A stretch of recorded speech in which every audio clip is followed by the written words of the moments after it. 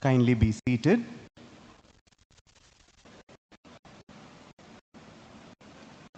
Good morning, Reverend Fathers, esteemed dignitaries, distinguished guests, my dear academic and administrative colleagues representing various institutions across the country, and the Loyola family, my dear student participants. With hearts brimming and minds astir, we welcome you to the two-day international conference, Re-Envisioning Higher Education in India, Excellence, Equity and Sustainability, RHEEES 2025. Humans cannot fathom the divine, and every beginning blessed by providence holds the seeds of possibilities. We commence today's inauguration with Tamil Thai Varthu and an invocation song rendition by the Loyola Club of Performing Arts. I kindly request all to rise.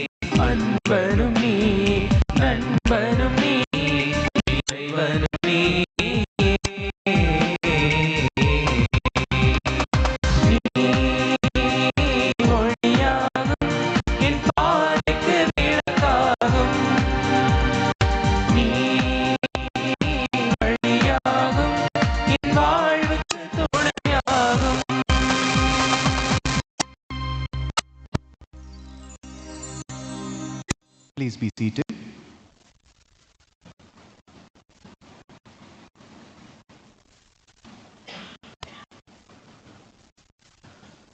Young in age, but possesses a virtuous arete, a delicate mix of courage, justice, and wisdom. The conscience keeper of the campus, I request Reverend Dr. Anthony Robinson, Rector, Loyola College, to deliver the welcome address.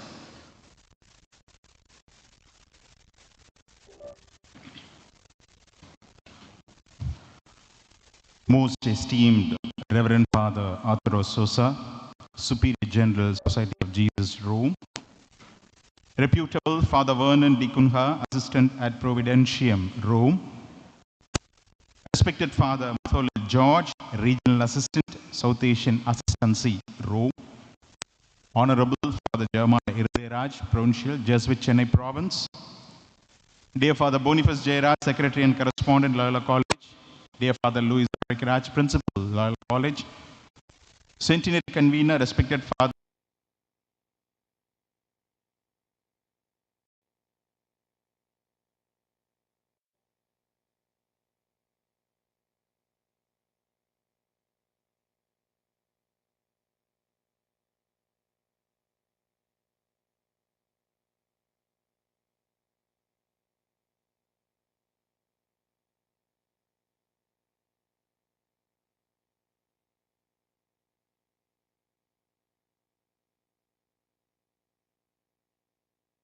and Father Thomas Alexander College of Education.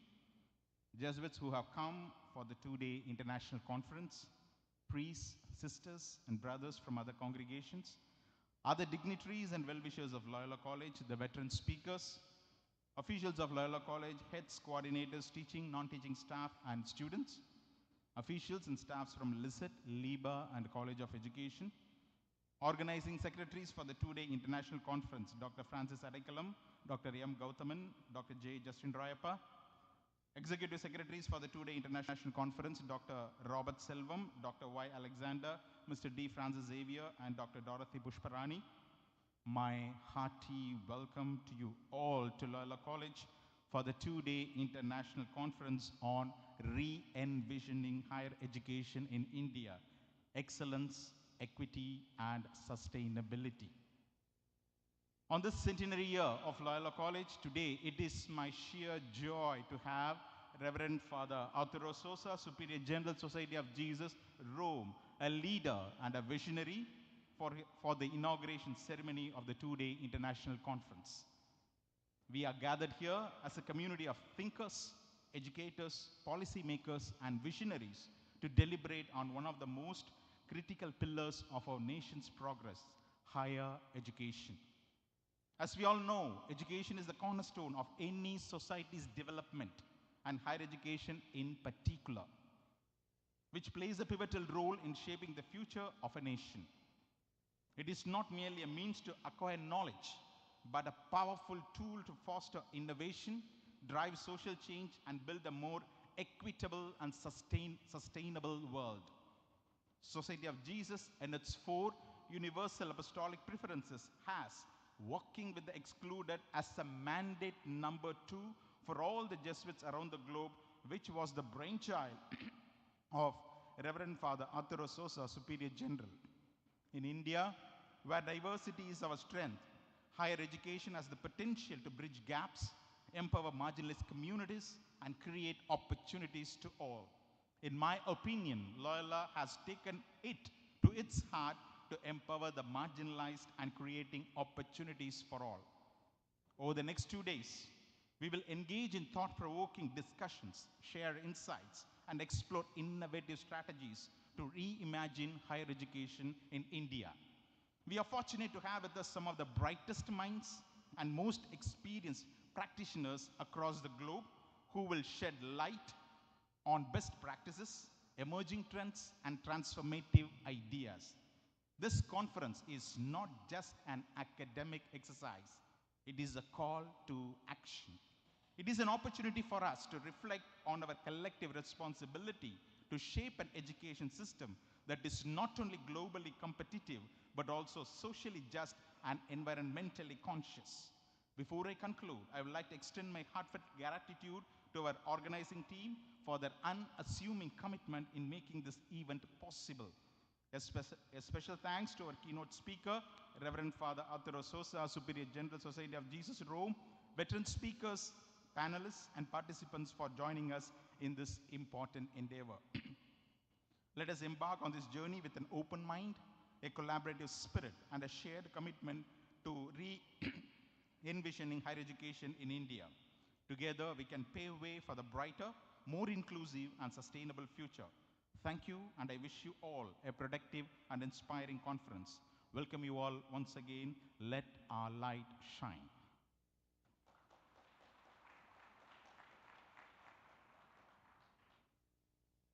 Thank you, Father, for such a gracious welcome. Your words echo in our hearts. Light, both literally and metaphorically, dispels the shadows of uncertainty. I now request Reverend Father Superior General, Reverend Father Vernon D. Cunha, Reverend Father M.K. George S.J., Reverend Dr. Jabamalai Irderaj, Reverend Dr. Anthony Robinson, Reverend Dr. Jairaj, Reverend Dr. Louis Arokiraj, Reverend Dr. Jacob, and Dr. M.J. Shaila to light the Kuttuvalak.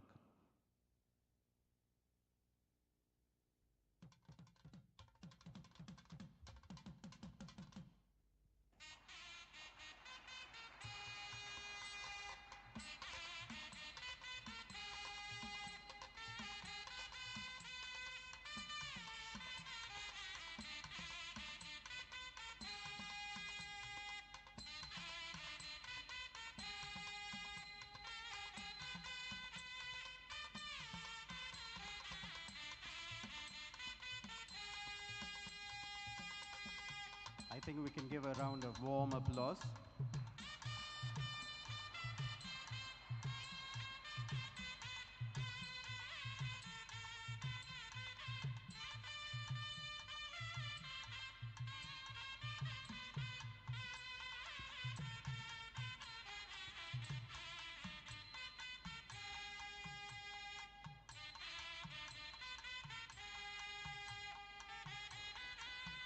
Thank you, esteemed dignitaries. As we set the stage for an academic tour de force, it is only fitting that we recognize and honor our esteemed dignitaries. I now request Reverend Dr. Jabamalai Irderaja, Provincial, the Chennai Jesuit Province, to welcome Reverend Dr. Arturo Sosa, the Superior General, Society of Jesus, with a shawl.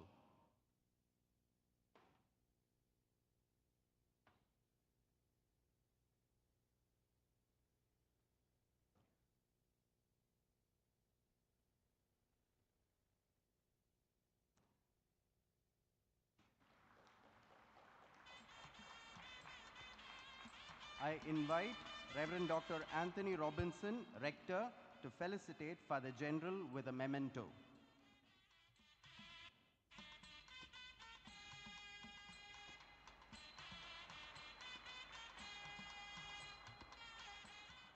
I request Reverend Dr. B. Jairaj, the Secretary and Correspondent of Loyola College, to greet Father General with a bouquet.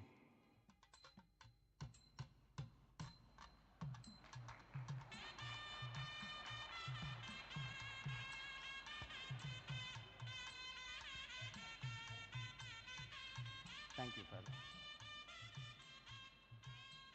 I call Reverend Dr. Joe Arun, the Chairman of the State Minority Commission, Government of Tamil Nadu, and Director of LIBA, to welcome Reverend Father M.K. George, the Regional Assistant of South Asia, with a shawl.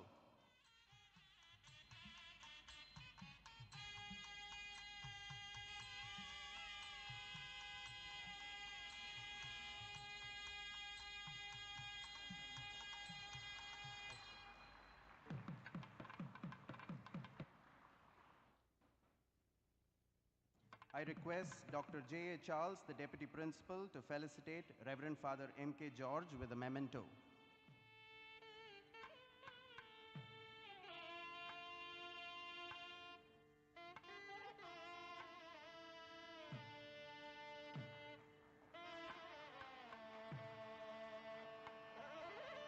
I invite Dr. Shaila, the conference convener, to greet Father M.K. George with a bouquet.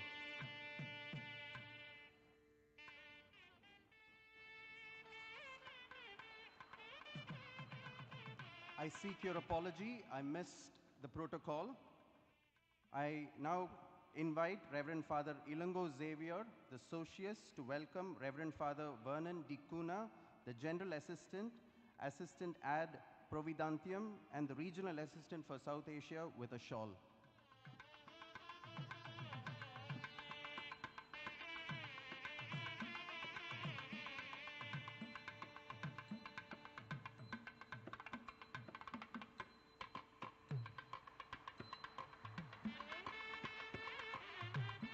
I request Reverend Father Principal to felicitate Reverend Father Vernon D. Kuna with a memento.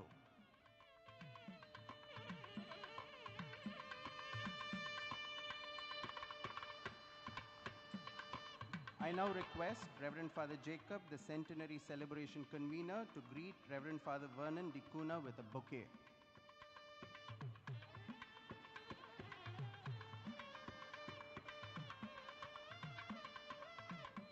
Thank you, Fathers.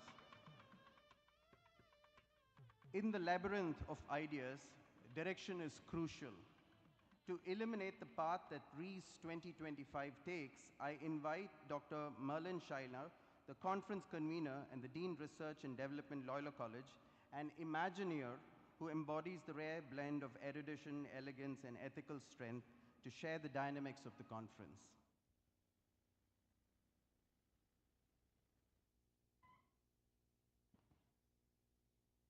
Most esteemed Father Superior General, reputable Father General Assistant, respected Father Regional Assistant, Reverend Father Provincial, Reverend Fathers Rector, Secretary and Principal, Deputy Principal, Father Jacob, Centenary Committee Convener, esteemed guests on and off the days, officials of the college, Reverend Jesuit Fathers from across the country, distinguished delegates representing various institutions, and the teaching, administrative, and support staff of Loyola College. A very good morning. I deem it an honor to have been entrusted with the privilege of convening the Centenary Year Conference of this magnificent Temple of Learning, Loyola College. It all began as a casual conversation, and here we are today, witnessing a momentous occasion and a milestone in the history of the glorious legacy of Loyola College, Chennai. Responding to Father General's solemn call to reimagine our mission, the two-day international conference, Re-Envisioning Higher Education in India, Excellence, Equity, and Sustainability, RHEEES 25, being hosted by Loyola College, Chennai on 20th and 21st of February 2025, stands as a pivotal event in addressing the future of higher education in India. We have put our heart and soul in bringing together the best minds, public intellectuals, policymakers, academic leaders, legal experts, and educators from around the world to deliberate on the evolving dynamics of India's higher education system. As a Jesuit institution, Loyola College always plays a pivotal role in taking forth the principle of Ignatian pedagogy. Besides nurturing cura personalis and care for Mother Nature, we strive to foster critical thinking and a commitment to social justice, all aligning seamlessly with the themes of the conference. The inaugural session being presided by none other than a visionary leader and the head of about 3,900 educational institutions in 96 countries across the globe, including 176 higher education institutions, Reverend Dr. Arturo Sosa, S.J., Superior General of the Society of Jesus, is not only a moment of pride for us, but also a time of grace. His keynote address on re-envisioning higher education in India will set the tone for our reflective exploration on the conference themes, namely access and academic excellence, Jesuit higher education in India, constitutional viewpoint, global perspectives in higher education, the legacy of Loyola College, sustainability initiatives, and technology integration. We have a galaxy of highly accomplished prominent public personalities with a deep sense of social commitment as our keynote speakers. Mr. Derek O'Brien, Member of Parliament, Rajya Sabha, who is right here, has made it a point to join us in the inauguration.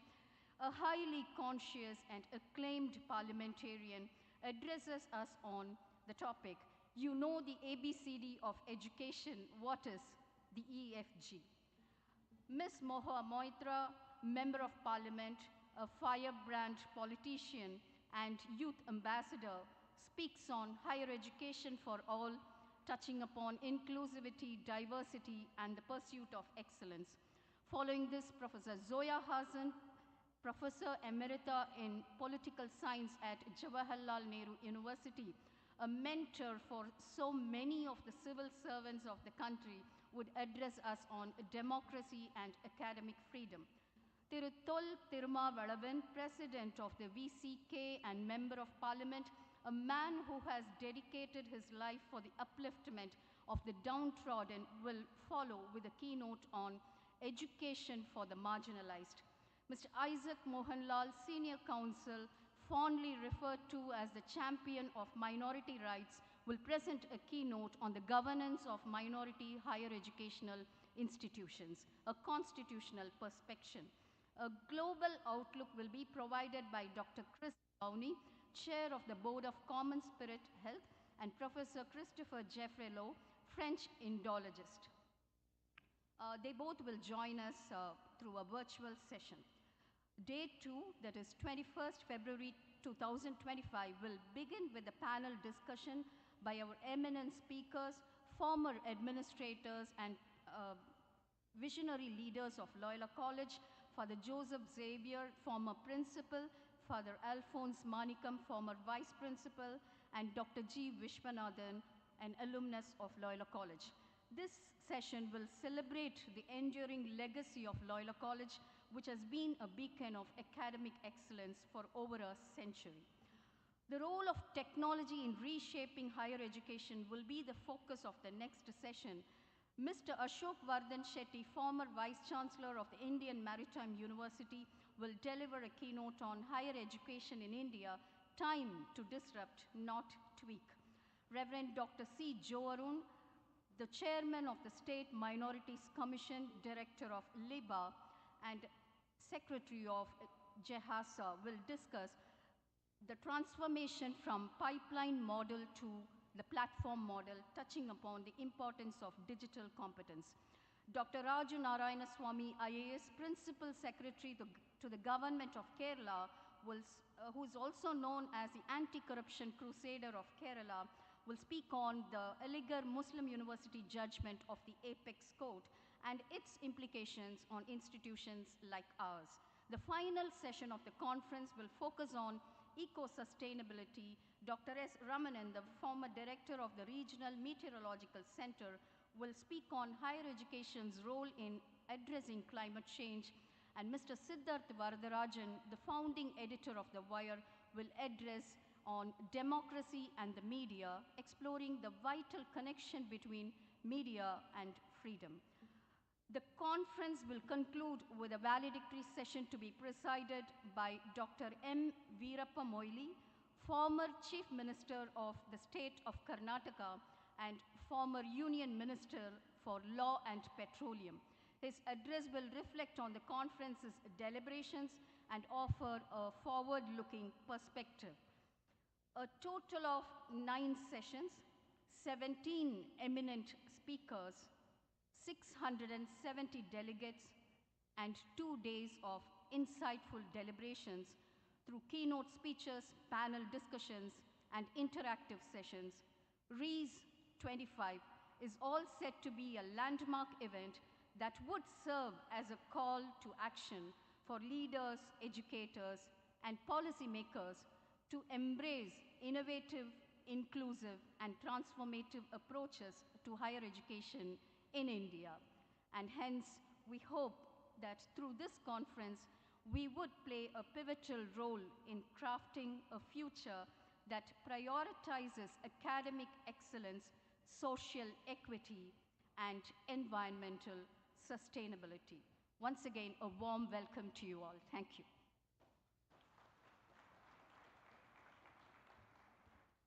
Thank you, ma'am, for unveiling before us the grand vision of what is to come. It is my duty to invite a leader rooted in faith who drives excellence with empathy and vision. I request Reverend Dr. B. Jairaj, S.J., the Secretary and Correspondent of Loyola College, to offer his felicitations.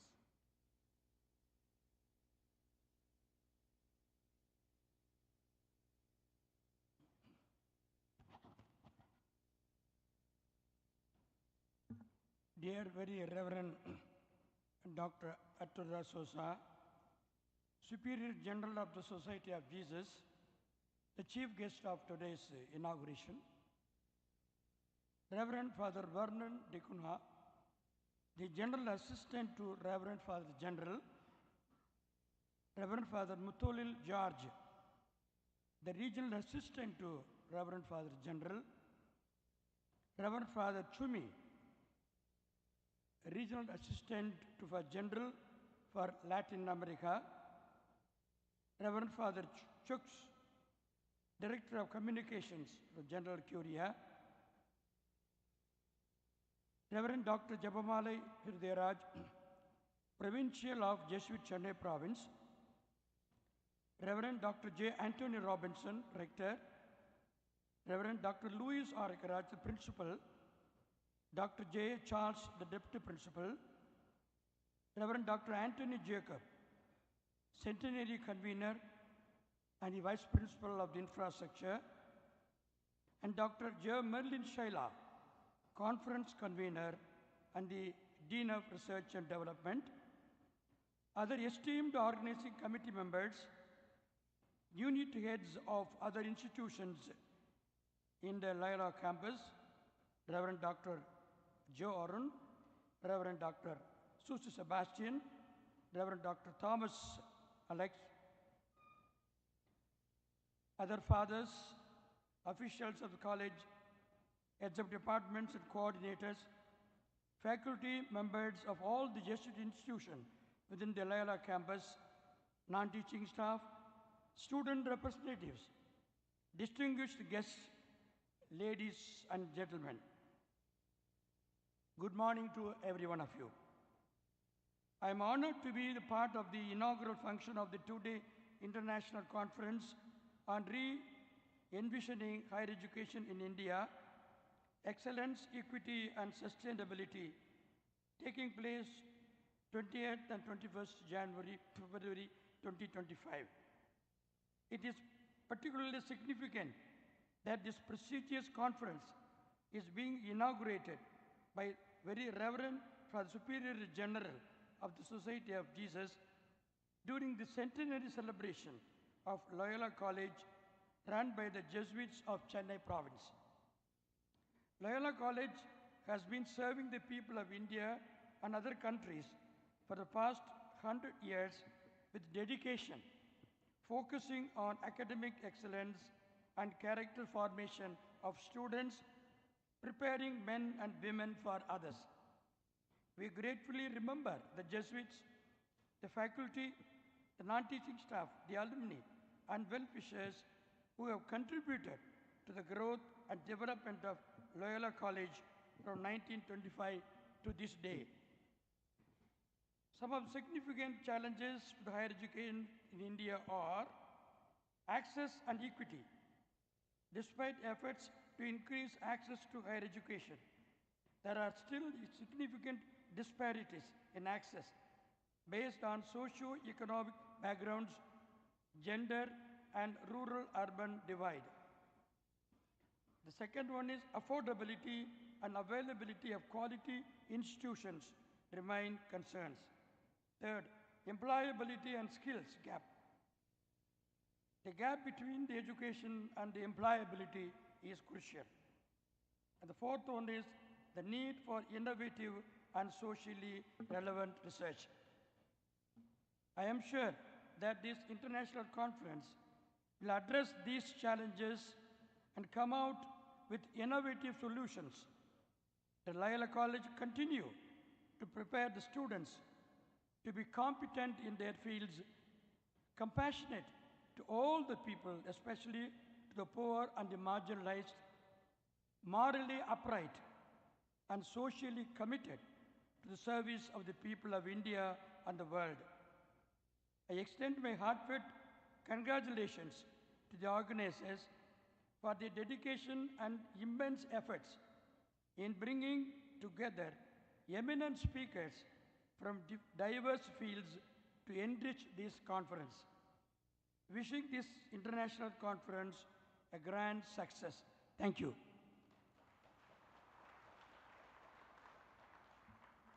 Thank you, Father. I now invite Reverend Dr. Jebamalai Irderaj, Provincial of Jesuit Chennai Province, a person of intellect, piety, and integrity, to offer his felicitations and introduce our chief guest, Reverend Father Arturo Sosa, the Superior General of the Society of Jesus.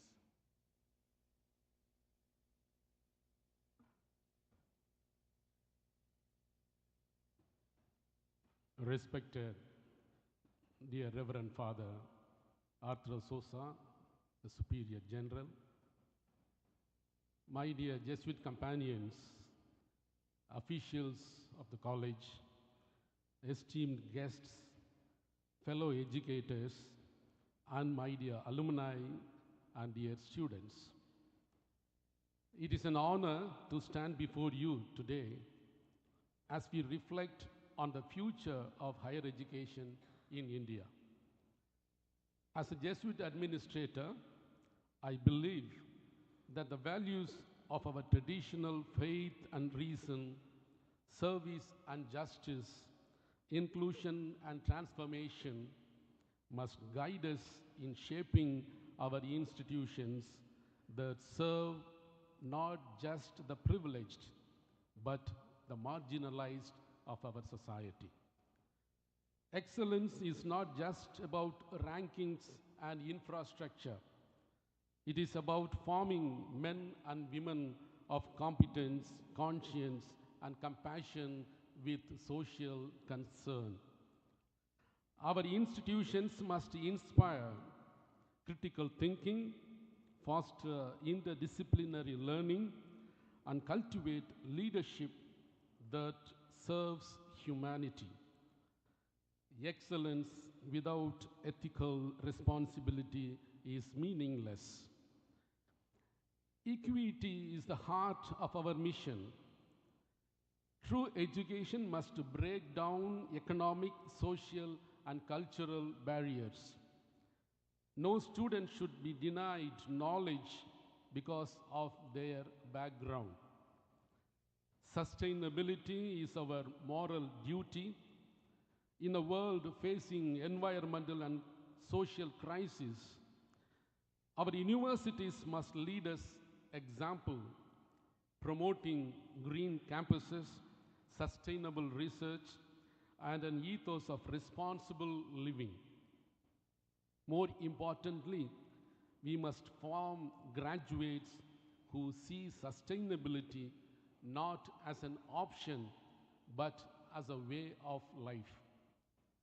As Jesuits, we believe in education that does not merely prepare our students for jobs, but for life, for service, for leadership, and for the greater glory of God and the good of all humanity. Let us work together to build a future where higher education is truly inclusive, deeply transformative, and unwaveringly committed to the greater good. Dear friends, it is my pleasure and privilege to introduce our chief guest, our very Reverend Father Arturo Sosa, the Superior General of the Society of Jesus. Born on November 12, 1948 in Venezuela, he was elected as our Superior General on 14th November 2016. He is the first Latin American to lead the Jesuits, bringing a deep commitment to social justice, education, and global mission. He is a PhD holder in political science. Before his election as the Superior General, he served as provincial of the Jesuits in Peninsula, the delegate of interprovincial Roman houses, fostering global collaboration among Jesuits. Father Sosa has been a strong advocate of global citizenship and inspires Jesuits and lay collaborators to embrace a faith that transforms the society with courage, compassion, and creativity.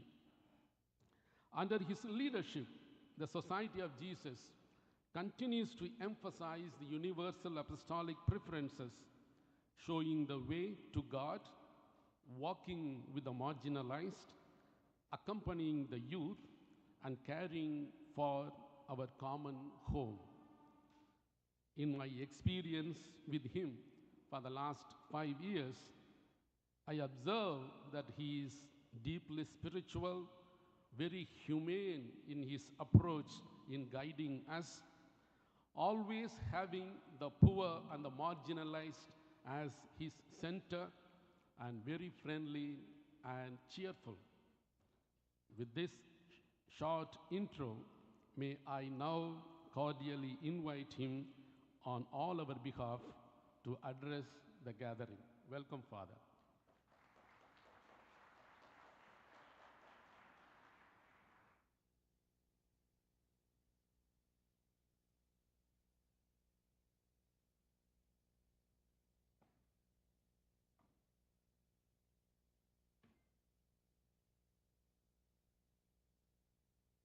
Good morning. Dear participants in this important Congress,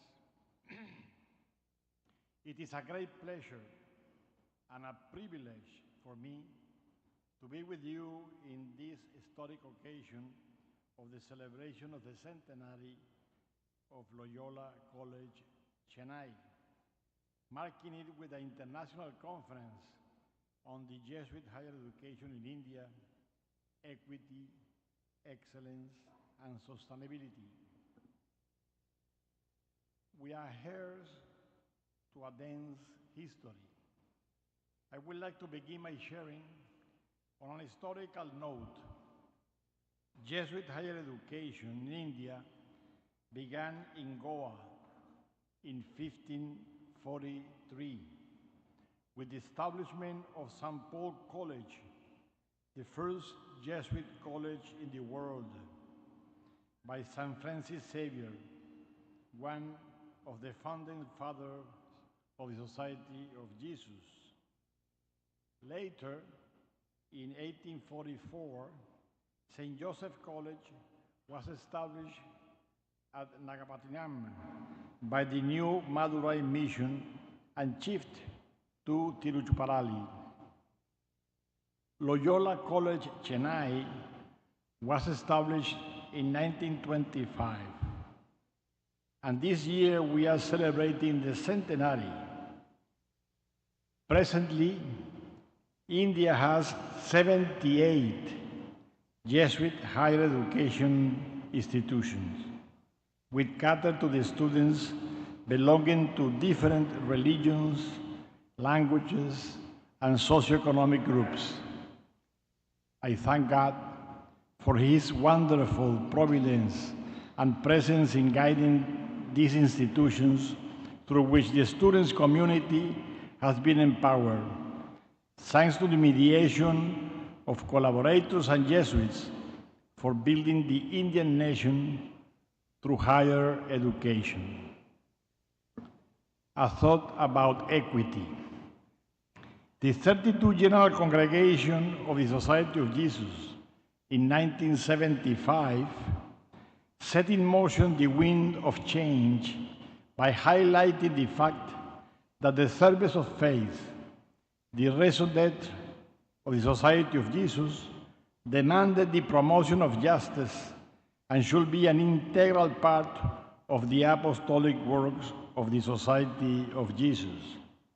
The higher education apostolate was to be no exception to this combination of serving faith and promote justice.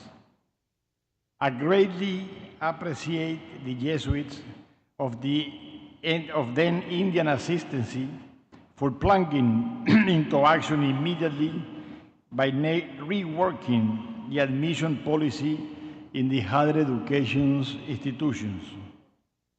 They saw how the poor and the marginalized fare in our institutions vis-a-vis the rich, and how the prevailing fee structures, both in the college and hostels, impacted them negatively. They had the courage to take bold steps to reorient the campus culture in favor of the poor and to make the poor the context of our higher education. Besides, I am fully convinced that the universal apostolic preferences of the Society of Jesus, which run from 2019 to 2029, have brought about a renewal of the higher educational institutions and given fresh impetus to our way of proceeding in South Asia. Excellence. Secondly, I am aware that the Jesuit higher education institutions in India never compromise on the quality of education they offer to the nation. We run 5 universities, 12 autonomous colleges, 25 affiliate colleges, 10 business schools, 10 college of education, 4 engineering college, 1 law college, and 11 national centers. I am happy to say that these centers of Jesuit higher education in India have set excellence as their benchmark. Apart from these higher educational institutions, there are 8 distinct research centers with varying intent spread over the country. Also, the output of these institutes of excellence can be seen from the presence of numerous alumni in institutions and companies, both in the public and private sectors, who are highly placed in decision-making processes in countries spread around the globe. Many alumni of ours are founded in well-acclaimed positions, such as honest political leaders in research and development of different renewed companies, as social activists, environment advocates, and leaders in the health industry. I am also happy to inform you that St. Xavier's, Kolkata, ranked 6th, and Loyola, Chennai, ranked 8th in 2024 by the National Institutional Ranking Framework of the Ministry of Education, Government of India, have always second place among the top 10 colleges of 43,796 colleges in India. It's quite a big importance number. 43,796 colleges in India, and this college is the 8th in the whole nation. And St. Xavier's, Kolkata is the 6th. There are another 16 Jesuit colleges within the top 100 in India. So from only 12, we have a big presence in the first ranking in all India. I am also pleased to hear that management institutes like Xavier Labor Relation Institute in Jamshedpur, and Loyola Institute of Business Administration in Chennai are forging ahead for worldwide ranking through the Association to Advance Collegiate School of Business, a global accredited body. From our Jesuit identity and carisms, we do not refer to any kind of excellence. This word, excellence, can be understood in a mundane horizon that ensures position of honor, of power. We are referring to the excellence that arises from the knowledge of the person of Jesus, through which the model of the human being created by God is revealed. It's the excellence of those who develop the personal potentialities that they have received as a gift to qualify their service to others and to dedicate their life to the transformation of social structures that prevent justice and opportunities for a dignified life for all human beings. Our excellence is excellence in the service to the others, excellence to service to a new world where any human being can have a dignified life. Sustainability. Apart from the areas of social equity and human excellence, I am consoled that the higher educational institutions in India are also systematically moving towards sustainability development studies to impart knowledge, skills, and values combined with the ability to tackle issues such as climate change, biodiversity loss, overuse of resources, and inequality that impact the well-being of people and the planet. These sustainable development studies have taken various forms in different institutions. I understand that there are specific research institutes, postgraduate courses, and undergraduate courses offered in this line within the campus of each institution. Along with the above-mentioned courses, green audit, environment audit, energy audit, hygiene, waste management, air, soil, and water quality tests are also being conducted to promote the eco-friendly and hygienic atmosphere. These form an integral part of a sustainable development program in each institution. Such a kind of ambience within a campus will surely inculcate a lot of awareness and sense of responsibility in the students to take care of the planet Earth, which is our common home, and the well-being of their neighbors. Formed with intellectual depth for the transformation of human life.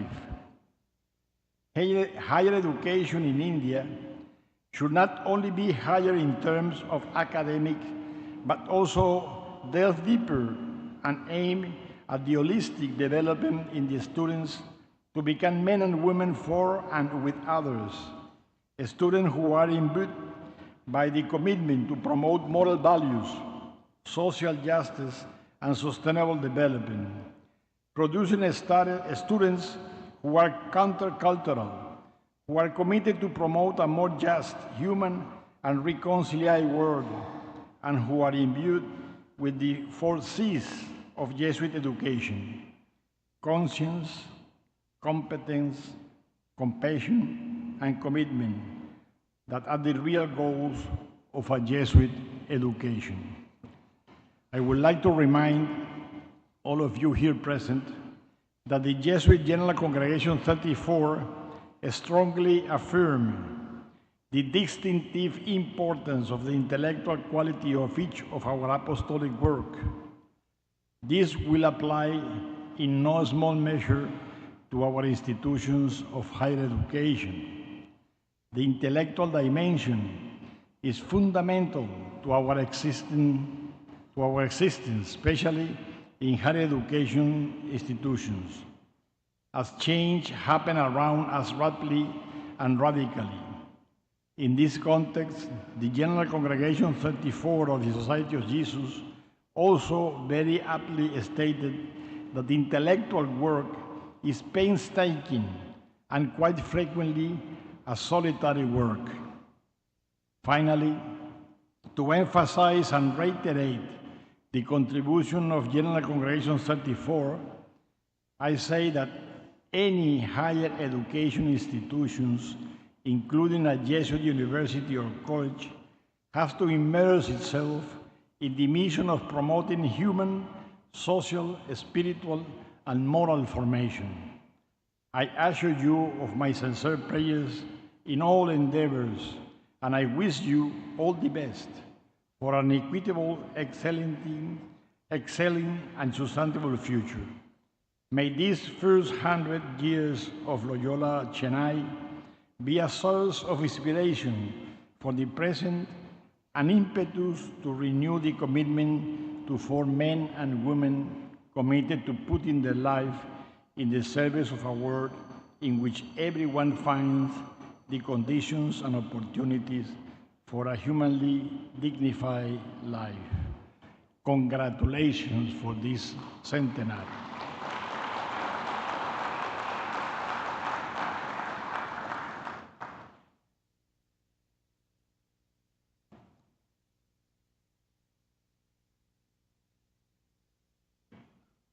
Powerful voices echo long after they have spoken. We are privileged to hear from a leader whose insights transcend borders. Thank you, Father, for your insights. Leave us with much to reflect on. And thank you once again for your guidance and leadership. I think you can give a resounding applause.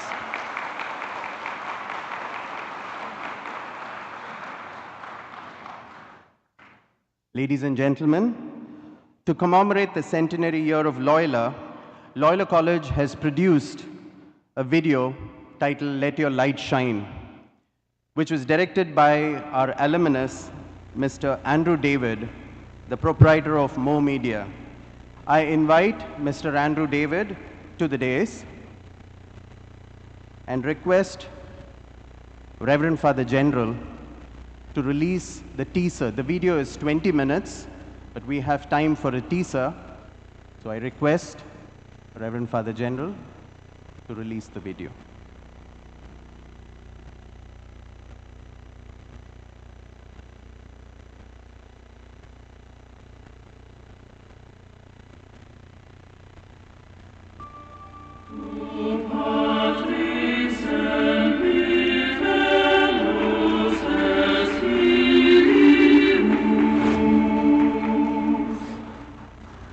Loyola College, Chennai had a humble beginning over a century ago. The Society of Jesus commissioned Father Francis Bertram S.J. and his companions, who laid the foundation of the first Catholic college in the outskirts of the then Madras. Let your light shine. Luciat Lux Vestra. Loyola stands for creating men and women for others, shaping the future, bringing the poor students to the mainstream, outstanding institutions of excellence,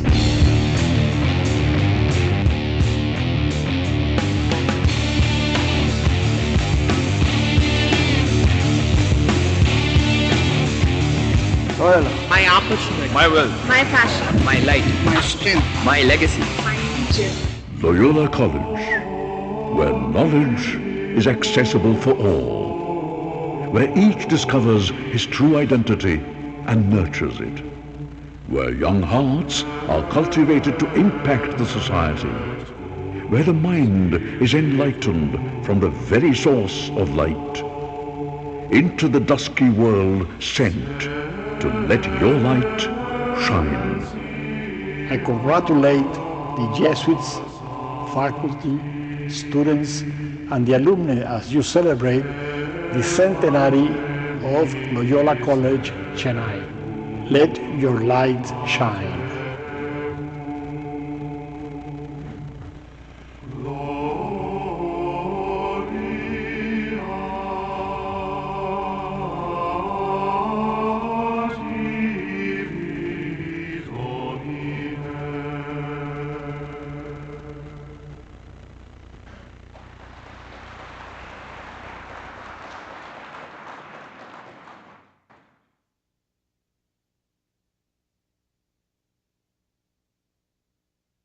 Thank you. We have come to the end of this inaugural ceremony, and let me tell you this. It is not, as Mark Twain puts it, an unnecessary necessity or out of a ritual nicety that we say thanks. We at Loyola believe in the Kural, Nandri Marapadu Nandrandru, Nandru Alladadu Andre Marapadu Nandru. Forgetting kindness is never good. Forgetting injury, however, is always wise. I now invite Reverend Dr. Louis Arokiraj, S.J., our principal, Loyola College, known for his humility, grace, and compassion, to propose the vote of thanks.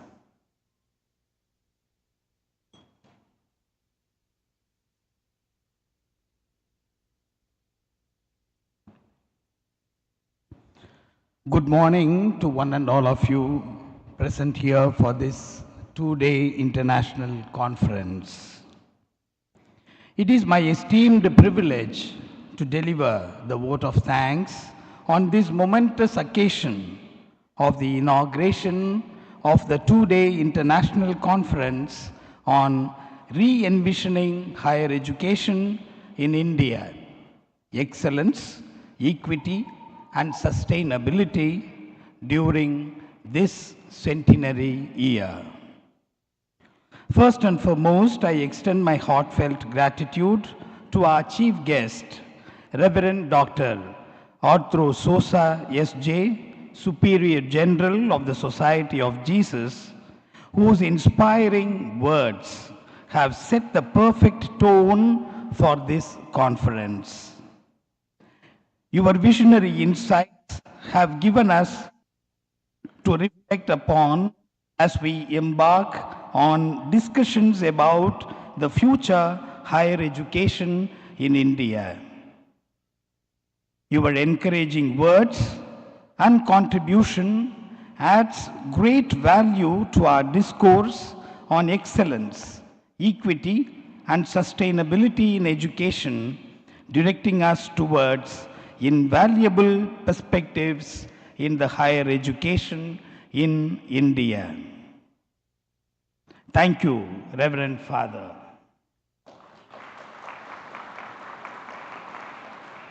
It is indeed a happy occasion for us to have esteemed and reputable Reverend Father Vernon, Assistant ad Providentium, Rome, respected Father M.K. George, Regional Assistant, South Asian Assistancy, distinguished Father Criado Jesus, illustrious Reverend Father Chukku, Honorable, our own beloved Reverend Father Jabamalai Irdeyaraj, Provincial of Jesuit Chennai Province, young and vibrant Reverend Father Richard Vivian from the Department of Communication, Rome, and our beloved Father Rector, Father Secretary, Deputy Principal, for your presence and felicitation during this inaugural session. Your expertise has provided a strong foundation for the deliberations that will follow in the coming sessions. Your presence and words of encouragement help us to move forward with enthusiasm, passion, perseverance, and perspectives of the marginalized sections of the community in India.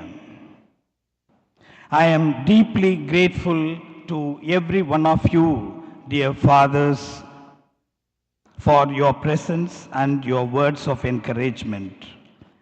It will really enrich the 2 days conference, discussions, and deliberations. Thank you.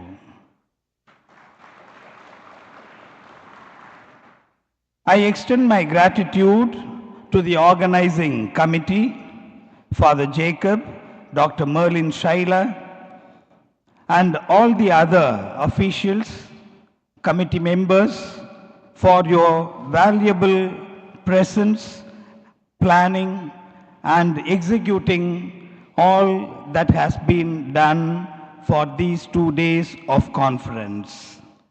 Thank you, dear fathers and professors. I am grateful to all the officials of Loyola College, VPs, deans, directors, and esteemed professors.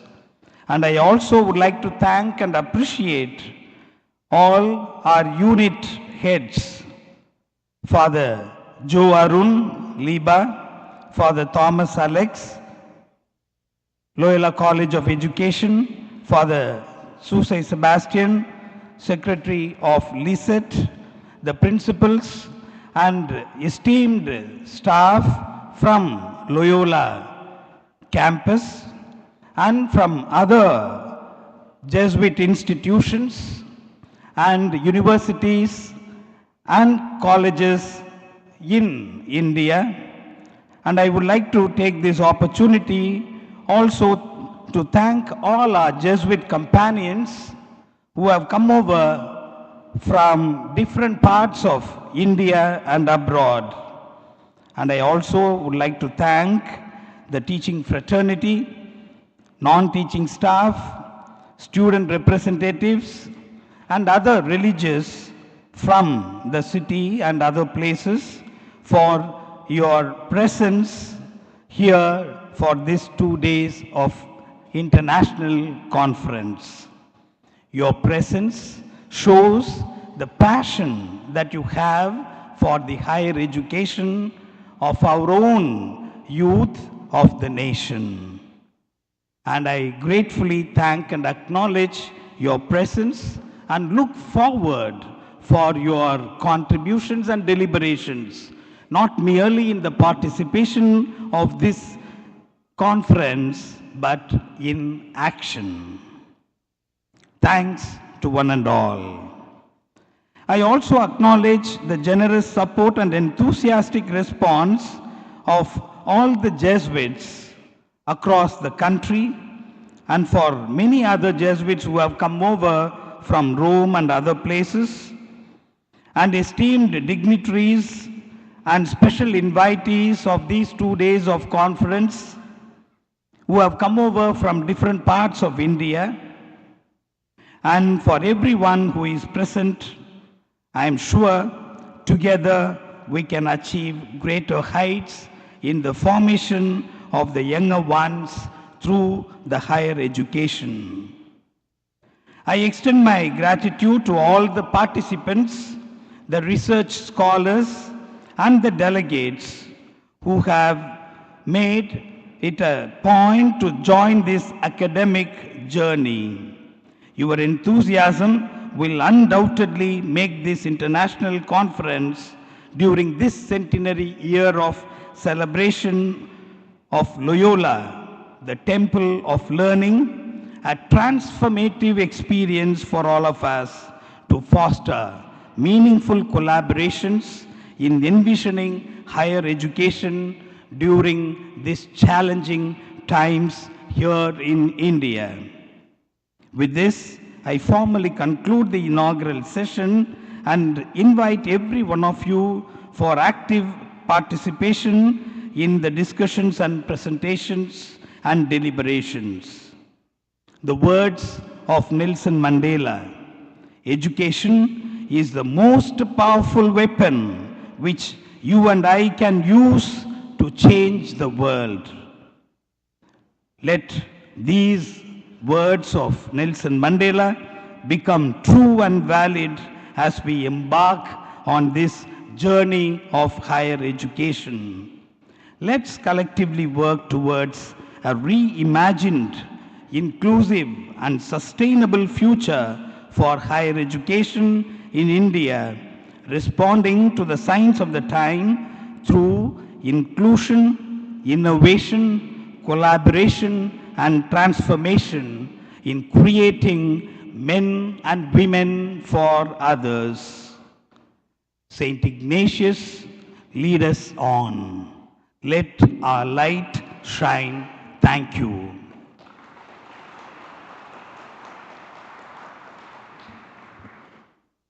Our deep thanks, Father. Your words have wrapped this gathering in a warm and rightful acknowledgement. So we have come to the end of the inaugural session. So as the dignitaries would exit Bertram Hall, I request the audience to kindly rise.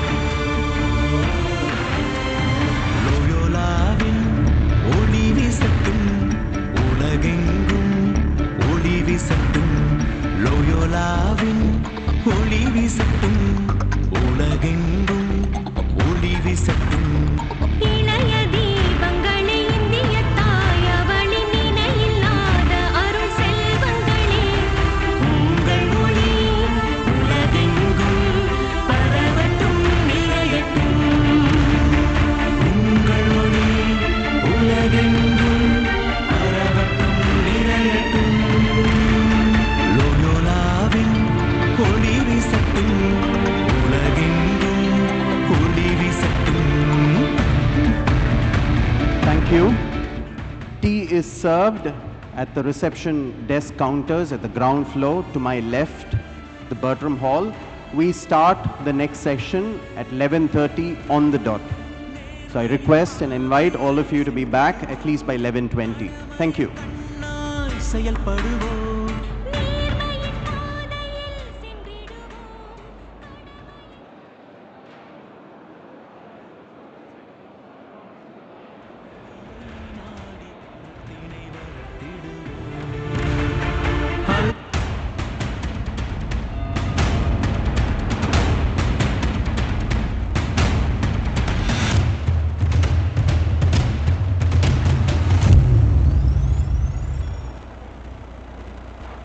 I welcome each one of you to watch this film, which reveals the past history of Loyola College. Enjoy the film.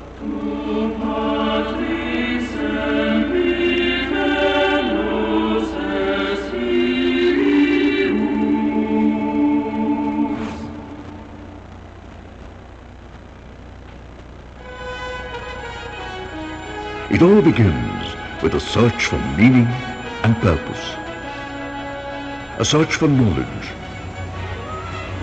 a search for identity, a search for progress. Loyola College is where it all begins. Loyola College lets your light shine. Let your light shine. Luciat Lux Vestra. Loyola College, Chennai had a humble beginning over a century ago. It began at the request of the then Archbishop of Madras, Most Reverend Dr. Allen. In response, the Society of Jesus commissioned Father Francis Bertram S.J. and his companions, who laid the foundation of the first Catholic college in the outskirts of the then Madras. Loyola College opened its gates of knowledge in 1925. The extent of the Jesuit vision was so futuristic that they constructed this artistic building with about 40 classrooms. However, only 75 students enrolled for bachelor degrees in economics, history, and mathematics. Each Jesuit administrator down the century has decorated this temple of learning as stewards of Loyola. Ignited by their motto, Magis, to do more, with the relentless support of the faculties, the growth of Loyola became unstoppable.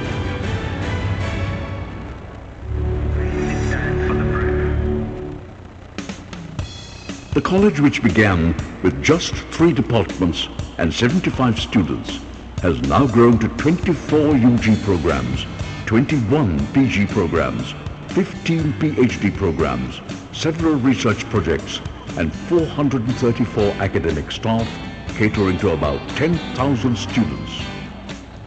Loyola College boasts of a strong research culture with several centers of excellence.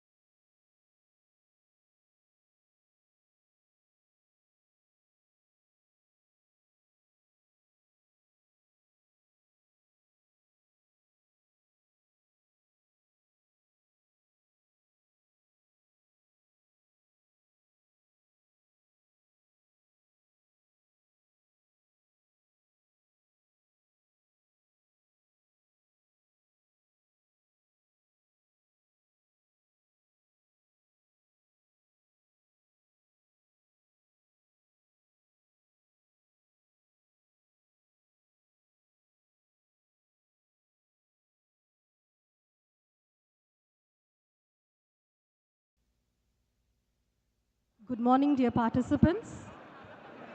May I request you all to kindly settle down. We will be starting with our first session soon. Request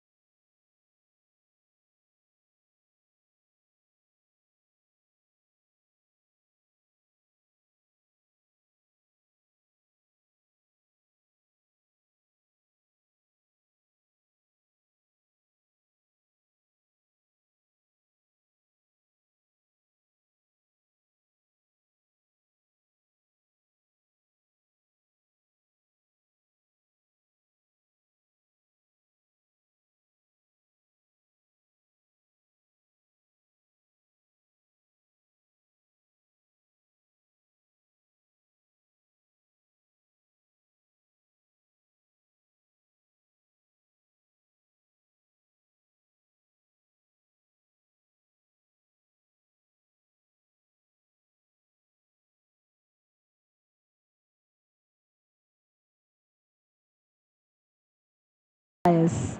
May I request our chairperson and our speaker, Mr. Derek O'Brien, to kindly occupy the dais.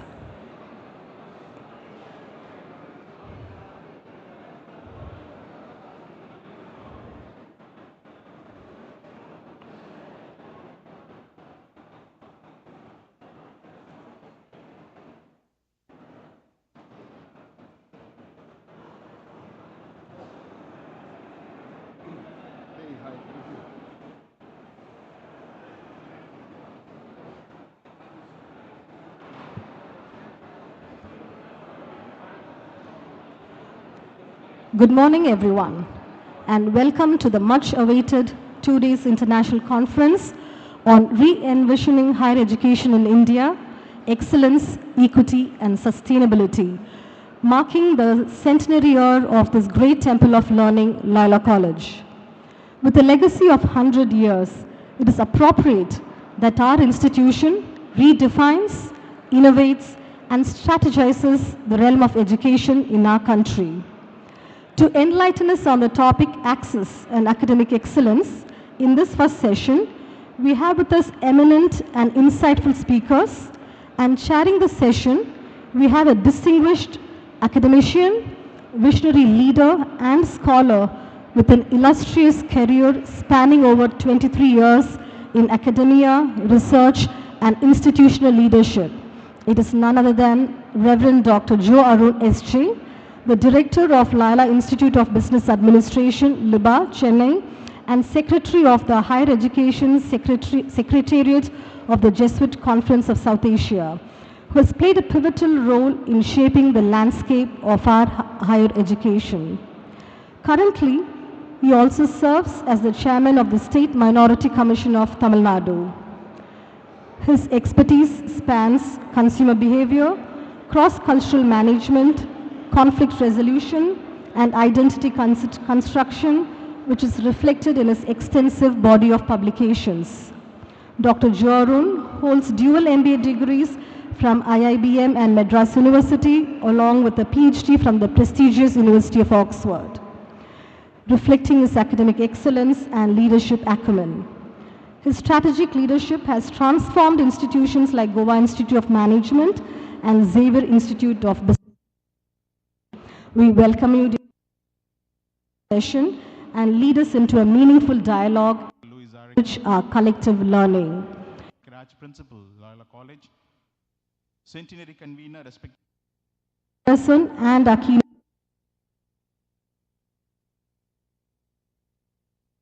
our chairperson, Father Joseph Anthony Jacob, Vice Principal, Infrastructure.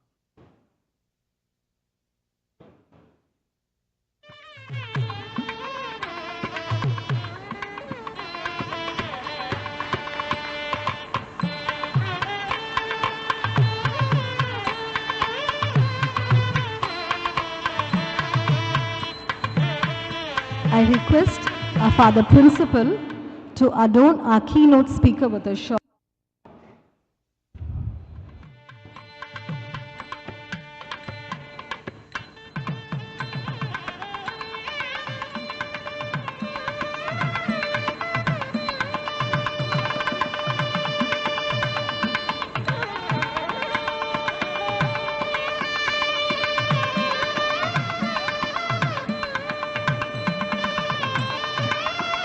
And I request Father Joe Arun to present a memento to Mr. Derek O'Brien.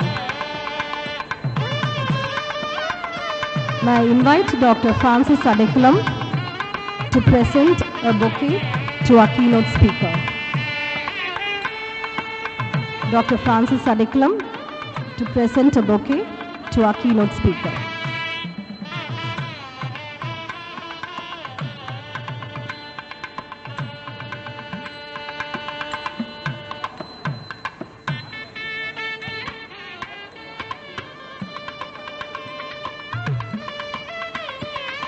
Now I hand over the session to the chairperson, Reverend Dr. Joe Arun. Thank you.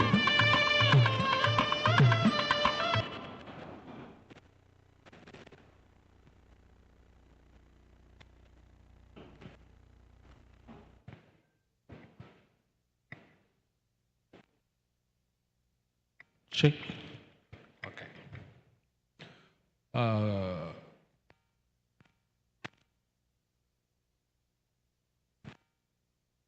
Good morning. Good morning.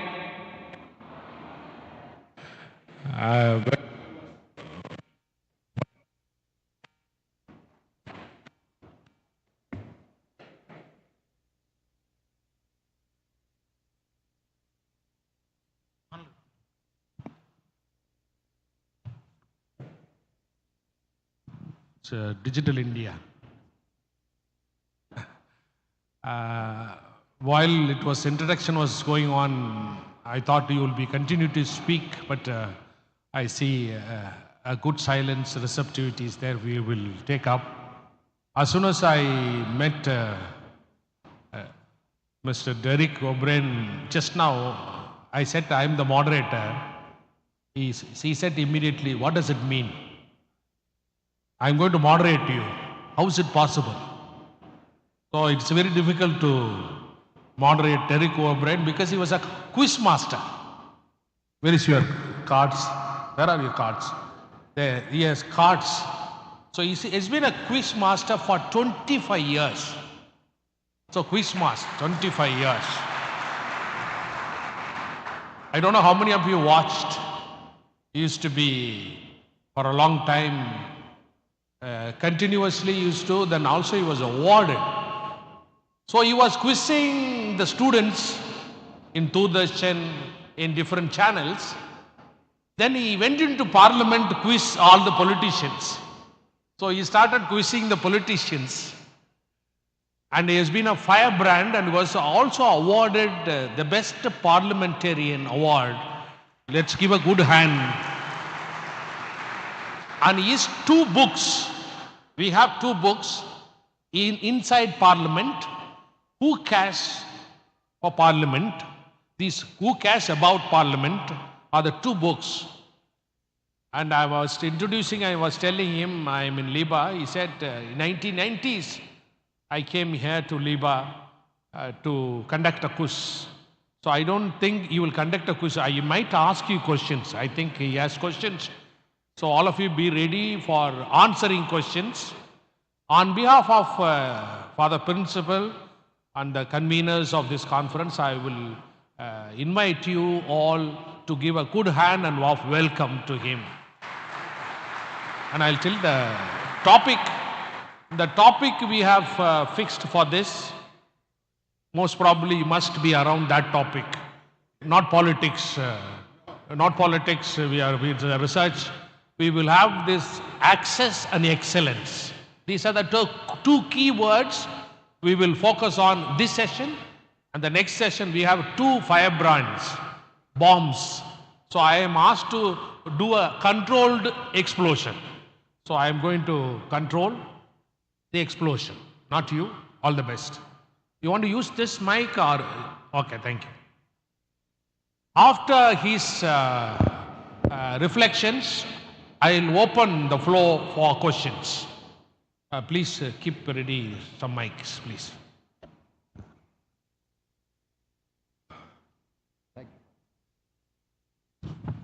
Good morning. Can you all hear me at the back? You can? Okay, good.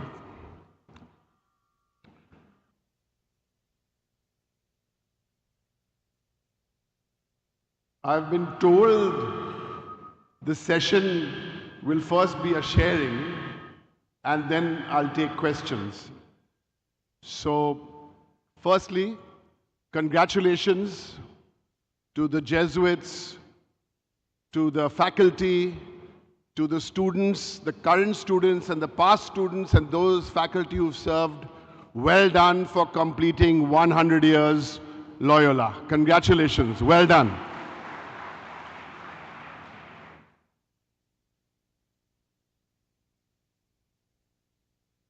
We want to celebrate excellence.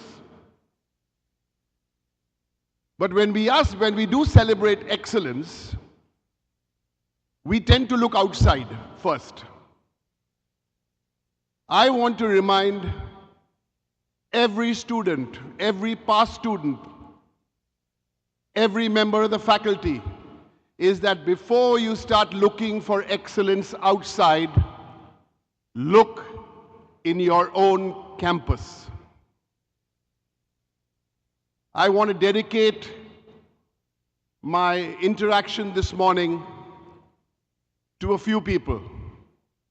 One, a great Jesuit, Father Jerome D'Souza. Remember the name, Father Jerome D'Souza.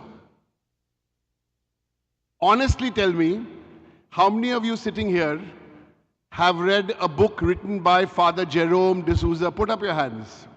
Don't feel shy. Not many hands will go up. Now, Father Jerome D'Souza, the great Jesuit, is buried here. His ashes are here in the campus of Loyola. And how many of you know that when Dr. Ambedkar and the other great people who were writing the Constitution, our great Constitution, Father Jerome D'Souza, a Jesuit, was a member of the Constituent Assembly from 1946 to 1950. Let's celebrate these stories. Why are we shy? I asked the Jesuits, why are you shy? Father Jerome D'Souza's story as a member of the Constituent Assembly, fighting for the rights of the underprivileged, the minorities, the economically challenged. Please read Father Jerome. Today, on a personal note, I also want to dedicate this little interaction, if you allow me, to my grandfather, who taught in a Jesuit school in Calcutta, St. Xavier's, my grandfather. My uncle taught in a Jesuit college in Ranchi. My father taught in St. Xavier's, Calcutta. I want to remember them fondly.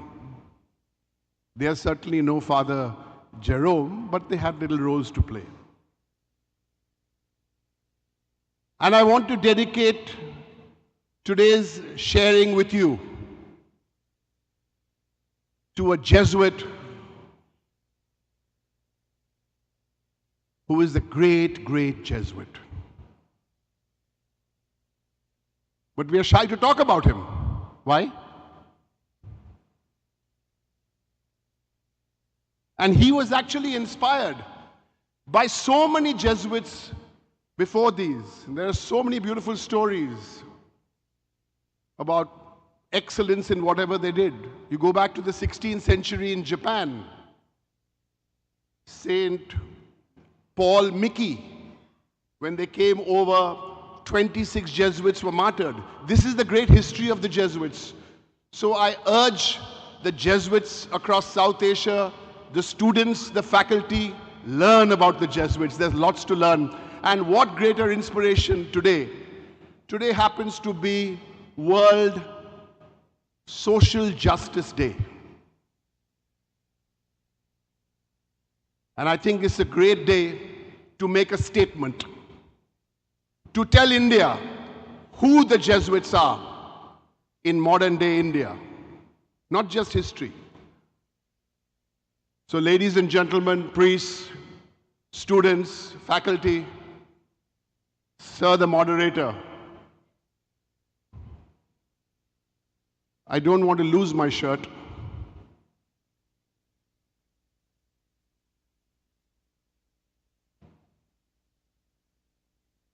I want to take off my shirt. Do I have your permission?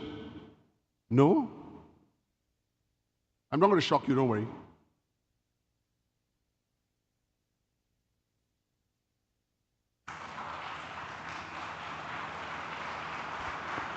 This is a great Jesuit of our times. We salute you, Father Stan Swami.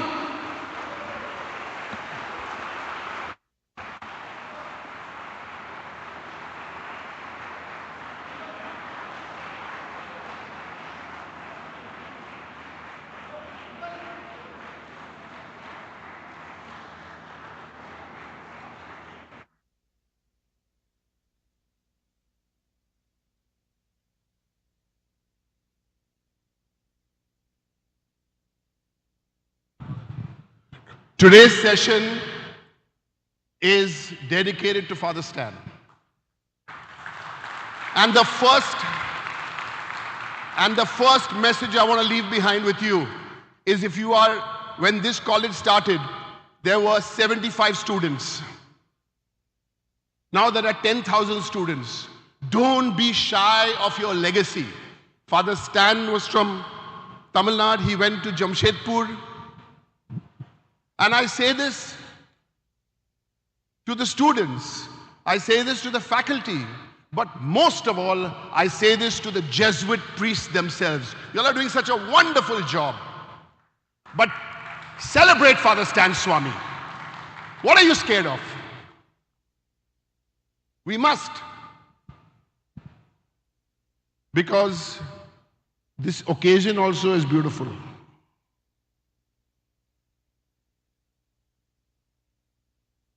I thought hard before doing this, but then I said, if you have the courage, be brave. I'm not so brave, but there are many more brave boys and girls like you.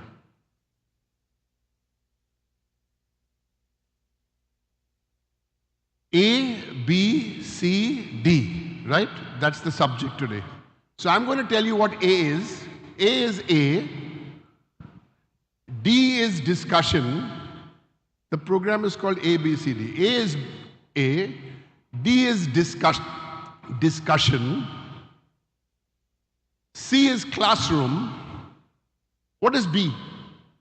It's a 6-letter word, starting with a B. A, B, C, D. A blank classroom discussion. Come on, put up your hands and anyone can answer. Students, faculty, priests. It's a 6-letter word. A blank classroom discussion. Perhaps will not happen in a Jesuit institution. A B classroom discussion. What's the B? Come on.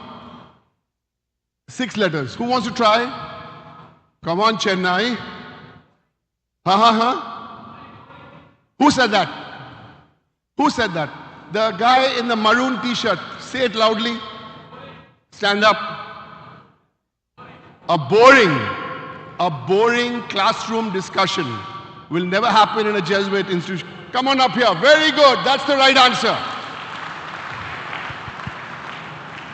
A boring classroom discussion.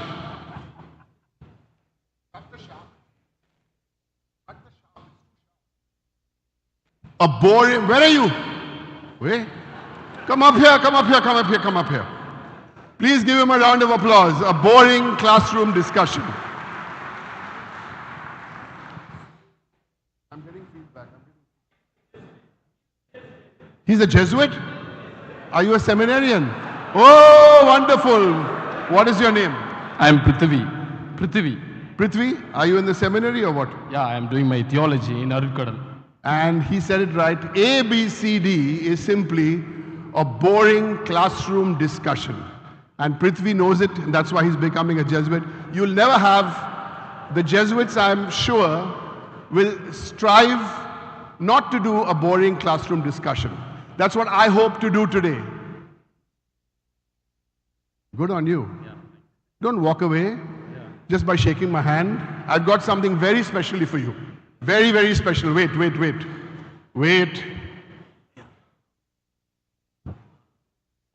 There you go. Should I wear? Huh? Should I wear? Should you wear? Yeah. Yeah, okay. First you go, don't shock everybody here. Okay, you go there, you change, and then you come back here. Is that fair enough? Okay. We're waiting for you. We've got the lights. We've got the music. Yep, we're waiting for him. So, while I've got another prize. So we don't expect a boring classroom discussion in a Jesuit institution because there's so much of excellence there. Now, let me ask you, I've got another t-shirt, only one more. Should I ask you a question, quiz question? Okay. Can you all hear me at the back? Huh? Can you hear me at the back? Can you just put up your hands? Okay, good. So here's my question. This is a question from December 2024. Which international city renamed a street, short street, and named it after St. Francis Xavier? Which international city renamed a street after St. Francis Xavier in December 2024? One sec. Anyone trying? 1 minute, 1 minute. 1 minute, 1 minute. Anyone at the back? Yes. Which international city renamed, yes, the girl there. Kolkata renamed a street after St. Francis Xavier. Well done there. Come over here. Come up. Come up. Okay, good. Very good. So it was Kolkata, it was the Mamata Banerjee government, the West Bengal government, which renamed Short Street in Kolkata. Father, you knew the answer? Father is very honest, saying I didn't know the answer. Okay, come up here. We're going to give the lady another Father Stan t-shirt. Okay? Even if you don't wear it, you can give it to your son, husband. Son? Not husband. I don't know. Oh. She's saying husband, no son. What's your name? Diana. And now we introduce to you. Come on, Prithvi. Whoa, rockstar, Prithvi.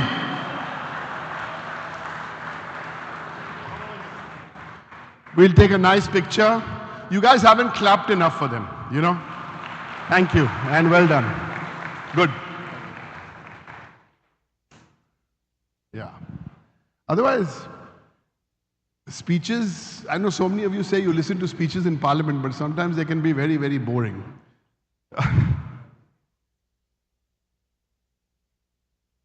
If there's one statistic I want each of you to remember, doesn't matter whether you're Muslim, Hindu, Christian, Buddhist, Sikh, atheist. If there's one statistic I want you to remember on what the schools and colleges run by the Christian community in India are doing, it is this one statistic. For every 100 students who go to a school or a college or a professional institute run by, there are 54,000 of them, for every 100 students who go there, approximately 75 out of the 100 belong to the Hindu, the Muslim, the Sikh, the Buddhist communities. To me, this is a powerful statistic. Somewhere between 75%, if you do a calculation, you may get 73%, about 75% of the boys and girls who are going there. And how many institutions are there? Around 54,000 of these institutions, like your great institution here. And what is really happening in celebrating excellence, and I know we go rank here, rank there, rank everywhere, the challenge is the equity. How do we bring the marginalized into our schools? I have an idea, I'll share it with you later. How do we bring those who do not have and bring them into our institutions? So that's E. The next one is F. We've done A, B, C, D, E.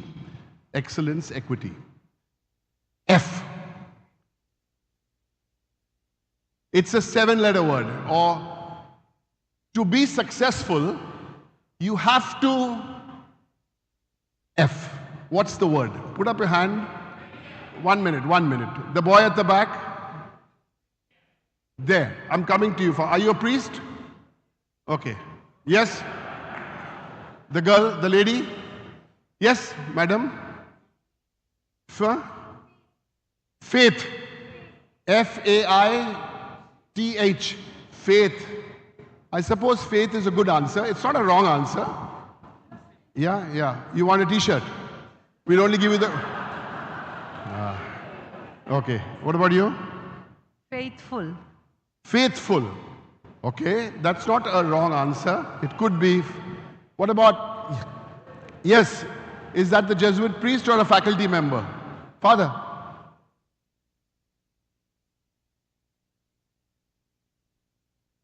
Let's see. Who said that? Come up here. The girl said it here. Father. Father. Arogya Swami. Father? Arogya Swami. Father Swami. From where?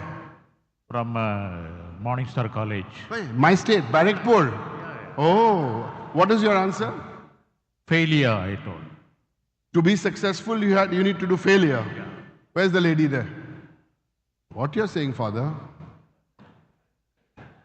Now I am in the history department here. Oh. I am in the history department. History department, okay. And are you faculty? No, I'm a scholar, PhD scholar. And what's your answer? Failure. Failure for what? To succeed, you need to fail. Yeah. Please give them a round of applause. Okay, now wait. Wait. I only have... I have one t-shirt left. Now what do we do? No. Father always believes in sharing.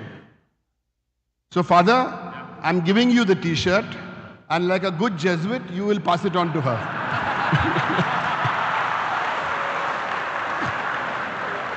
Thank you. Thank you. Thank you.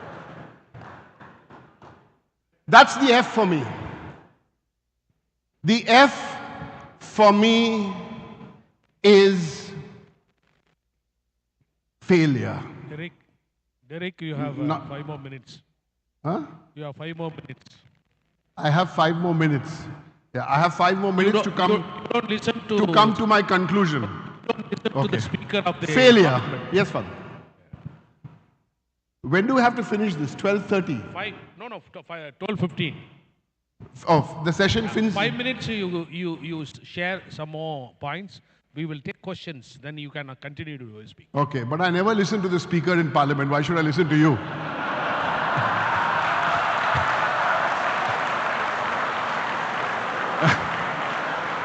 Okay. So, ladies and gentlemen, boys, students, I'm not asking you to fail, but if you fail, embrace failure.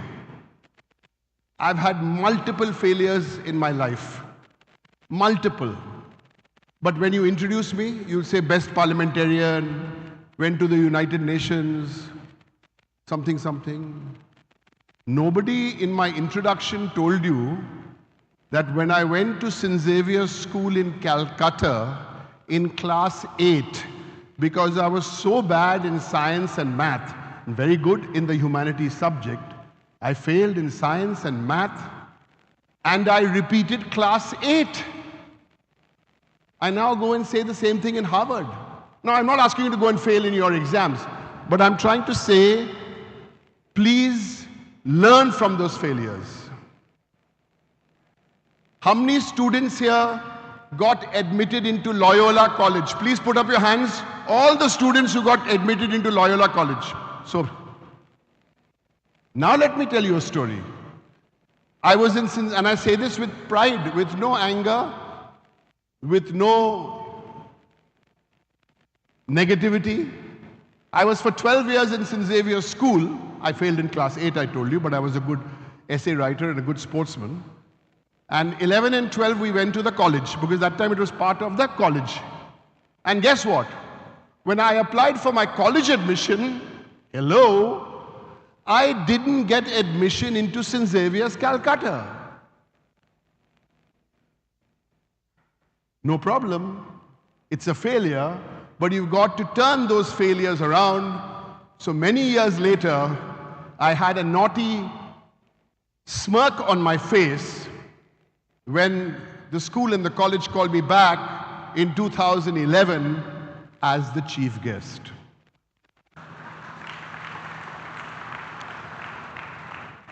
And I wanted to tell this story very especially to all the Jesuits here today, is that thank you for all the love and all the affection you have given to so many people. And as I said, 75% of those students are non-Christian students. 15,000 Jesuits around the world doing such a wonderful job.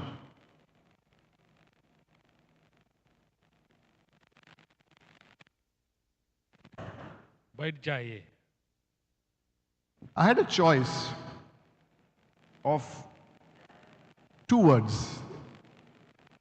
G. I thought I'll talk to you about government. Then I said, no, not today. There's enough time in Parliament to talk about government. I'm talking to you about governance. Governance. And for governance, I'm not going to go and quote people from politics or great thinkers. Listen to what some people have to say about governance. 3 people.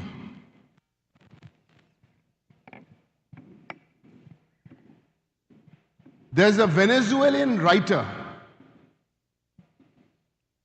famous writer, called Moises Naim. Now, I'm going to quote what the global head of the Jesuits, who is with here today, said in 2022. Father Sosa, he said this in 2022. Please listen to this on governance. Quoting the Venezuelan writer, he said, and I quote, "We are witnessing a tendency that seeks to reformulate the basis of political legitimacy. Democracy is being diluted." And then, listen to this, the Venezuelan writer being quoted by the Venezuelan global head of the Jesuits, both Venezuelan. And listen to what he said. There are three forces of the autocrat, and I'm quoting, the three P's: populism, polarization, and post-truth, unquote. Populism, polarization, and post-truth. And Father Sosa, who's here today, went on to say in 2022, and I quote, autocratic regimes sustained by populism, polarization, and post-truth generate an atmosphere in which everything is doubted except the word of the autocrat. The regime feeds on uncertainty about what happens in your personal life, your work life, and your family life. Unquote. Populism, polarization, post-truth. Post-truth is basically fake news. Who said this? Not some 15th, 16th century Jesuit. This is the global head of the Jesuit. I had the pleasure of having coffee with him before we started this, and I played this back to him. These are strong words. These are inspirational words, not only to Christian institutions, but to India at large. I've said enough. You've understood what I've said. And I want to quote another Jesuit. When we were in school, he was the global head of the Jesuits, Father Pedro Arupe, 1973. Quote, he was addressing the Jesuit alumni associations. This is what he said. Have we Jesuits educated you for justice? No, we have not. If the terms justice and education for justice carry all the depth of meaning, we have not educated you for justice. And then Father Pedro goes on to say, listen to this, make sure that in future, the education imparted in Jesuit institutions will be equal to the demands of the justice in the world. And today is World Justice Day. And he ends with, respond to the signs of the times to ensure education for justice. Let's be very clear. The Jesuits, and I'm standing here in a Jesuit institution, have the great record of speaking truth to power. As I stand here, I urge each one of you to speak truth to power. Why the silence on Father Stan Swami? Why the silence on so many issues? We need to stand up and speak. And if we don't want to be inspired by a superior general of the Jesuits from another country sitting in Rome, the most beautiful, powerful 6 words. Quote, I am not a silent spectator. Unquote. Who said this? I am not a silent spectator. In conclusion, sir, with your permission, I want to leave you with 3 suggestions. The suggestions are not only for Loyola College, the suggestions are not only for the Jesuit priests, but this goes across the board. 3 suggestions, because otherwise we have these seminars, very good, but let's have some action, to quote what Father Sosa, the Superior General, said. 1, make available your institutions and your space for people's movements and others who work for human rights. Make available your space for people's movements and for human rights. Please listen to what I'm saying very carefully.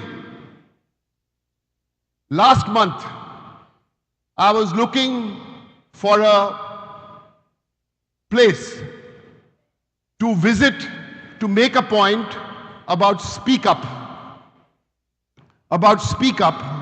And we were looking for a Jesuit, we were looking for a place to have this. Where did we go? We went to Ahmedabad. It was to Speak Up. Guess where we had this in Ahmedabad? In a Jesuit institution. Congratulations, Jesuits. Thank you for giving your space. Thank you for giving your space. It was in Ahmedabad. And I urge educational institutions across the country, please give your space. I'm not saying only for voices to be heard. Convert your space in the evening of your schools and your colleges, which otherwise lie shut in the evening. One of the great examples in the world is the Rainbow School, where they open up the schools for street children. So that's my first suggestion to you. My second suggestion to you, alumni associations. Alumni associations for women. Alumni associations for men. They're huge. Reorient your alumni and alumni associations. You talk about excellence. What is excellence? Yes, you have your cocktail party. Yes, you have your coffee meet. I've got nothing against coffee meets or cocktail parties. Yes, you have your football match. But where is the space for the alumni and alumni associations today is World Justice Day. Where are you fighting for Father Stan? And my third and final suggestion is where I started. Promote the memory and the legacy of Father Stan. Let's institute the Father Stan Awards, the Father Stan Scholarships, the Father Stan Memorial Lectures, because we have somebody living example. And I want to end with, we spoke about G for governance, so we've done A, B, C, D, E, F, G. But we can also go with G for generosity. And who better than Saint Ignatius, who always said that go beyond academics. Saint Ignatius said go beyond academics. Go beyond degrees. And I want to end my sharing today with this beautiful prayer. You don't need to stand up. You can just say your own prayer, whether you're Hindu or Muslim or Christian or Sikh or atheist. But here's the prayer from Saint Ignatius. Lord Jesus, teach me to be generous. Teach me to serve you as you deserve. To give and not to count the cost. To fight and not to heed the wounds, to toil and not to seek for rest, to labor and not to seek reward, except that of knowing that I do your will. Thank you very much and good afternoon. Yeah. Mr. Tarek, please take your seat here. You will listen.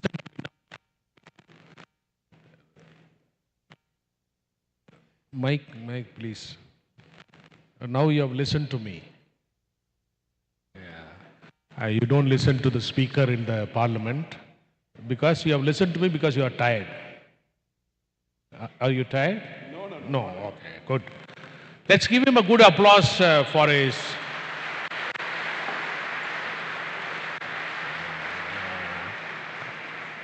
Father Principal and the convener of this international conference, they wanted to have a seminar. Now he has a quiz competition has been held.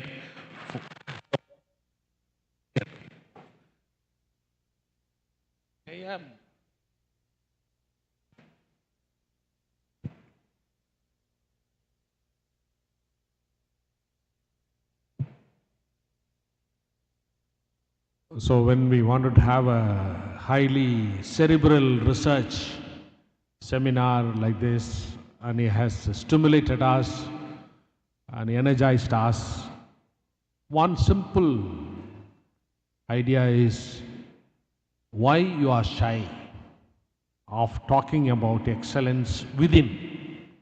That is a summary of today's his sharing with us. Excellence lies within us, within this campus, among the Jesuits, and you are shy of talking about it. So we should celebrate and talk about is the message, and he has quoted from Paul Mickey to governance, and for information that's post-truth and populism, polarization, he's been a part of the book, The Revenge of Power, Mos's name, and also which was quoted by Father General. Now it is 12:20. Yeah, 5. And I don't want them to ask questions. Is it okay? Yeah, fine, because I have a next speaker. Let's move to the next speaker. Derek, thank you so much.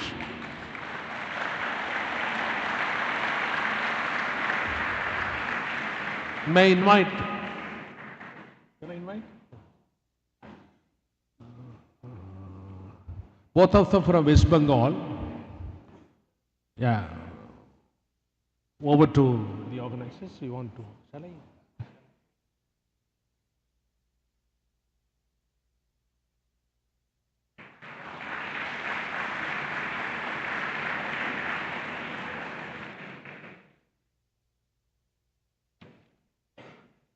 So straight away we will start because as I said, we have 2 bombs today. I have to explode them with a controlled observation. Now we have another firebrand Movo, Moitro. In Bengali it's not Moitra, it's Moitro. Am I right? Yes, perfect. And initially started as an investment banker. London and other places, but he entered politics. But he became very famous when she talked about the early signs of fascism. That was the time he spoke in the parliament about how the democracy functions. And her work from the business to politics, now she means really business in politics. In that way, we are very happy to have you with us, with a remarkable force in Indian politics, particularly women who can speak to the truth, to the power. And today, she is going to share with us in continuation of the same fire. We will continue to have fires on how this excellence and access can go together. Over to you. We will honor at the end of, at the end. No, we are keeping the tempo, not to lose the rituals, okay? We will honor you at the end, depending upon the quality of your speech.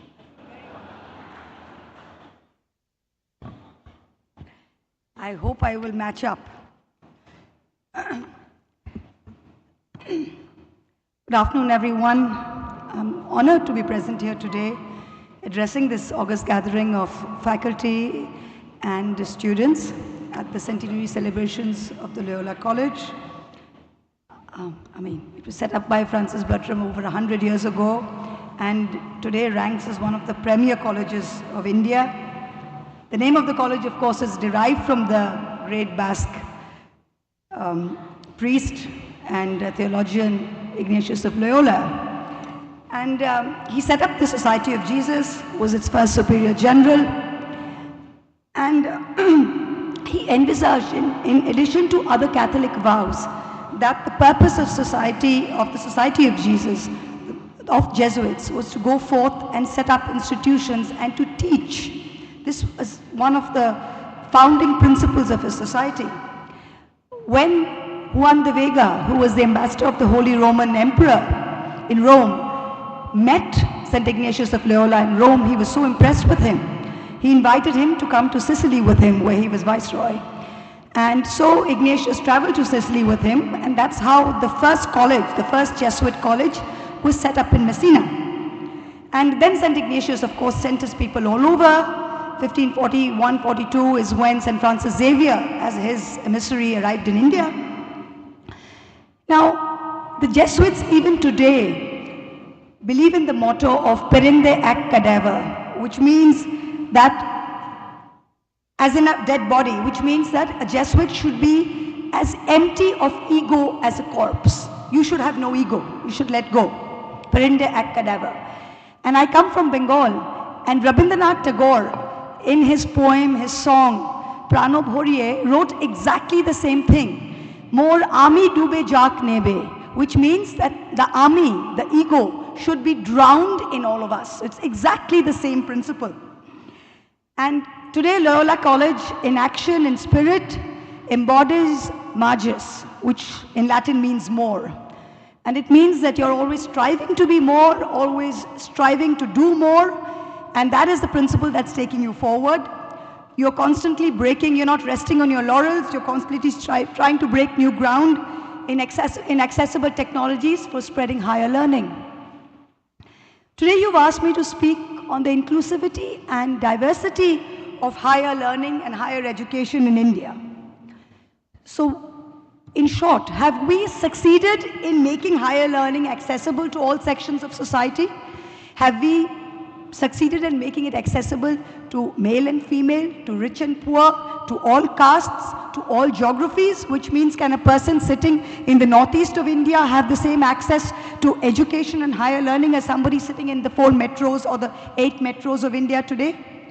And if we haven't done that so far, we've been an independent country for 75 years, the first national education policy was out in 1968.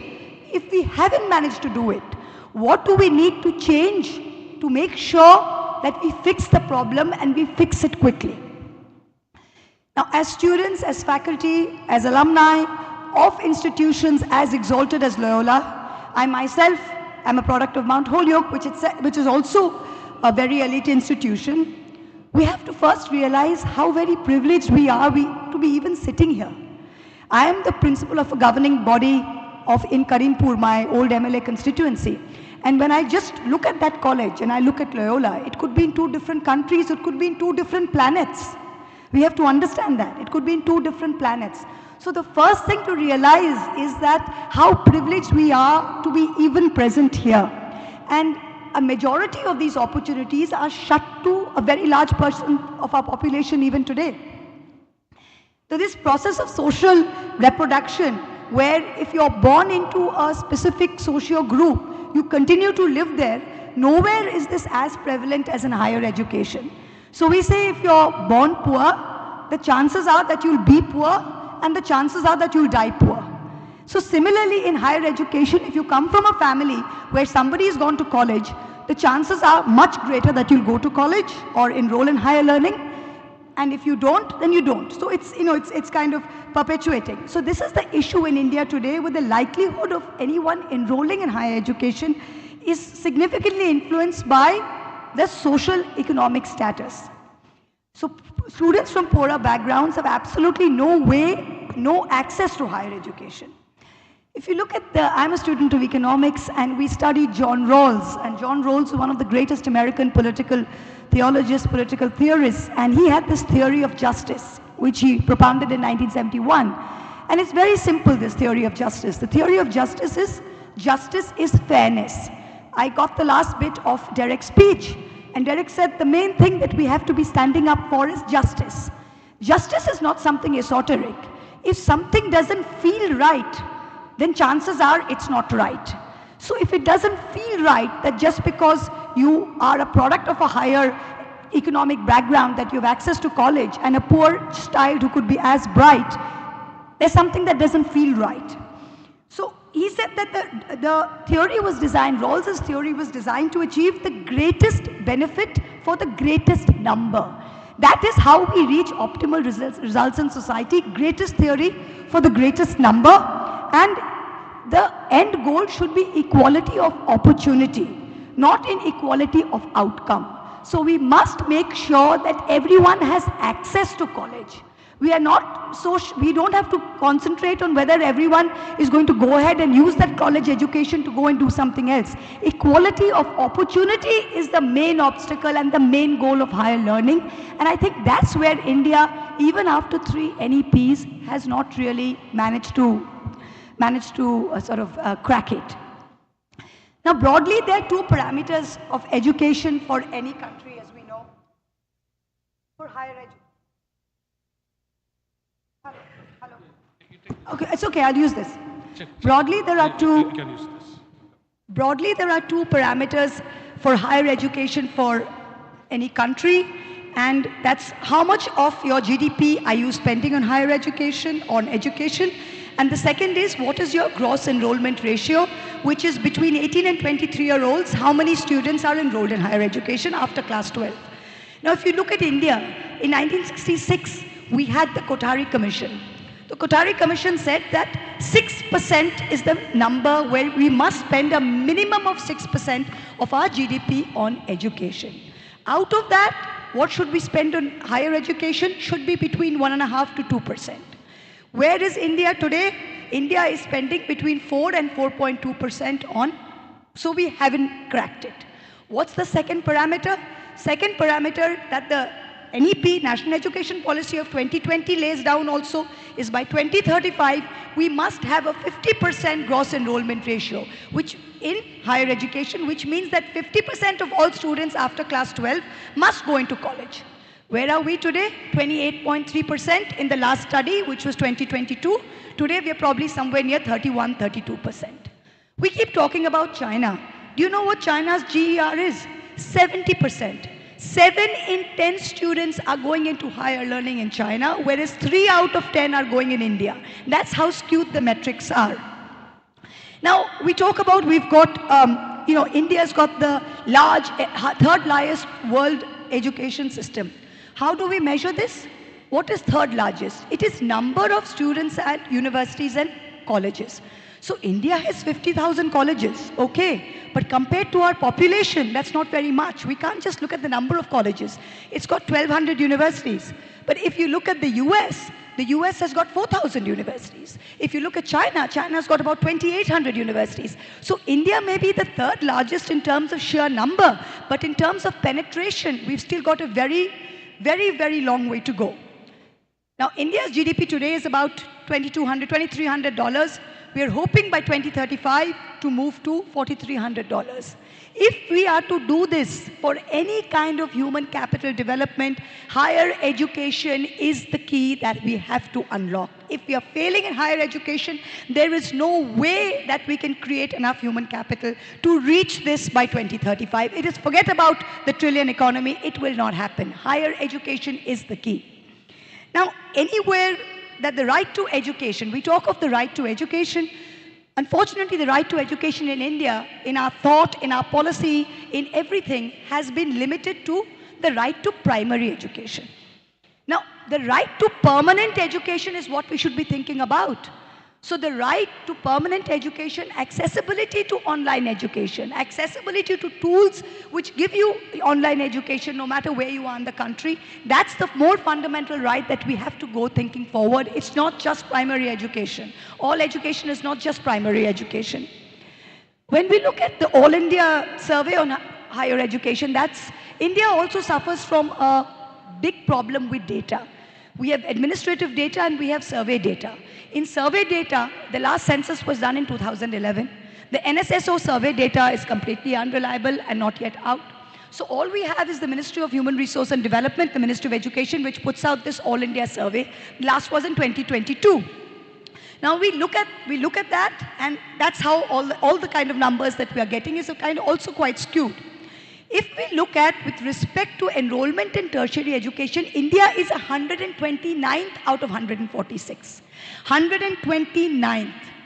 When we look at there's something called the Sustainable Development Goals. which is endorsed by the United Nations. 193 countries have signed up. India has also signed up. The SDG 4 is what we call it.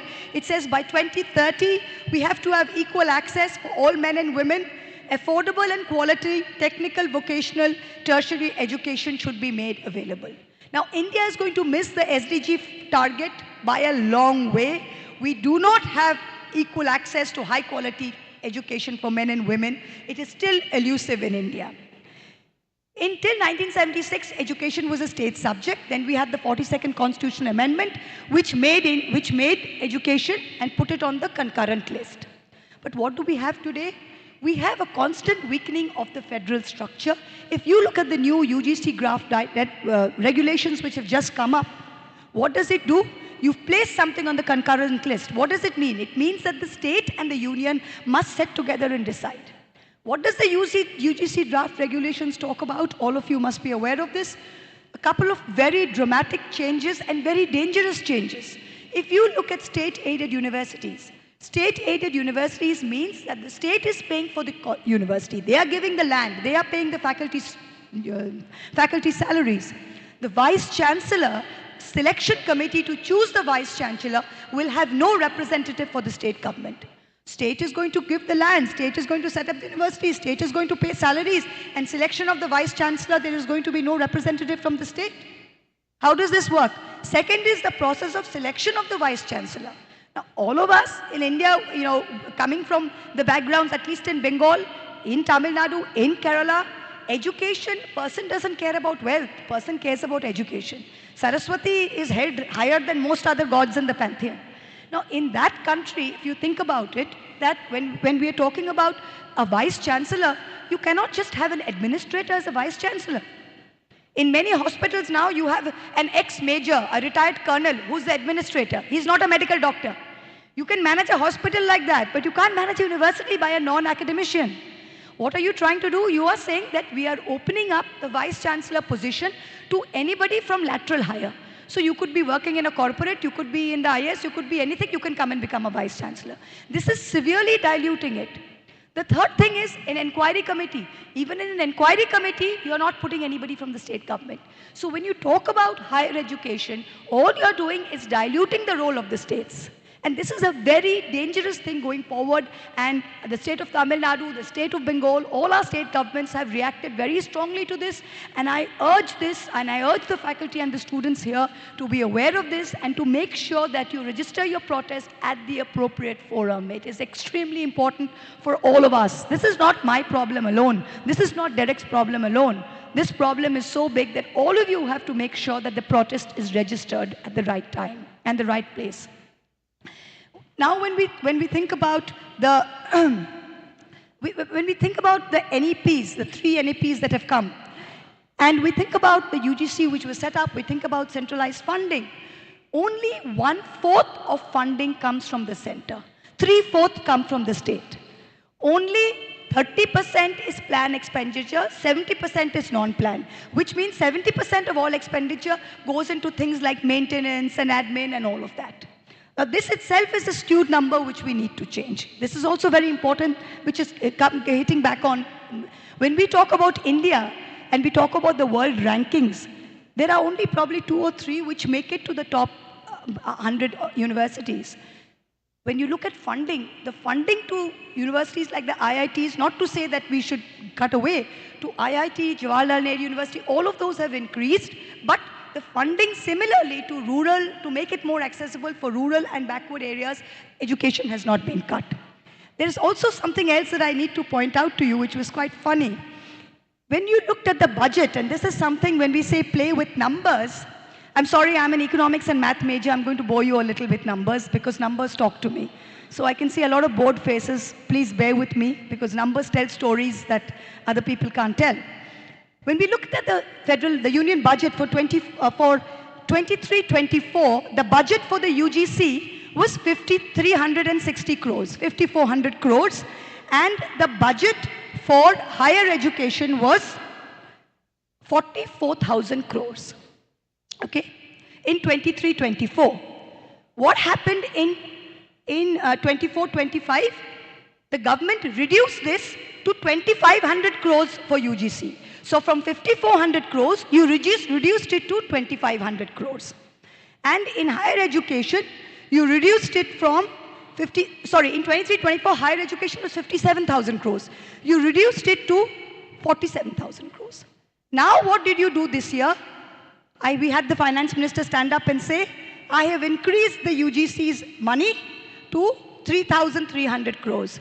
But madam, you reduced it from 5,400 to 2,800. Now you're increasing it to 3,300 and you expect us to be happy?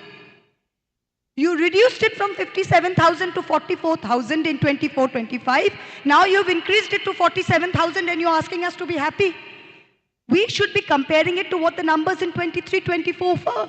We must be the only developing country which is cutting its access and it's cutting its education budget.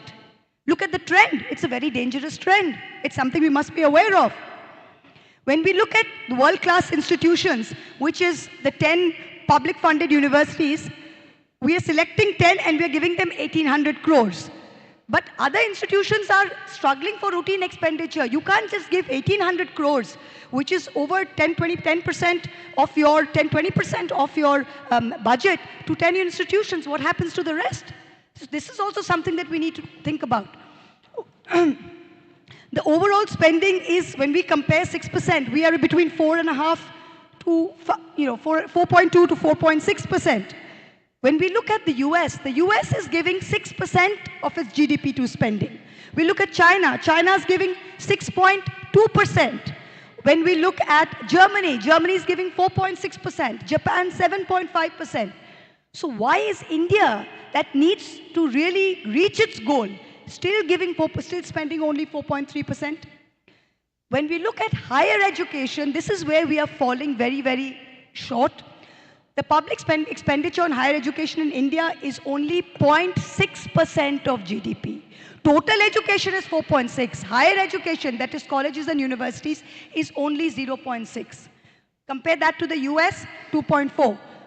Compare that to China, over 2%. Again, we are falling short. When we look at what other countries have done over the last few years, in this, let me just look at some numbers. Let's look at the G20 numbers. The global gross enrollment ratio in the G20 countries is about 42%.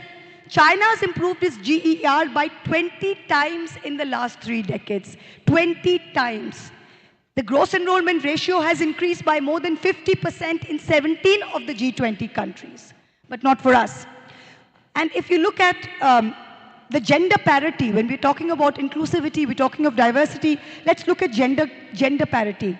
Gender gap was as high as 11% in 11-12, and that's declined. But it's during COVID, what we saw was, again, women fell out of the workforce, women fell out of higher education, backward castes and SC/STs completely reversed all their gains in the years leading up to COVID. So just 2 years of something like COVID, of a black swan event, can put back decades, which really shows that if you have situations like COVID, that the SC/STs, that other backward castes, women who traditionally have been the laggards, have completely lost access to higher education. This is something which has been very scary with migration, with the digital divide. Another thing that we see in India is that there's a large growth of private universities, private aided, unaided colleges, and they've got a much higher share of student enrollment. But 2 things we need to worry about here is, what is the quality of education being imparted by these colleges? I'm not talking about Loyola, I'm talking about all these tiny colleges that have mushroomed all over India. All over India. What is the quality of education? And also, what is the cost of this education? We have the finance minister saying that we are giving 10 lakh loans per year for students, but the average medical college, the average engineering private college is charging much more than 10 lakhs. So A, you are getting into a debt trap to study at a place which is giving you an education which may not be a quality education. That's another issue which is coming up. Another number that I was looking at was, if you look at geographies and you look across states, and we had this for other, one second, give me a second, please. I was just looking at across universities. Across male and female and across.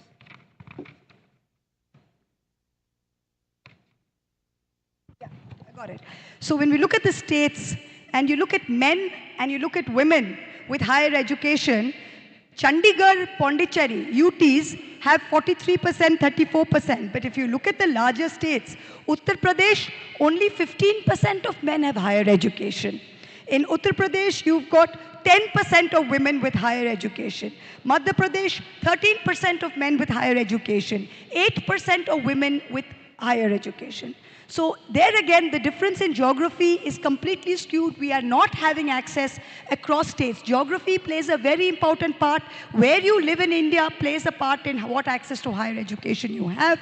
That's also another thing. The average in India is still very low. The average is about 19% for men and 13% for women. And when we are going forward and we are thinking about how do we include more people and how do we make this more diverse, one of the biggest problems, I mean, India is, like we say, a big family, but as most of us who are not perhaps born in the higher strata know, this is a family that doesn't always look very kindly upon all its members. So, you know, all people are not born equal. Unfortunately, some are born more equal than others. So in higher education, students and faculty face great bias and discrimination during academic journeys. If you look at the numbers, again, significant number of dropouts and faculty from marginalized groups, their self-esteem, their identity are all barriers to academic success. I was also looking at the University Grants Commission. It says India's universities, only 0.303% has ever had a female vice chancellor. 1,200 universities, only 0.03% has ever had a female vice chancellor. There have only been 4 women directors across the 73 institutes of national importance. Only 4 women directors. And there's a chronic clustering of women faculty in the lower ranks in temporary. So when you're getting temporary lecturers, temporary faculty, then the rate of women is much more. When you're getting tenured positions and you're getting permanent jobs, then it's men versus women, a ratio of 9:1. That's how bad it is. In India, less than 2% of higher education institutions are disabled friendly. Physically accessible campuses, integrated technologies are the need of the hour. We need to increase budgetary allocation for disability within higher education on a, I would say, on a completely emergency basis. So in short, this inclusive development is still elusive in India. We're far away from achieving our SDG 4 goals. We're not going to do it. The 2035 National Education Policy target is not going to be met. But is it all bad news? No, it's not. We're all sitting here. We're all sitting here, and when St. Francis was leaving in 1541 to come to India, Ignatius of Loyola used the Latin phrase, ite inflammate omnia, which means go set the world on fire. Madam, we have 5 more minutes. Yeah? Before you set the fire, yeah. 5 more minutes. No, you said you're going to explode a bomb, so I thought that I may as well set a fire. So he says, you know, go set the world on fire. So all of us sitting here today, the learning and the education that is imparted in places like Loyola, this is not some store of wealth that we have the right for our own consumption and for our comforts. It's not. It is something that is a legacy that we hold in trust, that we must pass on to as many people and to improve more. So whoever is sitting here, maybe one of you sitting here will devise ways where we can make education more accessible. Maybe we can go out here. I work in a rural, I represent a rural constituency where I have seen first-generation learners, how difficult it is for them to come into even a small college in Karimpur or a small college in Krishnanagar. I think education and higher education going forward is something that all of us who have graduated from college and graduated from universities have a duty to be connected to for the rest of your life. If you've got a college education, it is your duty to ensure that 3 other people within your sphere of life, in your sphere, have access and the ability to make sure. I think that's what's very important. One of the other things is that I went to university in the US, I went to a liberal arts college where we were taught impossible is nothing. And one of the things that has stood me in very good stead with all the ups and downs that I've been through in the last few years in my political journey, especially in the last year, has been that training and that grounding from Mount Holyoke, which taught me that go where no one else will go and do what no one else will do. If you're trying to be one of the pack, you will always be one of the pack. And if you have strength from within and you're sure of who you are, and you create spaces that let people be who they are, that's the only thing that we're actually leaving for future generations. So I urge institutions like Loyola, like Derek said, and institutions that are run by the Jesuits all over India, that please instill the sense of self-worth in all your students and create spaces where the voices of dissent can flourish. Because if we don't have critical thinking and if we don't have voices of dissent, this country is going to become an homogeneous mass, which was certainly not what our founding fathers intended it to do. So it's not just higher education, it's a way of life. And this is something that, like I said, go set the world on fire, put your ego aside, and always strive for magis. So I can't really improve on what St. Ignatius Loyola said. He seemed to have encapsulated my mottos in life as well. But thank you very much, and really honored to be here. Thank you. You're welcome.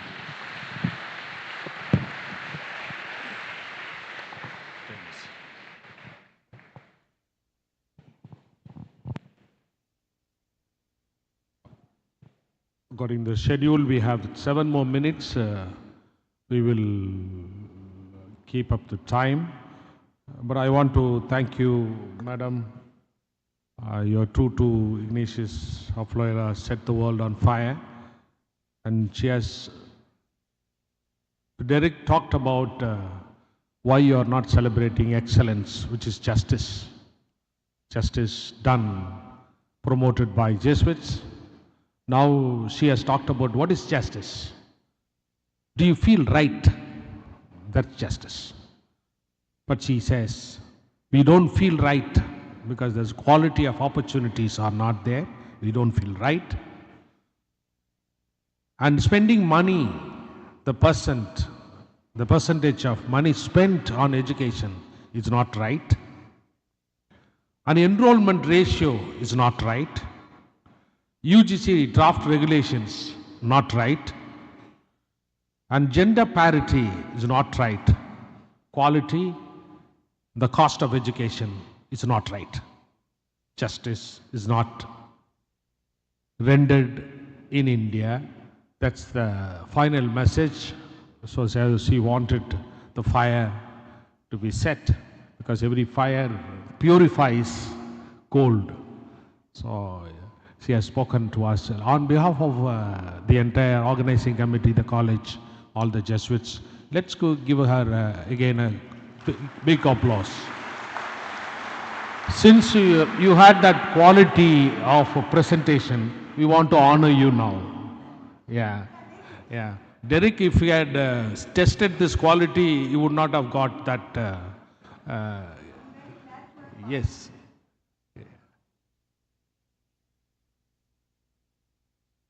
It's a pleasant duty to formally honor our speaker. May I request Dr. Florence to adorn our speaker with a shawl. May I invite Father Louis Albert to present a memento, and Dr. Merlin Shaila to present a bouquet to our speaker.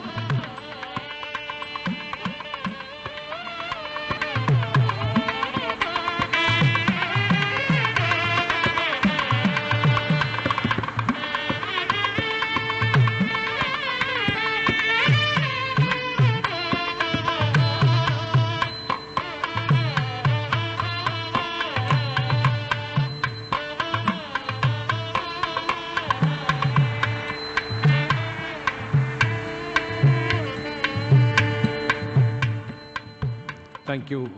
Since she's done economics and mathematics, so many numbers were there. Can we take 2 questions? I think there's somebody's waiting to raise. Yes, let's give it to one Jesuit to one non-Jesuit. Let's take Father Raj Irdaya. And no, we shall give it to those outside Loyola College. Sir, let's give access to education, access to any other college from other than Loyola. Where are you from? what I'm saying. You are from Loyola? Loyola School? Father, I'm from Loyola School. Where, which Loyola School? Our own Loyola School, which is in Vadamelpakam. Vadamelpakam, okay. But Shall I still you are a Jesuitic. I want somebody else outside. Father Raj is there, please. Someone from outside, other than Loyola Jesuit fraternity, let's give an opportunity. Particularly since it's a man, we will give a woman, because she has been talking about we have only 1.2% Vice Chancellors. Father Raj is there? Question, Father, question. Thank you very much, ma'am, for your numbers. Numbers of narratives and stories, and they are very vital. Thank you very much. Illustrious parliamentarians like you and Mr. Derek O'Brien and several parliamentarians that we have, also some from Tamil Nadu, have been very critical, very articulate, very impressive in the parliament, and I believe you are educating the parliament. My simple question is, all that you speak so vocally, so impressively with the facts and figures, convictions, seem to be falling on deaf and stone ears. Can we continue to believe in this parliamentary democracy for education? Hello. Sir, thank you very much for your kind words. I join my colleague Derek in thanking you. What you said, now unfortunately we live in a system which is first past the post. Jo jeeta wo sikandar. We don't have a system of, whoever wins is whoever gets government. So in a majoritarian system of government, in a majoritarian parliament, there is, unfortunately, like you said, we can shout and we can scream and we can be appreciated by some and we can be pilloried by others.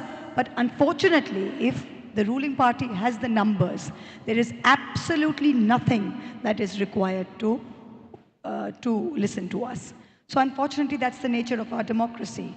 And unless we change it from first past the post to proportional representation, which a lot of European countries have done, I don't see this changing in the future. So unfortunately, it's the way it is. Even though it's not heard, but we must continue to speak. Yeah, of course we continue to speak, and you'll be surprised. I mean, the ruling party doesn't win with 50% of the vote. They win with 220 million votes, which is 22%, less than 22% of the population. Exactly. So there are a very large number of people who are not in line with their way of thinking, and they look to us and we are their voice. So of course it's extremely important. Thank you. Anyone from outside Jesuit fraternity, Jesuit college, one woman, I give you an opportunity to ask. Sister, no. Sister, no. If anybody else is not there, I'll give it to sister. Ladies, not gentlemen, ladies. Any woman wants to ask, because many wanted to speak to her personally. There are many fans, madam. Before you leave, you will have to take so many selfies and photographs. Anyone? Let's get sister. Yes, sister. Okay. Sister?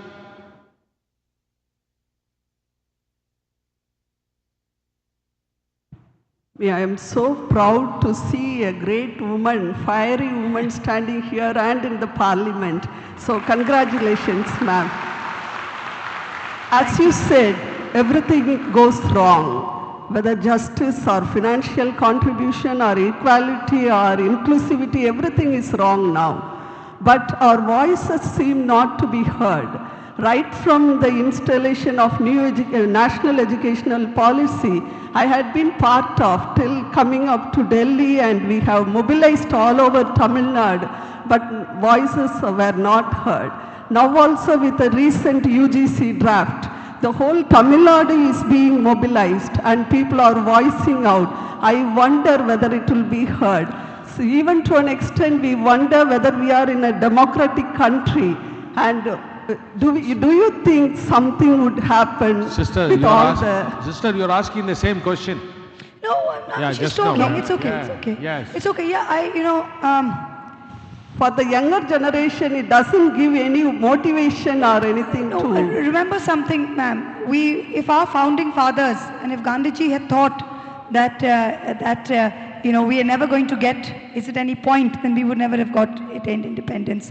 We are all part of a movement. It's not something that's overnight.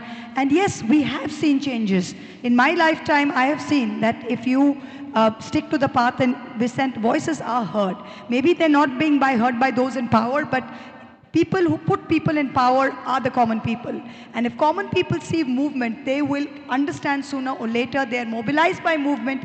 And don't forget, the power doesn't lie in Delhi. The power lies in the average voter's thumb, which he presses in the EVM.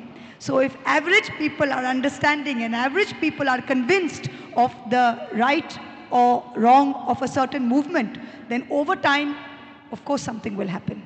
A lot has already happened and more will happen. The fact that we are standing here today and being able to speak in this environment shows that they have not succeeded. Thank you so much.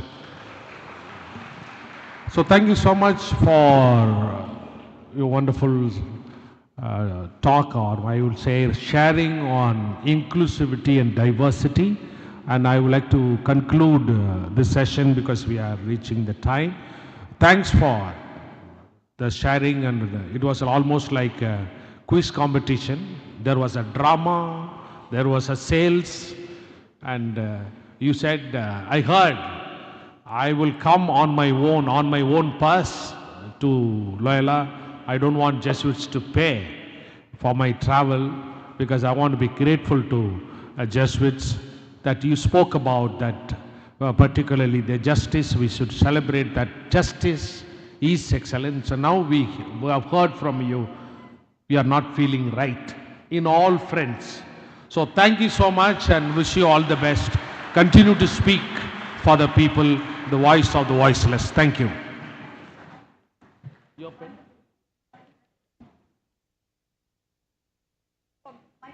My invite is principal and the convener take a photograph, and also, please, madam, research convener.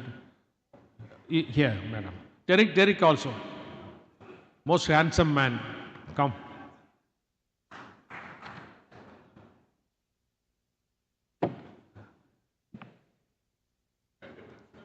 Deputy principal, sir.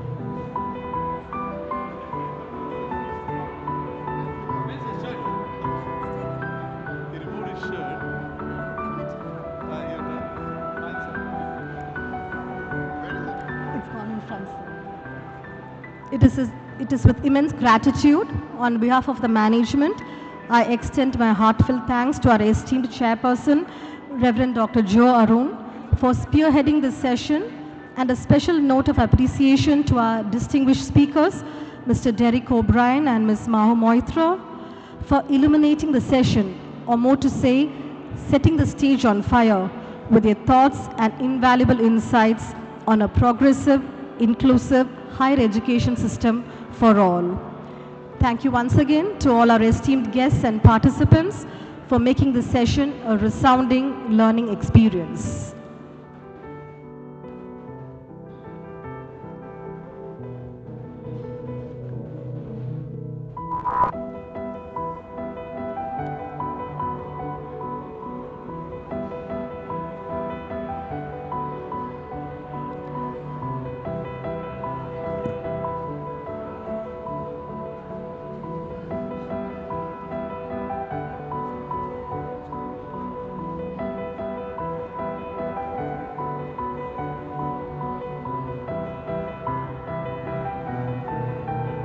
We will now break for lunch. I request the participants to kindly note the venues for the lunch. In front of the Commerce and Economic block, lunch will be served for Loyola teaching and non-teaching staff. In the Eat Right food court, all the outside participants, faculty of LIBA, LICET, Loyola College of Education, lunch will be served there. I repeat, in front of the Commerce and Economic block, lunch is served for Loyola teaching and non-teaching staff, and in the Eat Right food court, lunch is served for all the outside participants, for LIBA, LICET and Loyola College of Education staff. Thank you.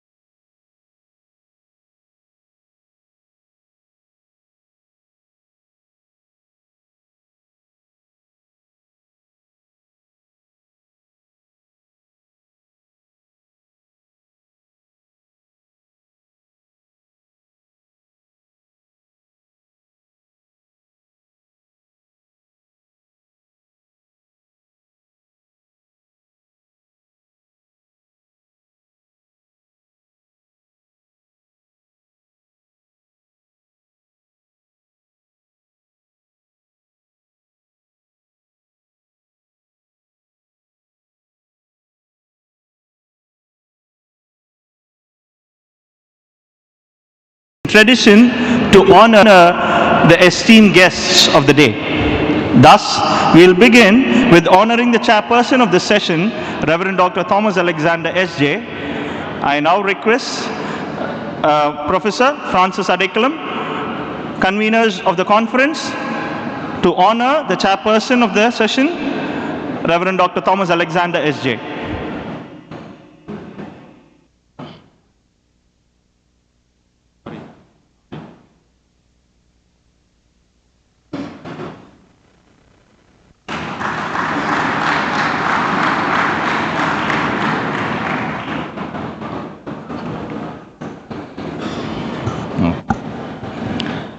Now it's time to honor the esteemed guests for the day.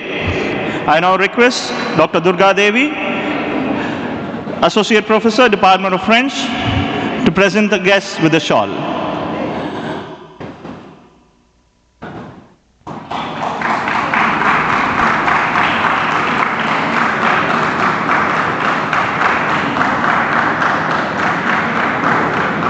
I further request the chairperson of the session, Reverend Dr. Alexander, to present the guests with a memento.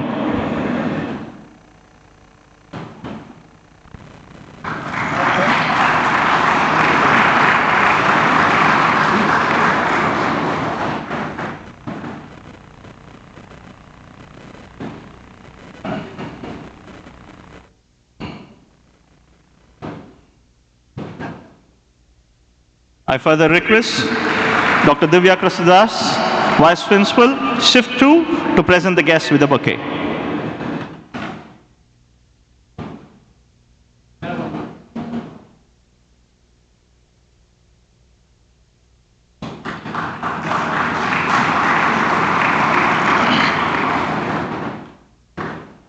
Thank you, everyone. Kindly be seated.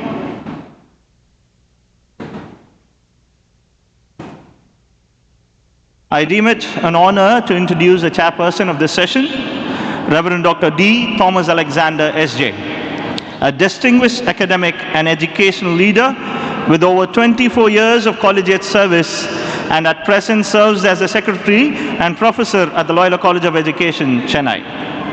His extensive experience spans teaching, research, and administration. Reverend Dr. Alexander's diverse academic background includes an MSc in mathematics, an MA in sociology, MSc in psychology, Master of Education, and PhD in education. He has completed a postdoctoral fellowship at Loyola Marymount University, Los Angeles. His expertise encompasses psychology, philosophical foundation of education, educational technology, guidance and counseling, exceptional children, 21st century education, and soft skills. He has supervised numerous MPhils and MEd students and guides PhD candidates for Tamil Nadu Teacher Education University and Indira Gandhi National Open University. Reverend Dr. Alexander has held many leadership positions, including as Principal of St. Xavier's College of Education at Palayamkottai and Higher Education Coordinator for Jesuit Higher Education Commission, Madurai Province. He has served on committees for NAC and NCTE for various colleges in Tamil Nadu and several universities across the country. Dr. Alexander has completed a major government-supported project and published extensively. He is a recipient of the Best Educationist Award from the International Institute of Education and Management. He is dedicated to molding prospective teachers and serving the rural youth.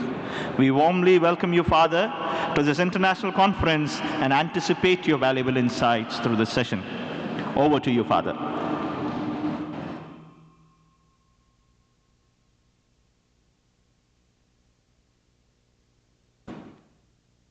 Good afternoon to all of you. Good afternoon. Thank you so much for your response. Thank you, Dominic, for your wonderful introduction about both of us here.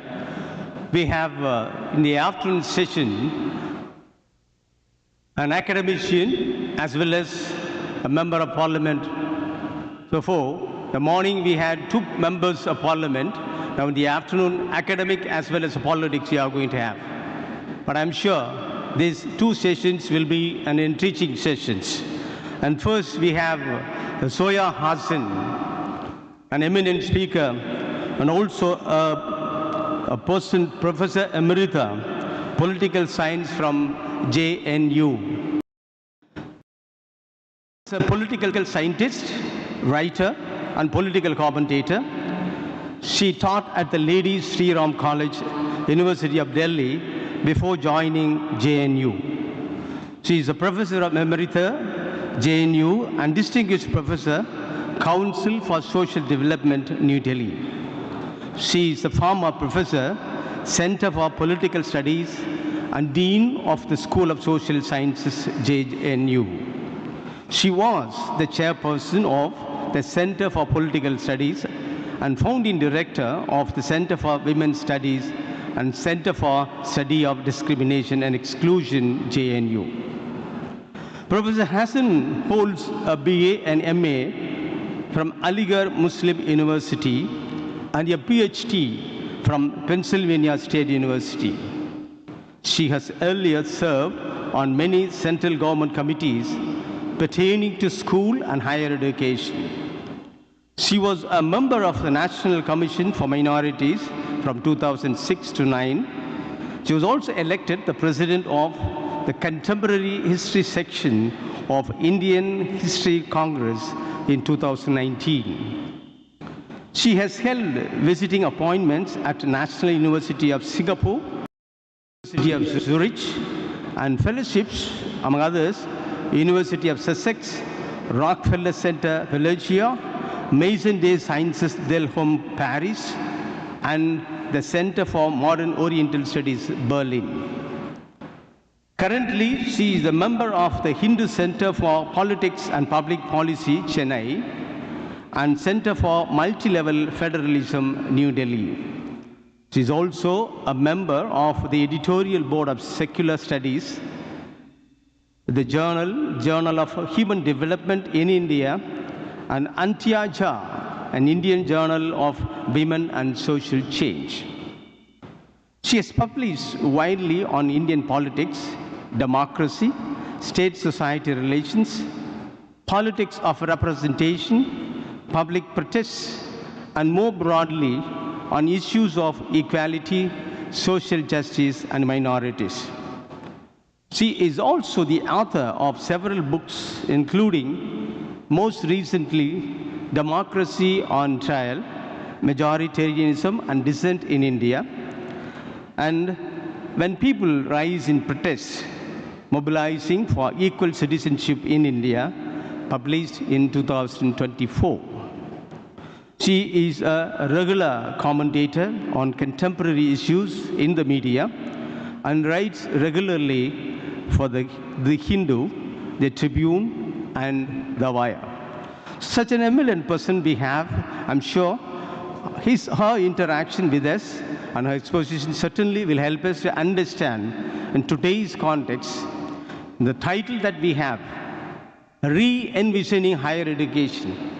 As we see the higher education at the crossroads, where we have the different policies and different drafts from different educational bodies pouring in. So where are we? How are we going to have?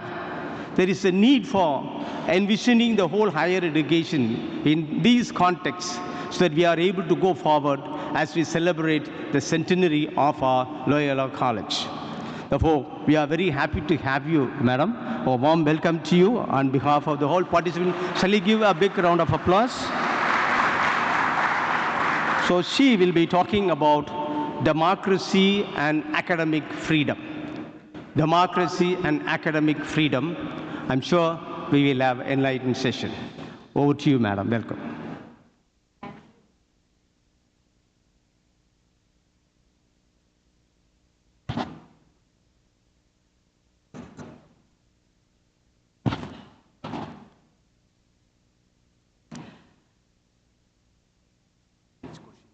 Oh, 5. Yeah. We can take 30 minutes. Okay. Is it okay? Thank you.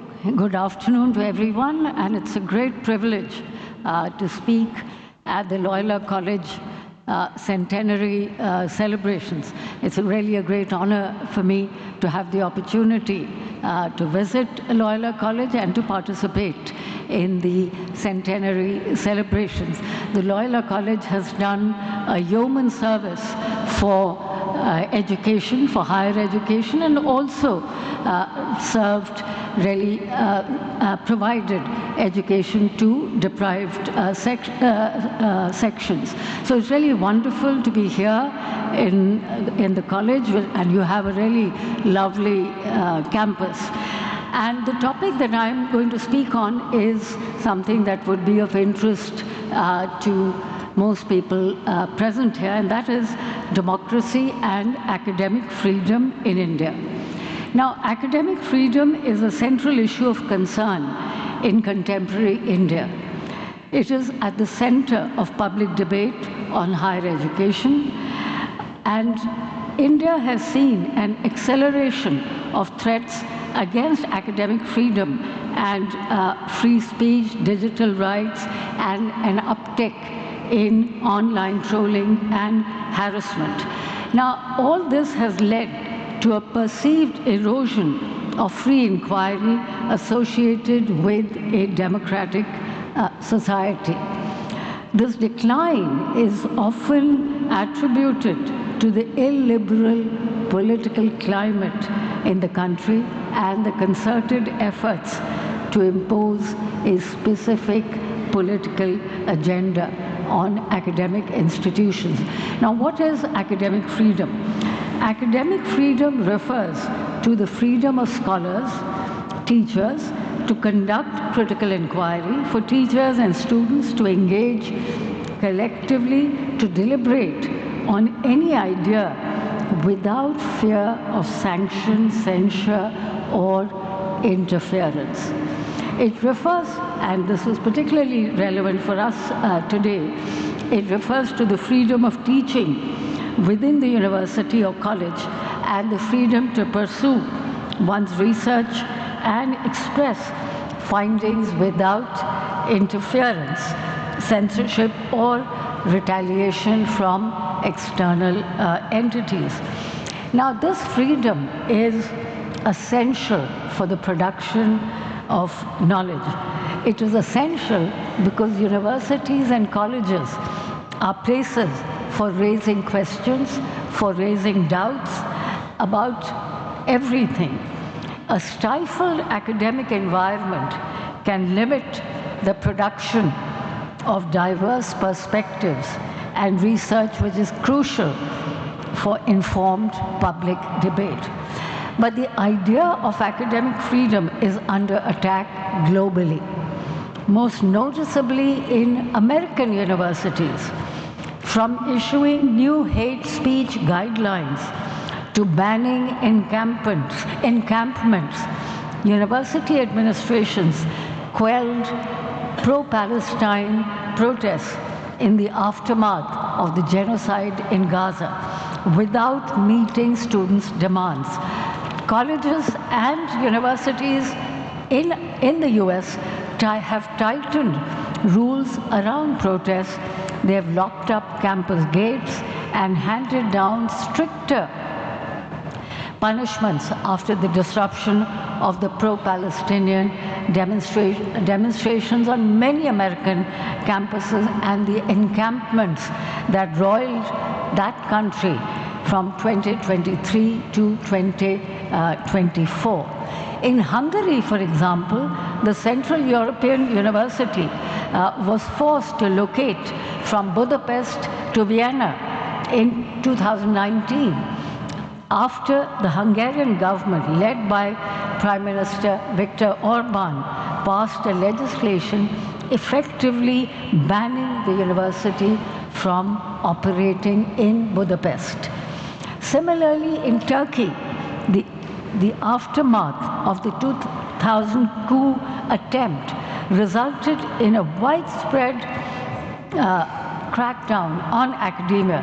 Thousands of academics, you might remember, were dismissed, and several universities, particularly those perceived as linked to the oppositional Gulen movement were shut down. In India, academic freedom to teach, research, and disseminate knowledge has faced pressures in unprecedented ways and to an unparalleled extent. We hear regularly of politicization of heads of institutions, faculty appointments, changes in curriculum to align with political agendas, and more generally, checks on institutional sovereignty combined with constraints on academic freedom. Now, basically, there is an attempt on the part of a very powerful central government, more powerful than previous central governments, to control everything. This has affected individual freedoms as well as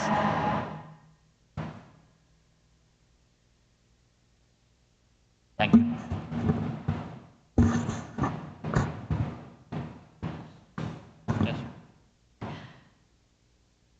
Now, this attempt to control everyone who thinks has affected individual freedom as well as the functioning not just of academic institutions but the executive, judiciary, and media.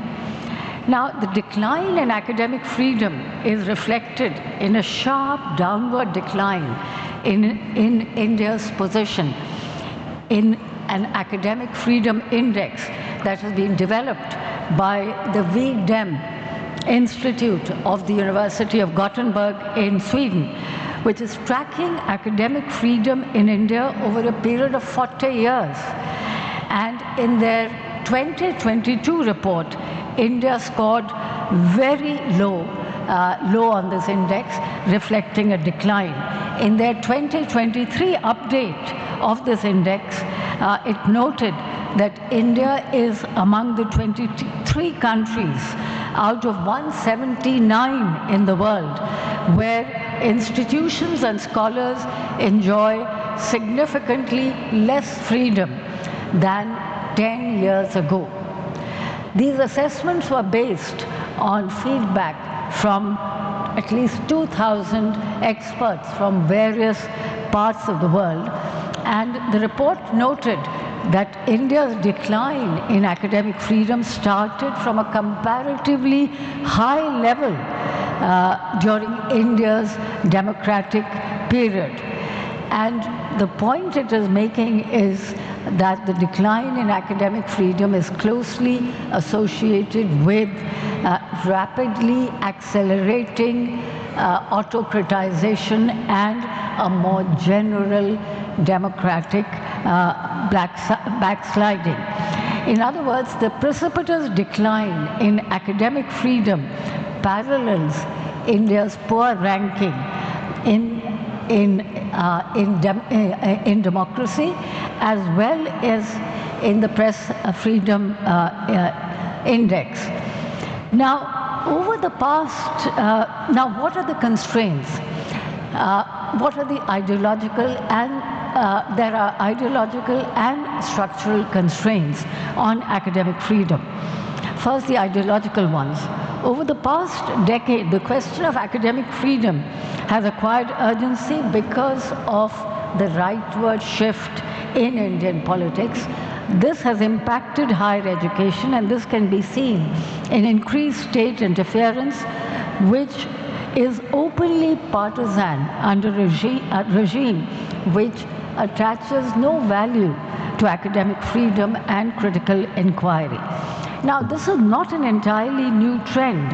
Academic freedom was curbed before 2014 too, especially in state universities and undergraduate colleges. But, and the norms of academic freedom were not always firmly followed, and teachers had to be careful in what they taught or what they wrote or spoke. And indeed, the Congress Party, when it began losing its its dominance, did become unprincipled in many ways, and it was randomly interventionist. But even then, and that's the key point, there was no concerted threat to academic freedom or dissent. There weren't many instances of seminars being monitored or the imprisonment of academics for their views. Generally, the faculty were free to teach.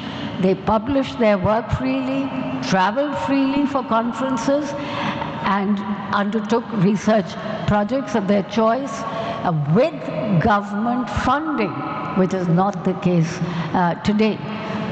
Now, in contrast, the current regime has been actively trying to impose its own views on academic institutions at the expense of autonomy. It's eager to control universities both at the central and state level. That's the second point, not only central but also state universities, and I'll come to that later. It's been exerting pressures on universities and academics to align with the dominant ideology. Now, the urge to control premier institutes had begun early in the term of this regime. This a trend can be traced to the JNU, my own university, where an agitation in February 2016 and led to arrests and so on. And JNU from the beginning was a major target because from its inception, the JNU has been home to critical ideas, questioning dominant ideologies of power or mainstream nationalism. For this very reason, it has been chosen, it has been targeted, I should say, to send a message to all those who disagree that dissent is unwelcome. Now, deepening political intolerance has intensified attacks on academic freedom and the promotion of narrow, exclusivist agendas. There are limitations on research topics considered politically sensitive, and indeed, the exclusion of several important books from university syllabi entirely on non-academic grounds. And there's a long list of seminars, lectures, and events that have been cancelled, meetings have been disrupted. Now, these occurrences negate the essential concept of universities as autonomous spaces where freedom of expression, exploration of ideas, and advancement of knowledge are an integral part of the learning process.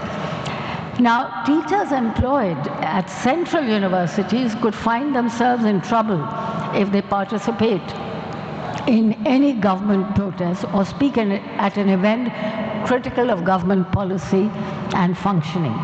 Their salary and pensions could be stopped.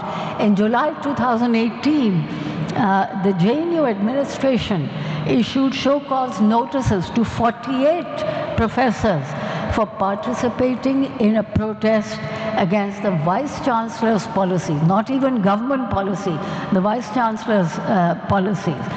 And the notices invoked the Union Government Central Services Conduct Rules, prohibiting government servants from making such statements or joining political associations. Now, the JNU Teachers Association rightly pointed out that imposing such rules on teachers would take away their freedom of dissent, and many of them who retired soon thereafter were denied pension and other benefits. They had to knock on the doors of the court to get justice.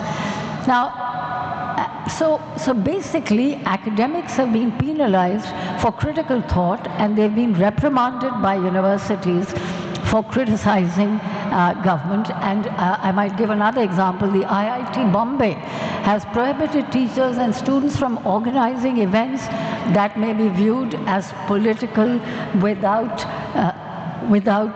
permission. So in the same vein, student activism, a vital component of democratic engagement with universities has faced challenges.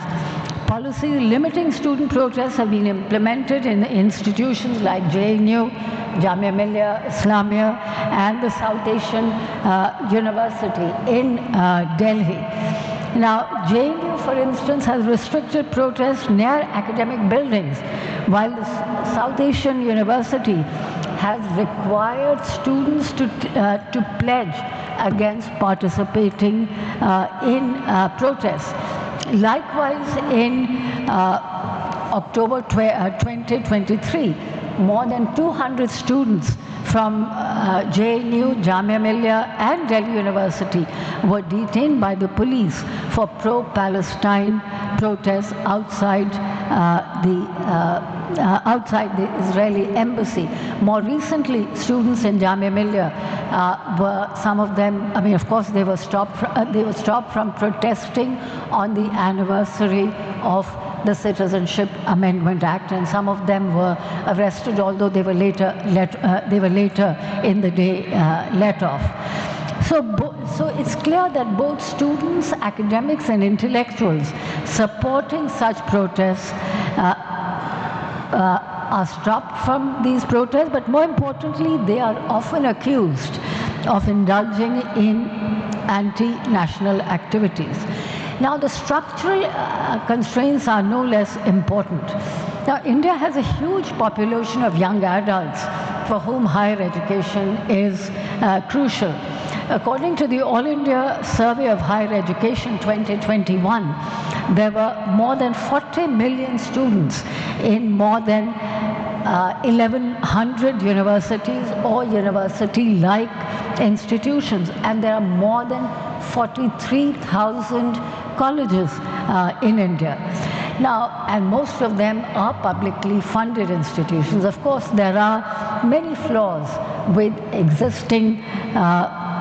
the existing public education system, but we must not forget that public universities and publicly funded education has made a very significant contribution to the growth and expansion of higher education, and above all to the inclusiveness of education, as they provide access to students from different backgrounds and to groups which were hitherto unable to access it. Thanks to publicly funded higher education and reservations in public institutions and in minority institutions such as yours, the class, caste, and gender profile of students has changed and is much more heterogeneous and diversified. In fact, Indian universities are one public place where you see greater diversity than just about anywhere, and this clearly has to do with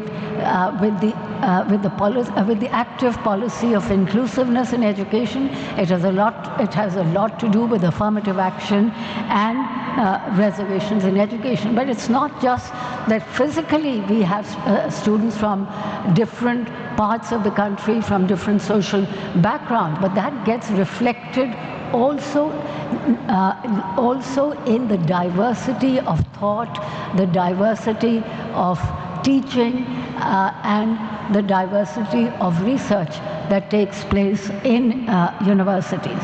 However, the system of public education is being dismantled by the new stress on private education. Far from increasing funding of public universities, there's been a general decline in higher education funding. And the decline has increased due to the private sector's involvement in higher education. But the point is that most private institutions offer education in only a few disciplines, mainly engineering, medicine, and management. And also, very importantly, private institutions and universities, by and large, exclude those belonging to non-affluent households from getting into them. Most of them would not even be able to afford the tuition fees in such institutions. So the direction that higher education in India is now slated to take represents the convergence of neoliberalism and Hindutva ideologies. The new education policy, contrary to its claims, will make education confined more so than before to a socially and economically privileged elite. Significantly, the new education policy envisages significant privatization of education, and this will change the very nature of higher education in several crucial ways. An important consequence of this is greater central control over institutions of higher learning. Now, I think we all know that education belongs to the concurrent list of the Constitution, but the new education policy was formulated without consulting states, which indicates the drive towards centralization that I've been speaking about. A specific instrument for advancing centralization and political control is the proposed legislation that seeks to abolish the University Grants Commission and replace it with a higher education commission, which will be headed by the Central Education Minister. And this obviously will lead to a devaluation of state-level boards and institutions, and even undergraduate admission will be determined by a centrally administered entrance test. Now, I think we would all agree that academic freedom requires autonomy. It's the right of universities to frame their own protocols for teaching and so on. But this autonomy that has been provided to higher education institutions ensures their role in promoting pluralism, diverse views, and transparency. My own university, the Jawaharlal Nehru University, was a pioneer in academic autonomy. It was built as a self-regulating university with a high level of democratic participation of teachers and students at every level, starting with the student-faculty committee in every center. What came out of this participative democratic structure was that consensus was built within the university community, from the centers to the school up to the university. But alas, the JNU has been completely centralized to the detriment of decentralized democratic and academic processes. So these structural problems that face academic freedom have certainly been exacerbated by a stress on ideological conformity and compliance, highlighted more than anywhere else, as I said, in JNU. Now, there's been, and this is again a very important aspect, which is contributing to the kind of control that the center wants to exert on academic institutions. There's been a significant lowering of permanent posts at the university level and a resort to part-time teachers and contractual appointments, with most new and of course most new appointments, as I think most of us know, are being handed out to those who are loyal to the regime.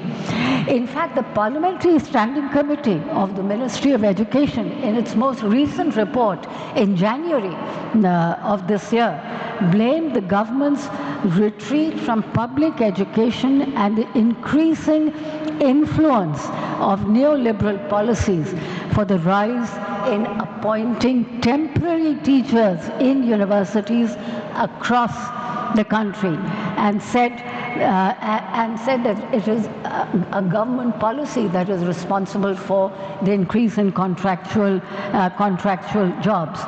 So all of this is affecting the autonomy of institutions, and interestingly enough,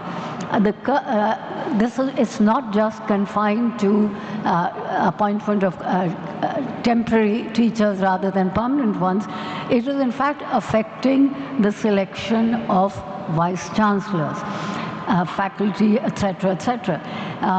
And deference to authority is rewarded, and this has affected the selection of vice chancellors, faculty, and so on. And the UGC draft regulations of 2025, which I think the government of Tamil Nadu, the state government of Tamil Nadu has rightly objected to the 2025 guidelines. Now, these guidelines are for the appointment of teachers and academic staff, and it has sparked considerable debate because of its disregard of constitutional requirements. The new UGC regulations for vice chancellors is particularly problematic because the selection process now will consist of 3 members: the chancellor, who is the governor, or the UGC chairperson, and a nominee of the university's apex body or syndicate, completely obviating the state's role, even though so much of the funding for state universities comes from the state government. And the chair of this panel, who used to be a nominee of the state government, has been downsized. Effectively, 2 of the 3 members for the selection of the vice chancellor will be nominees of the central government, ensuring thus the centre's stranglehold over state-run universities. And what is more, and I think this is particularly disturbing and must be noted, is that the guidelines allow people with no academic qualifications to take up the highest post in the university. Vice chancellors need not anymore be distinguished academics. Now this, needless to say, opens up the space for political appointees of the union government. In effect, this new system will ensure that union governments have total control over the vice chancellor's appointment and possibly even faculty appointment, thus further undermining institutional autonomy. Now, related to this are 2 other aspects that I want to briefly touch upon in conclusion. That there is another disturbing aspect which is affecting academic freedom, and that is that there is a deliberate underemphasis on humanities and social sciences that opens the mind and encourages students and teachers to think critically. The focus mainly is now on commerce or science or technology. Now, the significance of social sciences has been reduced, partly because they are seen as less useful in a world where economic calculations matter the most, but also because they are seen to be more critical disciplines and therefore more trouble for university administrations. Now, but unlike the social sciences, history, which is also, of course, part of the social sciences and humanities, doesn't suffer from neglect under this government. Rewriting history is an essential element of the plan to impose a singular ideology in academic institutions so as to make Indians understand their Vedic heritage, replacing the study of India's syncretic history with mythology and the rich diversity of Indian philosophy with Hindu theology. This project marks a total rejection of India's cultural and political plurality. Hindu consolidation is the main objective of the reconstruction of history, in stark contrast to the earlier writing of history, which was done in a way to preclude even the slightest nationalist bigotry and distortion. Last 3 minutes. Madam?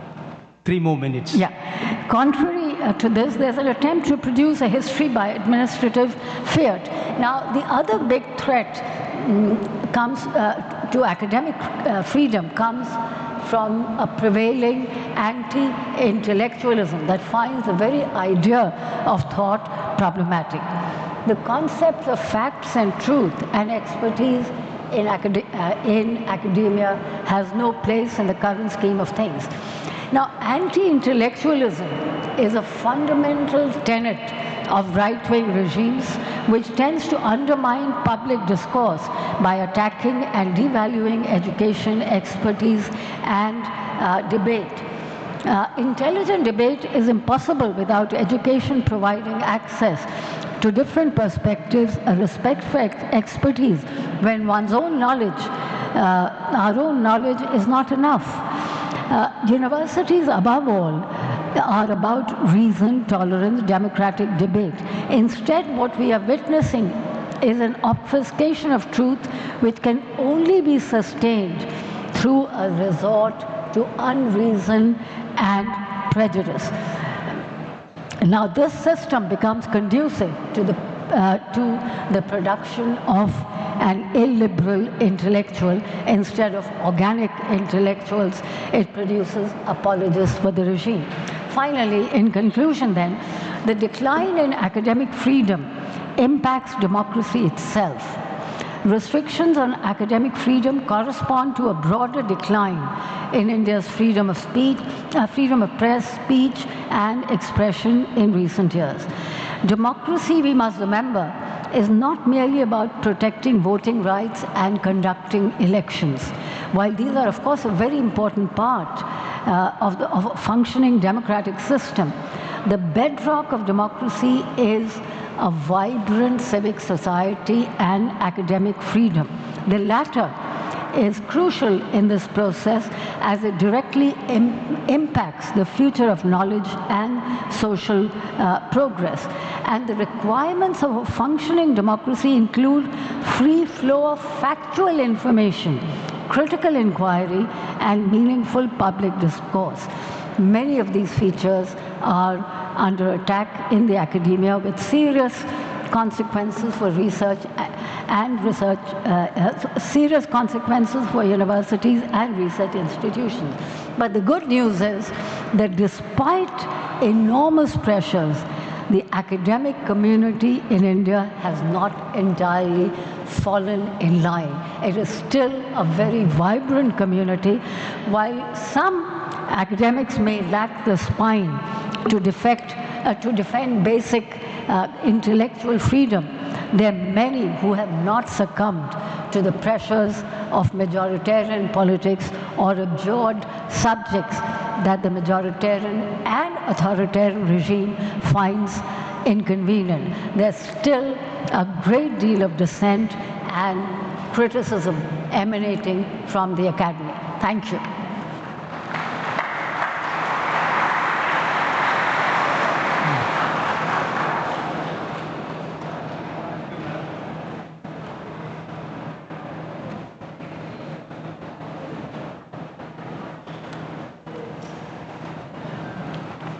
Thank you, Madam, for your long critical reflections on democracy and academic freedom.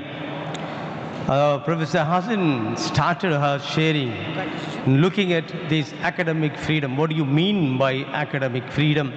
The importance of academic freedom, which is very much needed to engage in developing curriculum, which is very much needed for today's generation, which is essential in all the higher education institutions, which academic freedom will help us in developing diverse perspectives and in teaching as well as research. At the same time, she was also able to give the reality that is happening in different countries, quoting a few countries how this academic freedom is completely taken away and there is a democracy is at stake. But there are few public and public-aided universities which stand up and they try to maintain this academic freedom. Though there are courses and programs where the simple and the poor people cannot afford to pay the fees and enter into the studies. The new relegation policy once again completely paralyzes the whole liberty and the rights of the state governments. Education, which is part of the concurrent list, but states are not consulted when the NEP was completely drafted as such. Therefore, finally she was saying that there is a need for democratic, participative approach in all the higher education institutions so that a new and developing, growing, something enhancing curriculum could be developed. While commenting on the UGC guidelines, she was critically looking at the new policy or draft policy on the selection process, particularly on the Vice Chancellor. And finally, with all these negatives, with all the things that we have seen, she was able to conclude her speech with a positive note. Still, the academic community has not fallen, rather they are able to stand up and try to give a vibrant curriculum in spite of all the hurdles and the difficulties. And that was the summary of her speech. Thank you, Madam, for the wonderful critical reflection. Shall we give a round of applause for her? It's a long, certainly. We have so much to talk about these UGC guidelines. The other guidelines are pouring in practically every day. Therefore, you may have your questions now. Those who would like to ask questions, yes, for the Saharaj. Yes, after him. Yes, please. You can have a cordless mic. There's a mic over there. Thank you very much, dear Professor, for the enlightening talk. This morning we were, I don't know whether you were there this morning. This morning there was a reference to a Venezuelan author, Moises Naim, his famous work, Revenge of Power. And Derek O'Brien, for example, he was quoting from his book, 3 Ps, populism, post-truth, and polarization. That was the 3 Ps. And I was just thinking while you were giving this lecture, contrasting this with Samuel P. Huntington's Clash of Civilizations. So democracy one side, and then the future of academic institution. In the course of your lecture, you are also saying that today the education institutions are victims of neoliberal policies. Now my question is, in this scenario, we are all in the clutches of neoliberal policies, profit, optimization, and competition. Everything is geared to the optimum. So the courses in the colleges are geared to the market. Everybody wants to study artificial intelligence, for example, today. Now in this scenario, you come from JNU, the big sort of experimental place where great minds have been at work. So how do you see the future of Indian education scenario? Are we going to be dictated by market, or are we going to be directed by human ethos? I just want to hear your comments. Thank you.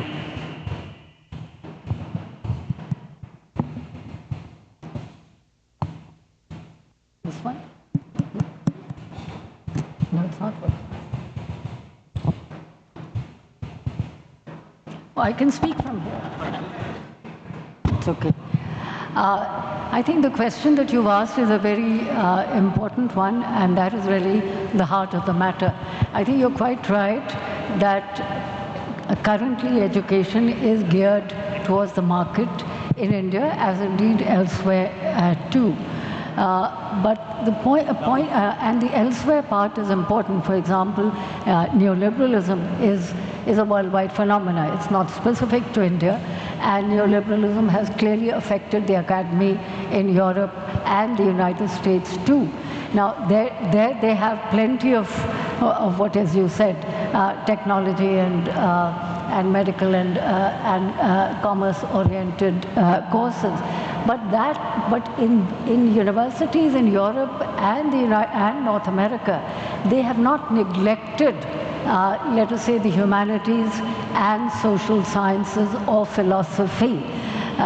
In India, we have so many universities which do not even have a philosophy department. So I think while we cannot possibly go against the direction that the market is taking and the fact that so many young people want that kind of education because they think that that will give them jobs.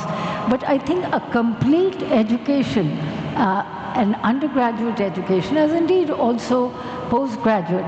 If we are thinking of a complete education, we can't think of only jobs. Now, jobs are important, of course, but we can't only think of jobs. We have to really, I mean, after all, education is an education of the mind.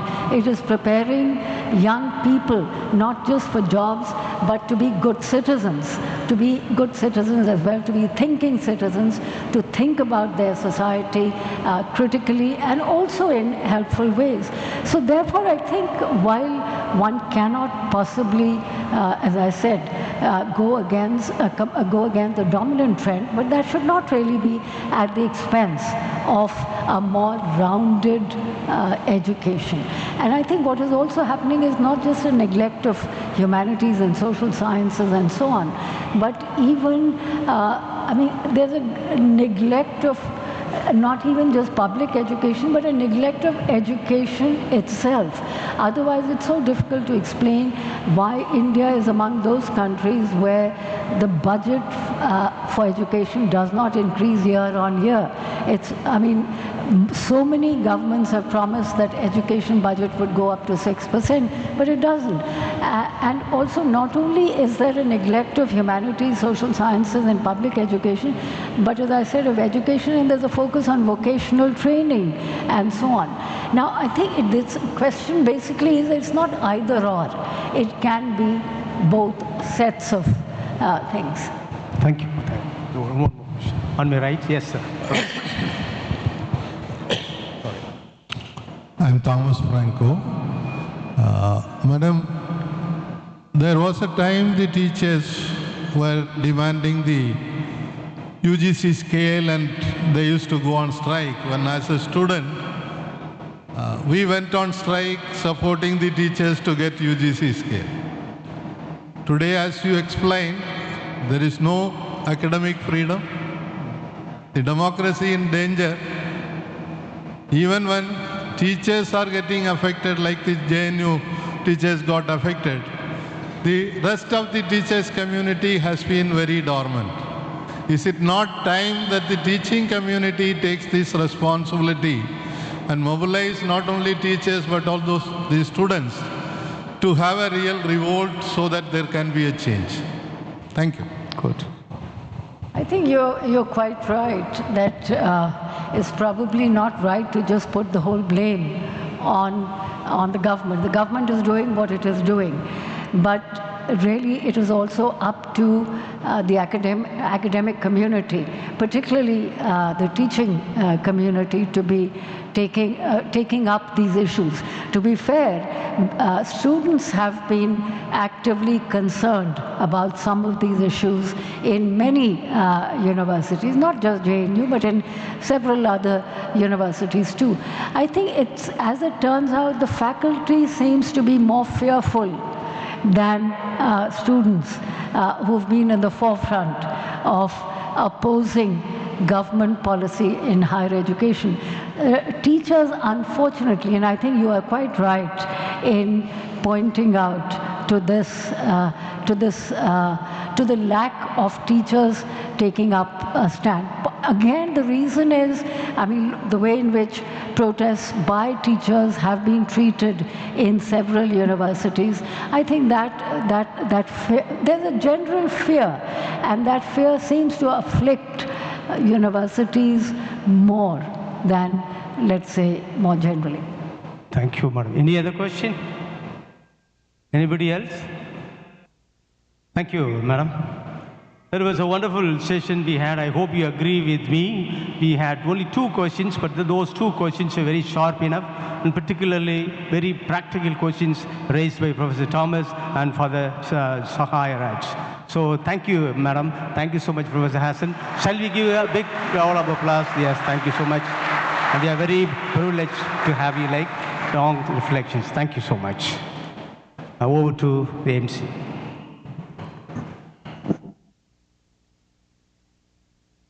Thank you, Father, and thank you, ma'am, for being a vibrant voice of academic freedom. I now request the dignitaries to occupy the seats of the dais.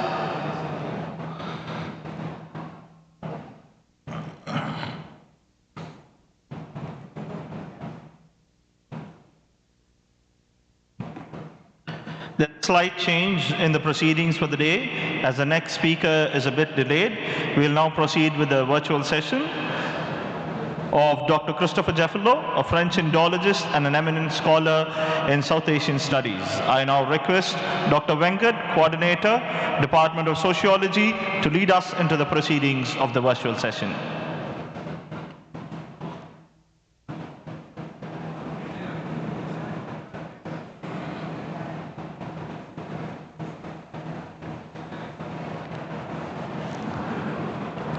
Greetings, everyone.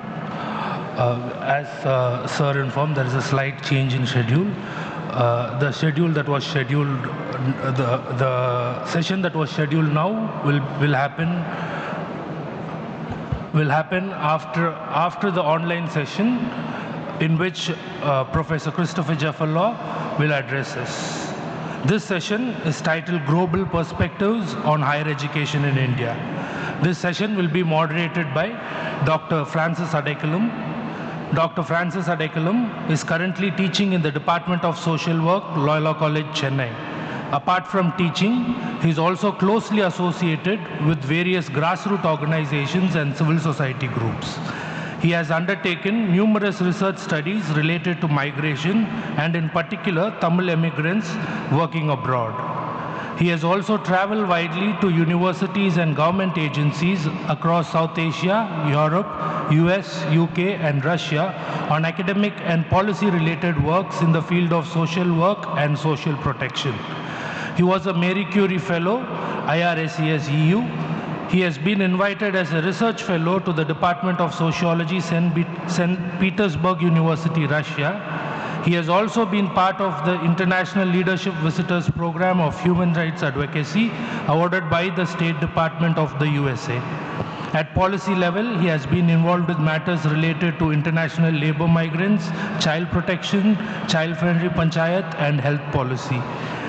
I invite Dr. Francis Adaikalum to take over the session. Sir, over to you.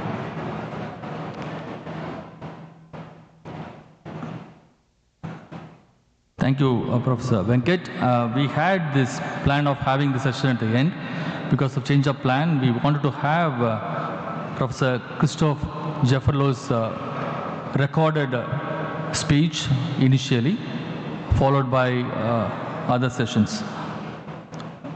Professor Christopher Jeffelo is a renowned French political scientist, historian, an expert on social Asian politics, particularly India. With an extensive academic career, he is known for his insightful analysis of region's political dynamics, especially South Asia, including issues related to nationalism, democracy, and ethnicity. Jeffelo has authored numerous books, articles, and studies on India, making a significant contribution to the understanding of political landscape, social structure, and historical context. As a prominent scholar, his work is highly regarded by both academics and policymakers and has influenced global discourse on South Asian politics. He is a CERI-CNRS Senior Research Fellow at Sciences Po, Paris, and is also Professor of Indian Politics and Sociology at King's Institute, London. Holding degrees from Sciences Po, Sorbonne University, EHESS, in CLO and PhD in political science from Science Po. His research areas includes politics of religion and identity in India and Pakistan, sociology of caste and classes in India, political economy, business, politics in India, and peasants' life in India, among others. He has been a visiting professor at Columbia University, Princeton University, Yale University, Johns Hopkins University, US, Montreal University, Canada, and has been a global scholar at Princeton University. A few among his most known works includes books like India's Silent Revolution, The Rise of the Lower Caste in North India, The Hindu Nationalist Movement in India, The Pakistan Paradox, and Modi's India, Hindu Nationalism and Rise of the Ethnic Democracy. Over to Professor Jaffrlow's video.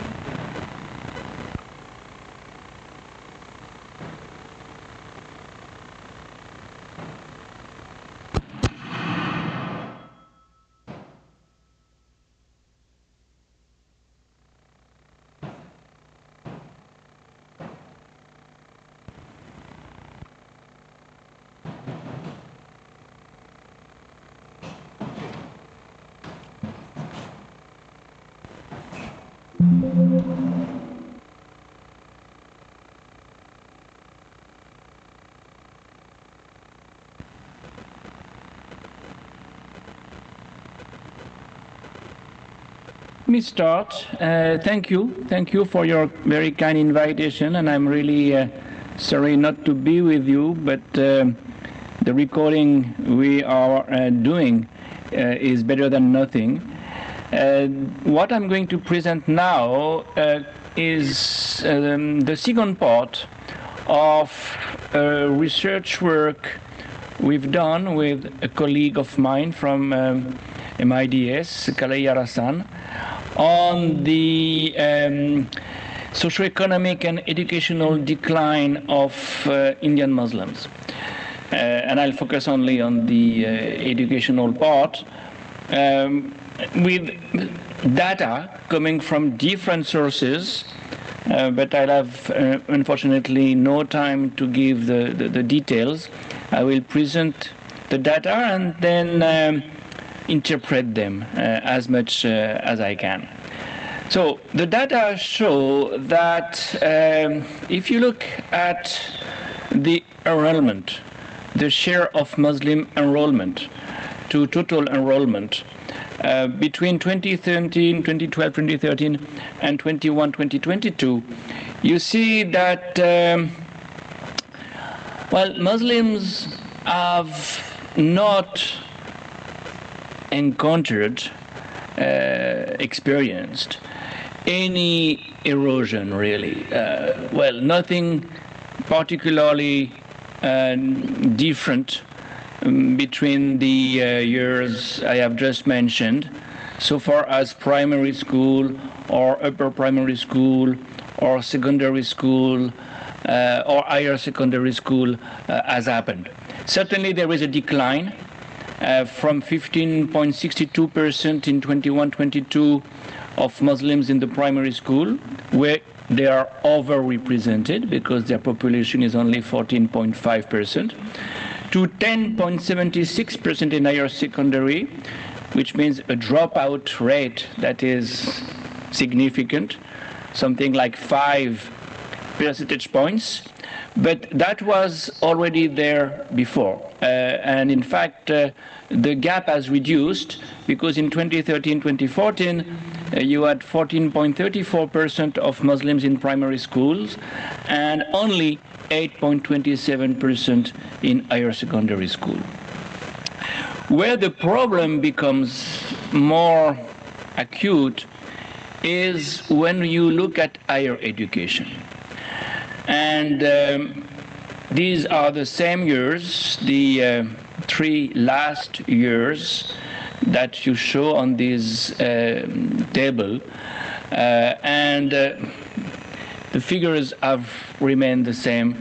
The late 2010s and the early 2020s show that Muslims have never been more than 9.79% of the students in the higher education system. The last figure, 2021-2022, show that they are less than 9%, which is, of course, something that needs to be somewhat scrutinized and compared to the other communities, and compared in particular to the Hindus. So if you compare the percentage of graduates and above among Hindus and Muslims between the early 1990s, 1993, 1994, and the early 2020s, 2021, 2022, you see that certainly both communities improve, but the rate of improvement of the Hindus is much higher than the rate of improvement of the Muslims, which means that the gap becomes really significant. From 1.5 percentage points, it becomes more than 5 percentage points, between 4.3% for the Muslims and 9.5% for the Hindus. This is something you need to disaggregate region-wise. It's not as if the problem of access to higher education was the same among Muslims of North India and Muslims of South India. If you look at the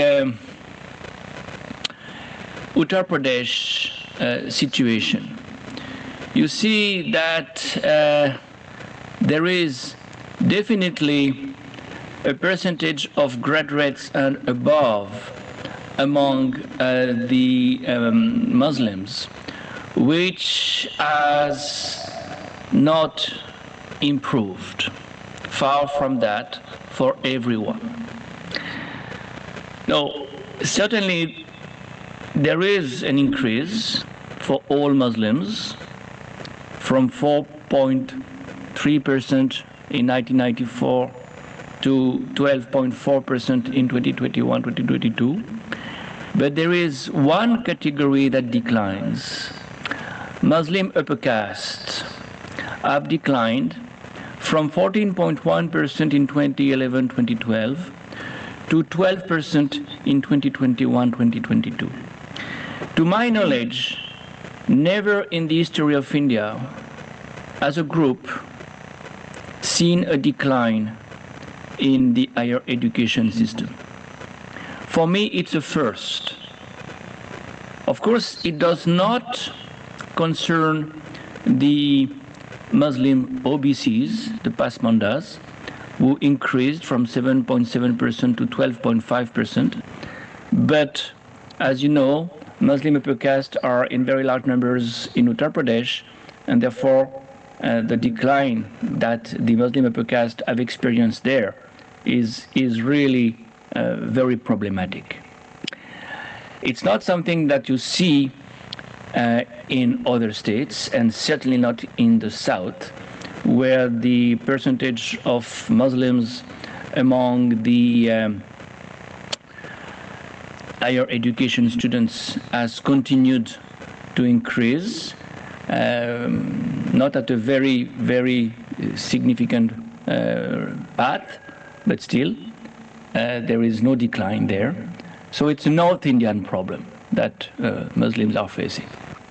There is a great North-South divide. And this North-South divide is not only there in the higher education system, it's also there, more generally speaking, especially when you look at the primary school, when you look at the higher secondary school, secondary and higher secondary school. So In Bihar and Uttar Pradesh, Muslims are underrepresented in higher secondary by more than respectively 6 and 7 percentage points. And in several Hindi belt states, the gross enrollment rate of the Muslim students got divided by almost 2 or more than 2 between the secondary and the higher secondary. In Bihar, it dropped from 50.77%, which is already low as a level, to 23.48%. In UP, it dropped from an even lower level, 45.85%, to 29.26%. And by contrast, in the south, it's only at the level of the secondary and higher secondary, and only in Andhra Pradesh that you see this decline. Andhra Pradesh and Karnataka. Tamil Nadu and Kerala are much more resilient. In Tamil Nadu, the decline is only from 113 to 92, and in Kerala from 113 to 99. So you have to look at this educational problem Muslims are facing in India today with regionalization of the analysis. You need to disaggregate the territory of India region-wise. You need also to disaggregate, as I have suggested before, caste-wise. And what is interesting is that, except in a place like Uttar Pradesh, as we have just seen, caste hardly matters. It's very difficult to find a big gap between the Pasmanda Muslims and the upper caste Muslims. So in 2021-2022, the percentage of upper caste Muslim youth who were between 18 and 23 years old who attended higher educational institutions was the same for upper caste and Pasmandas, almost 20%. And by contrast, the percentage of Hindu youth in higher education among the upper caste was as high as 46.5%, and only 36% for the OBCs, and even less, 26% for Dalits. So we have a big difference there between Muslims and Hindus. Caste makes hardly any difference in terms of access to higher education for the Muslims, when on the contrary, it is making a big difference on the Hindu side. You see this on the graph very clearly. Muslims are low, but equally low when they are upper caste and when they are Muslim OBCs, known as Pasmandas in the north of India. Well, let's try to understand this data. One of the reasons why we see Muslims so low in the education system, in the higher education system, but also in the primary and secondary and higher secondary schools, has to do with access to scholarships. And we've seen recently some programs, some scholarships programs that had been introduced under the Manmohan Singh government cancelled. That is definitely one of the reasons why you see such a decline of the Muslims in the education system in India, at least an erosion, if not a very significant decline. That's one explanation. But I would like to add 2 or 3 more explanations rather quickly.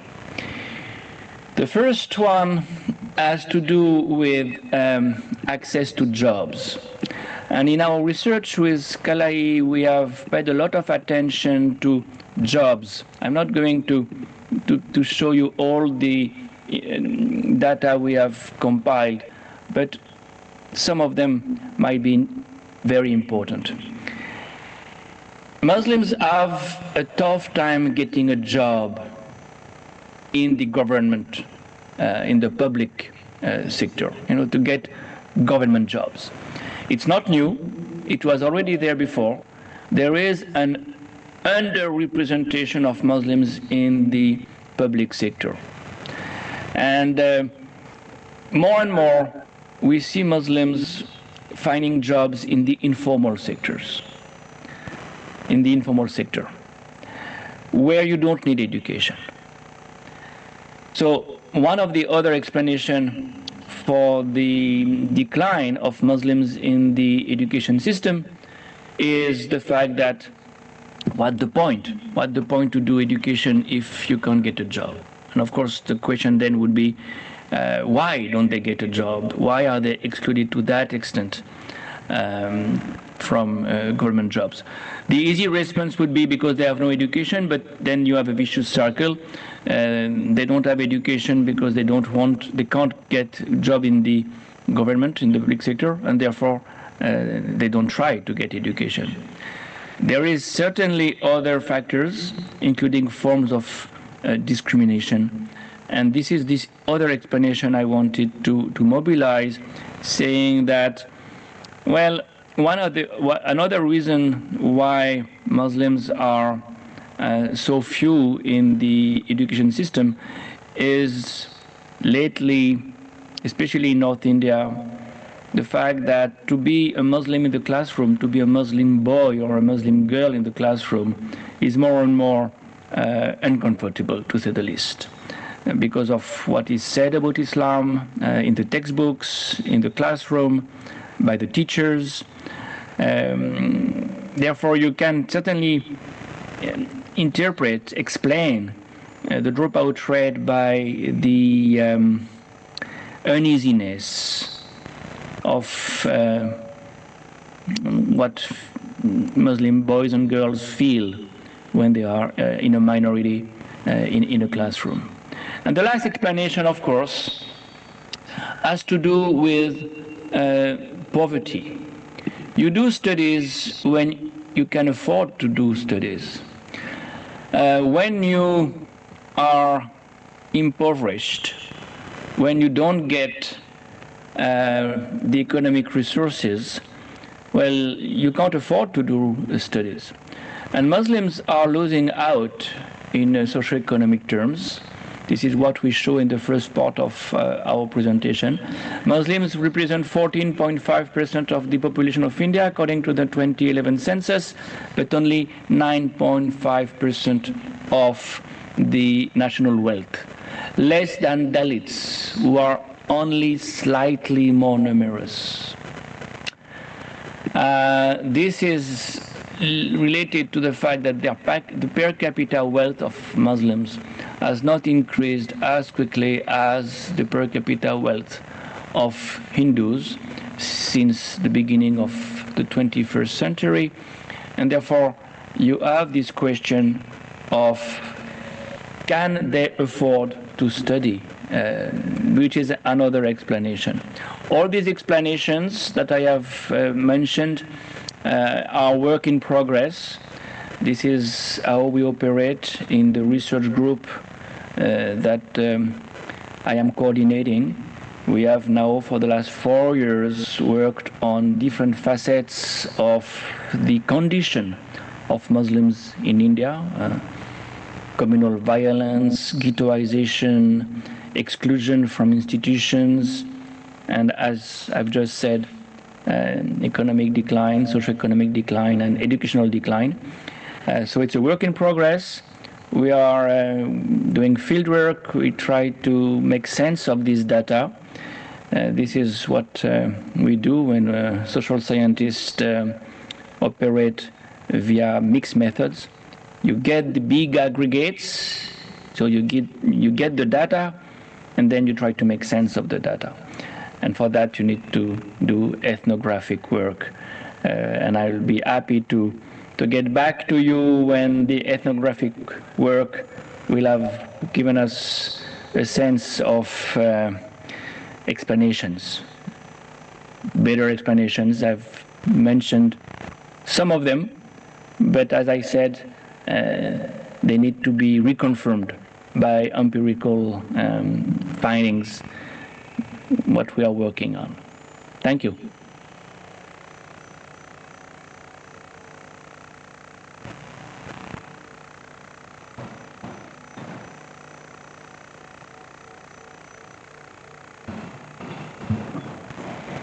Check.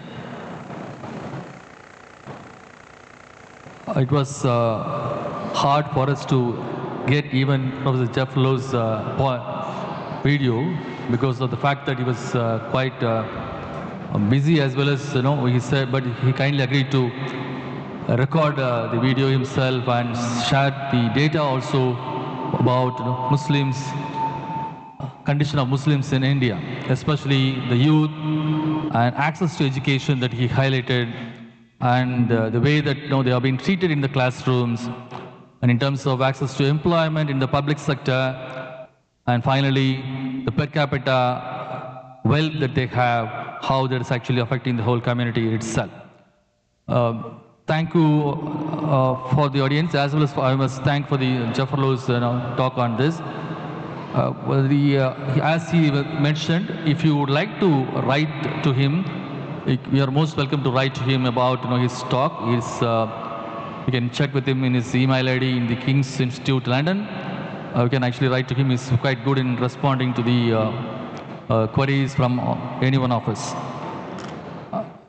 And thank you for the whole thing, and over to the MC for the final announcement. Thank you, sir, for chairing the session. We'll now break for tea. We'll meet back.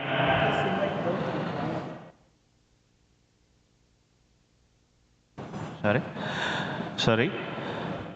I now request Dr. Gautam, Vice Principal, Administration Shift 1, to honor the chairperson of this virtual session, Dr. Francis Adekulam, Assistant Professor, Department of Social Work.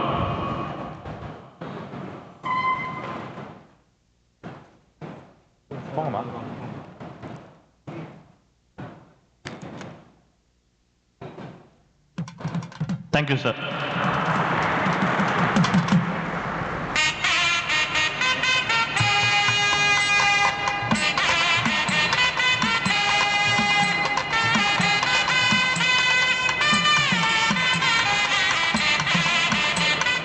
Thank you, everyone. As instructed earlier, we'll now break for tea. I kindly request all the participants to be back by 4 and help us with the seamless proceedings for the day. We'll now break for tea. Kindly be back at 4. Kindly help us with the seamless proceedings for the day. We'll meet you back at 4. Thank you.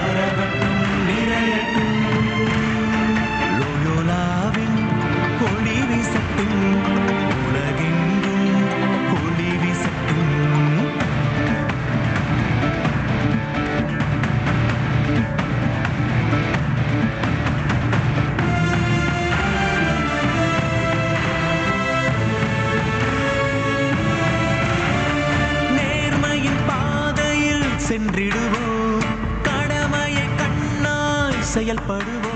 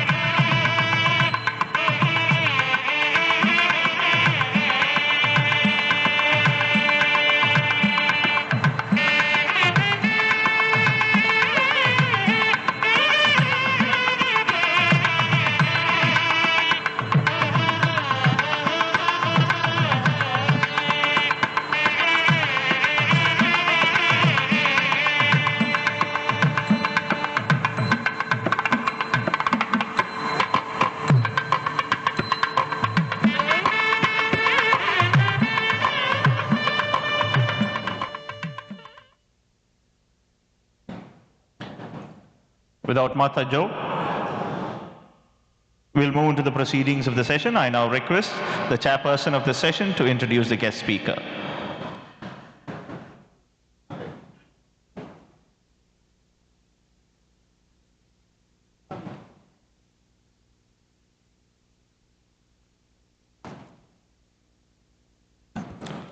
Good evening, dear friends. I'm coming back to you. The part of the previous session, we have the great personality among us, the champion of the marginalized, the person who is very much sought after both in politics and as well as in the social arena, the person who is known for integrity, known for values, and known for his own unique lifestyle and thinking. Mr. Dr. Thul Thirumavalavan, the founder, president of Vidudalai Chirutaigal Katchi, and also the member of the Parliament Lok Sabha. When I think of him, one particular sentence which somebody has written comes up in my mind. Udikathudikum Suryanai எந்த கடலாலும் சிறைப்படுத்த முடியாது. உதிக்க துடிக்கும் சூரியனை எந்த கடலாலும் சிறைப்படுத்த முடியாது. I think this sentence will go very nicely aptly with our speaker, Thul Thirumavalavan, our elder brother, who is able to stand against all the current and the challenges, and yet continue to inspire the youth to rise against all the things that are coming up, and making the target, the vision of the real equity, the equality, and the whole integrated well-being of the marginalized. Talking about him, he is the roaring voice of social justice and Tamil empowerment. We have a leader today whose very name is synonymous with courage, conviction, and an unyielding commitment to justice. Dr. Thul Thirumavalavan, it's not just a politician. He is a beacon of hope for the oppressed, a warrior for human rights, and an indomitable force in the fight against caste hegemony and social inequality. A scholar, a firebrand orator, and a tireless activist, he has spent his life challenging deep-seated discrimination and uplifted the voices of the marginalized. As the guiding force behind the Vidudalai Chirutaigal Katchi, he has redefined Tamil Nadu's political landscape, infusing it with the ideals of Periyar, Ambedkar, and the unshakable spirit of resistance. His speeches thunder with the power of truth, and his leadership inspires millions to rise against injustice. A poet of revolution, a statesman of integrity, and a fearless crusader for the dignity of every human being, Dr. Thul Thirumavalavan is not just a leader, he is a phenomenon. So let's salute this extraordinary trailblazer and dwell into his incredible journey of struggle, resilience, and transformation. So really, we are very, very, very, very happy to have him here. A warm welcome to you, sir, on behalf of the participants here. Let us give you a loud cheers of welcome and give you everything. Over to Dr. Thul Thirumavalavan.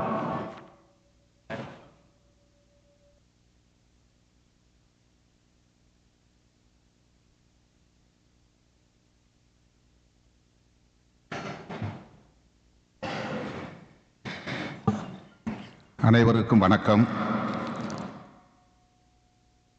இந்த அமர்வில் பங்கேற்று தலைமை வகித்து என்னை அறிமுகப்படுத்தி அமர்ந்திருக்கிற reverend doctor Thomas Alexander அவர்களே மற்றும் இந்த நிகழ்வில் பங்கேற்று இதனை சிறப்பித்துக் கொண்டிருக்கிற கல்லூரி பேராசிரியர் பெருமக்களே, திரளாக கூடியிருக்கிற மாணவ செல்வங்களே, உங்கள் அனைவருக்கும் என்னுடைய பணிவார்ந்த வணக்கத்தை தெரிவித்துக் கொள்கிறேன். நூற்றாண்டு விழா காணும் லயோலா கல்லூரிக்கு விடுதலை சிறுத்தைகள் கட்சியின் சார்பில் எனது மனமார்ந்த வாழ்த்துக்களை தெரிவித்துக் கொள்கிறேன். அத்துடன் இதனை வெற்றிகரமாக வழிநடத்தி கொண்டிருக்கிற உலகளாவிய கல்வி நிறுவனங்களுள்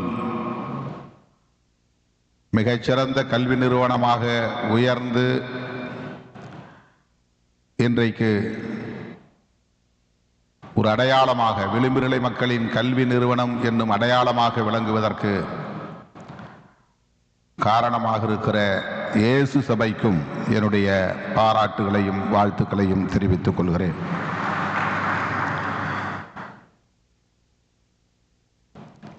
இந்த ஆண்டு முழுவதும் நூற்றாண்டு விழாவை ஒட்டி பல்வேறு நிகழ்ச்சிகள் ஒருங்கிணைக்கப்பெற்று நடைபெற்று வருகின்றன. இந்த வளாகத்தில் நூற்றாண்டு நினைவு கட்டிடம் எழுப்ப பெற்று இயேசு சபையின் அகில உலக தலைவர் வருகை தந்து அதனை திறந்து வைத்திருக்கிற ஒரு இனிய நாளாக இந்த நாள் அமைந்திருக்கிறது. இந்த நாளில் இந்தியாவின்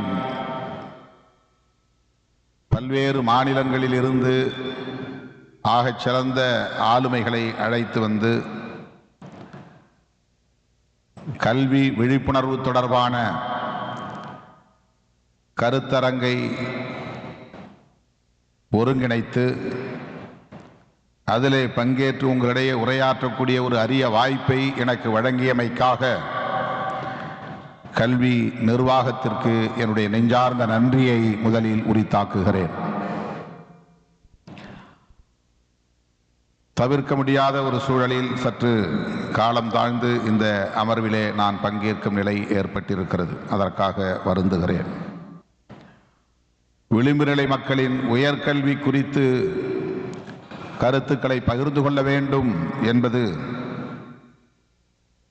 எனக்கு வழங்கியிருக்கிற கட்டளை. விளிம்பு நிலை சமூகம் உலகளாவிய அளவில் அனைத்து துறைகளிலும் புறக்கணிக்கப்படுகிற நிலை உள்ளது. இந்தியாவில் மட்டுமல்ல. ஆகவே ஐநா பேரவையில் உலகளாவிய அளவில் அனைத்து அரசுகளும் விளிம்பு நிலை சமூகங்களை சார்ந்த அனைவருக்கும் கல்வி, அது சமத்துவம் வழங்குகிற கல்வியாக இருக்க வேண்டும் என்கிற ஒரு வழிகாட்டுதலை தந்திருக்கிறது. அந்த அடிப்படையில் ஒவ்வொரு நாடும் அதற்கு கடமைப்பட்டு இருக்கிறது, இந்தியா உட்பட. எனவே இந்திய அரசும் ஒருங்கிணைந்த கல்வியை அனைத்து தரப்பாரும் பெறுகிற வகையில் கல்வி கொள்கையை வரையறுத்து நடைமுறைப்படுத்துவது தவிர்க்க முடியாத ஒரு ஜனநாயக கடமையாக மாறியிருக்கிறது.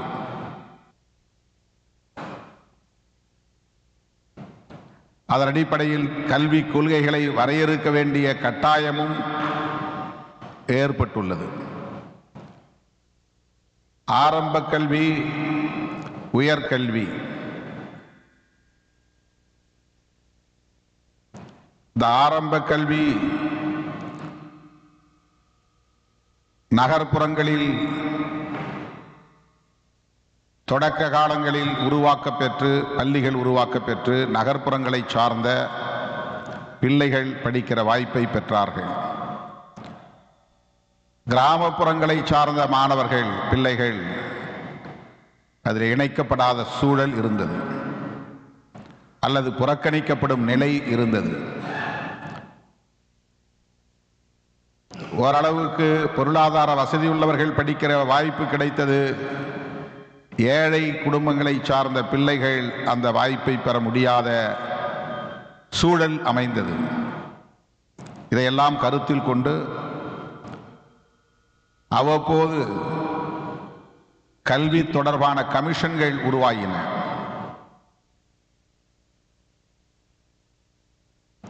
இந்த நாடு விடுதலை பெறுவதற்கு முன்பே இந்திய மண்ணில் புகழ்பெற்ற பல்கலைக்கழகம் இருந்ததை நாம் வரலாற்றில் அறிவோம். நாலந்தா பல்கலைக்கழகம். அது பௌத்த கருத்தியலின் அடிப்படையில் உருவான ஒரு கல்வி நிறுவனம். பௌத்தம் இந்த மண்ணில் செழித்தோங்கி வளர்ந்திருந்த காலம். அனைவருக்கும் கல்வி வழங்கப்பட வேண்டும், அனைவரையும் சமமாக நடத்த வேண்டும், அனைவருக்கும் உயர் கல்வியை வழங்க வேண்டும் என்கிற பார்வை பௌத்தத்தில் இருந்தது. இந்திய மண்ணில் 2 அணுகுமுறைகளை கொண்ட கொள்கைகள் வரையறுக்கப்பட்டு இன்றும் இயங்கிக் கொண்டிருக்கின்றன. ஒன்று, அனைவரையும் ஒருங்கிணைத்து அரவணைத்து செல்கிற ஒரு கோட்பாடு, இன்க்ளூசிவ் அப்ரோச். இன்னொன்று, குறிப்பிட்ட சிலருக்கு மட்டும்தான் வாய்ப்புகள், பெரும்பான்மையானவர்களுக்கு வாய்ப்பு மறுக்கப்படுவது என்கிற எக்ஸ்க்ளூசிவ் அப்ரோச், எக்ஸ்க்ளூஷன். பெண்களுக்கு கல்வி இல்லை என்று அவர்களை எக்ஸ்க்ளூட் செய்வது, ஏழைகளுக்கு கல்வி இல்லை என்று அவர்களை புறக்கணிப்பது, சாதி அடிப்படையில் வர்ண அடிப்படையில் கீழ்நிலையில் இருப்பவர்களுக்கு கல்வி இல்லை புறக்கணிப்பது என்கிற ஒரு கோட்பாடு.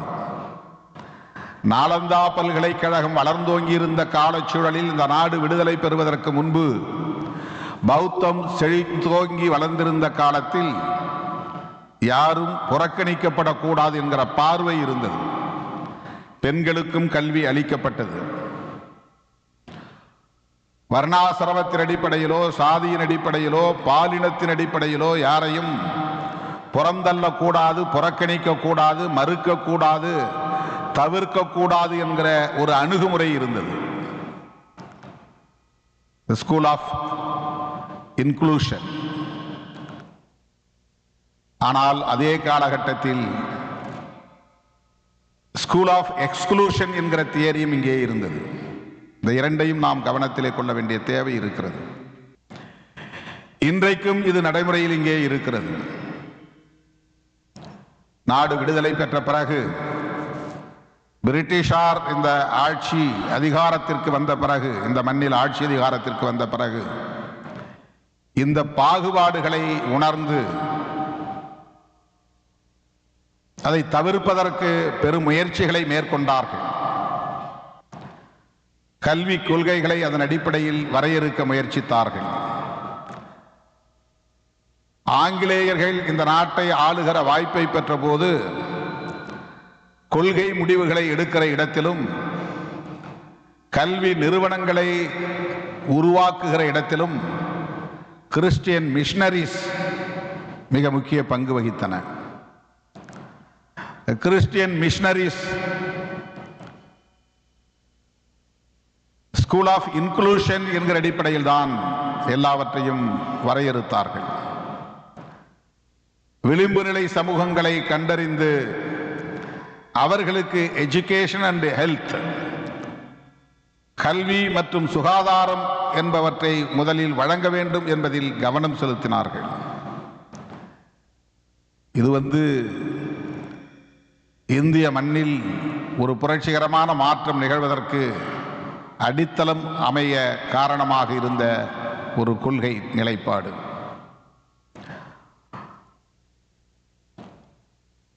ஆங்கிலேயர்கள் இந்த மண்ணை ஆண்ட காலத்திலே மிகப்பெரிய இடைவெளி இருந்தது. குறிப்பிட்ட சிலர் மட்டுமே கல்வி பெற முடியும் என்கிற நிலை இருந்தது.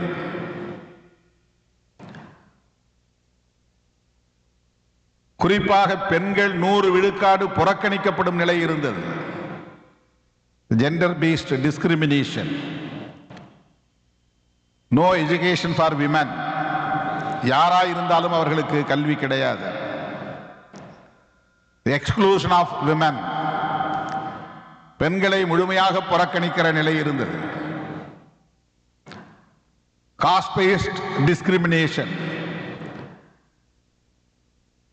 பிராமின்ஸ், க்ஷத்ரியாஸ், வைசியாஸ் இவர்கள்தான் இரு பிறப்பாளர்கள் என்கிற அடிப்படையிலே இந்த சமூகத்தில் மதிக்கப்பட்டார்கள். ஆகவே அவர்கள்தான் உயர்ந்தவர்கள், பிறப்பால் உயர்ந்தவர்கள்.